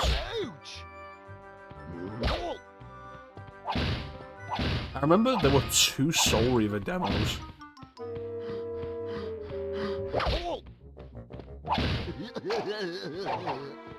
It was the first one that seemed to be designed just to introduce the concepts of the game. That had a lighthouse in it. Generally referred to as like the lighthouse demo.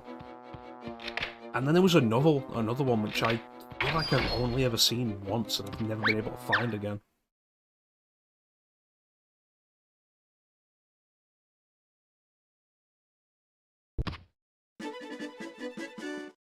Good, but you left some stuff behind you.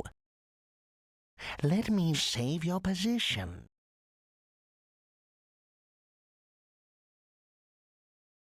Thanks, Moyle. Bye. Yeah, goodbye, Moyle.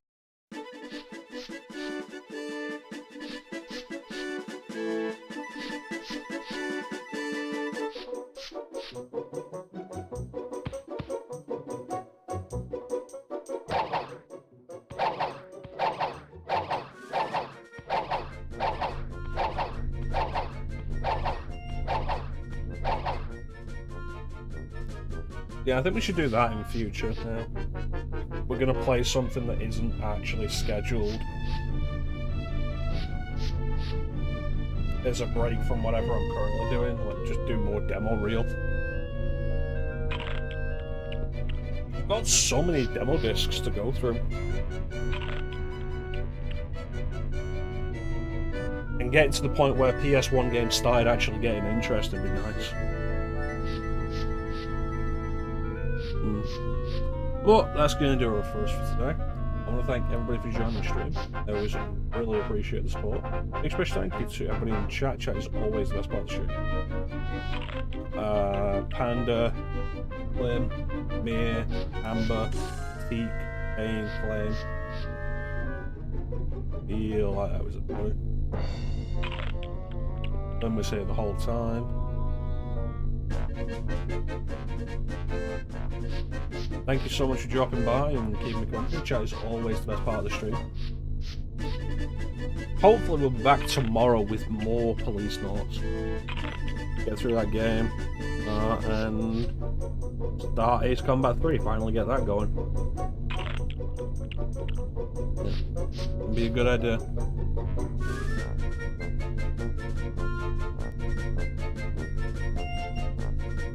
I keep being tempted to start Spyro 2 on one of these streams, but it's like I'm not confident in my ability to comfortably finish Spyro 2 within a single stream without going way longer than I want to.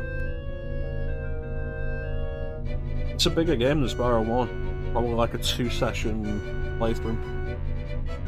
Same with Spyro 3. But yeah. Much, yeah.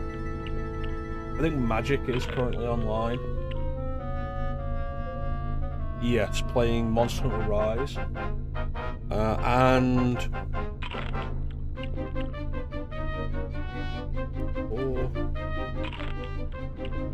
And legendary streamer Foxhound Cat is also currently live playing Yakuza 3.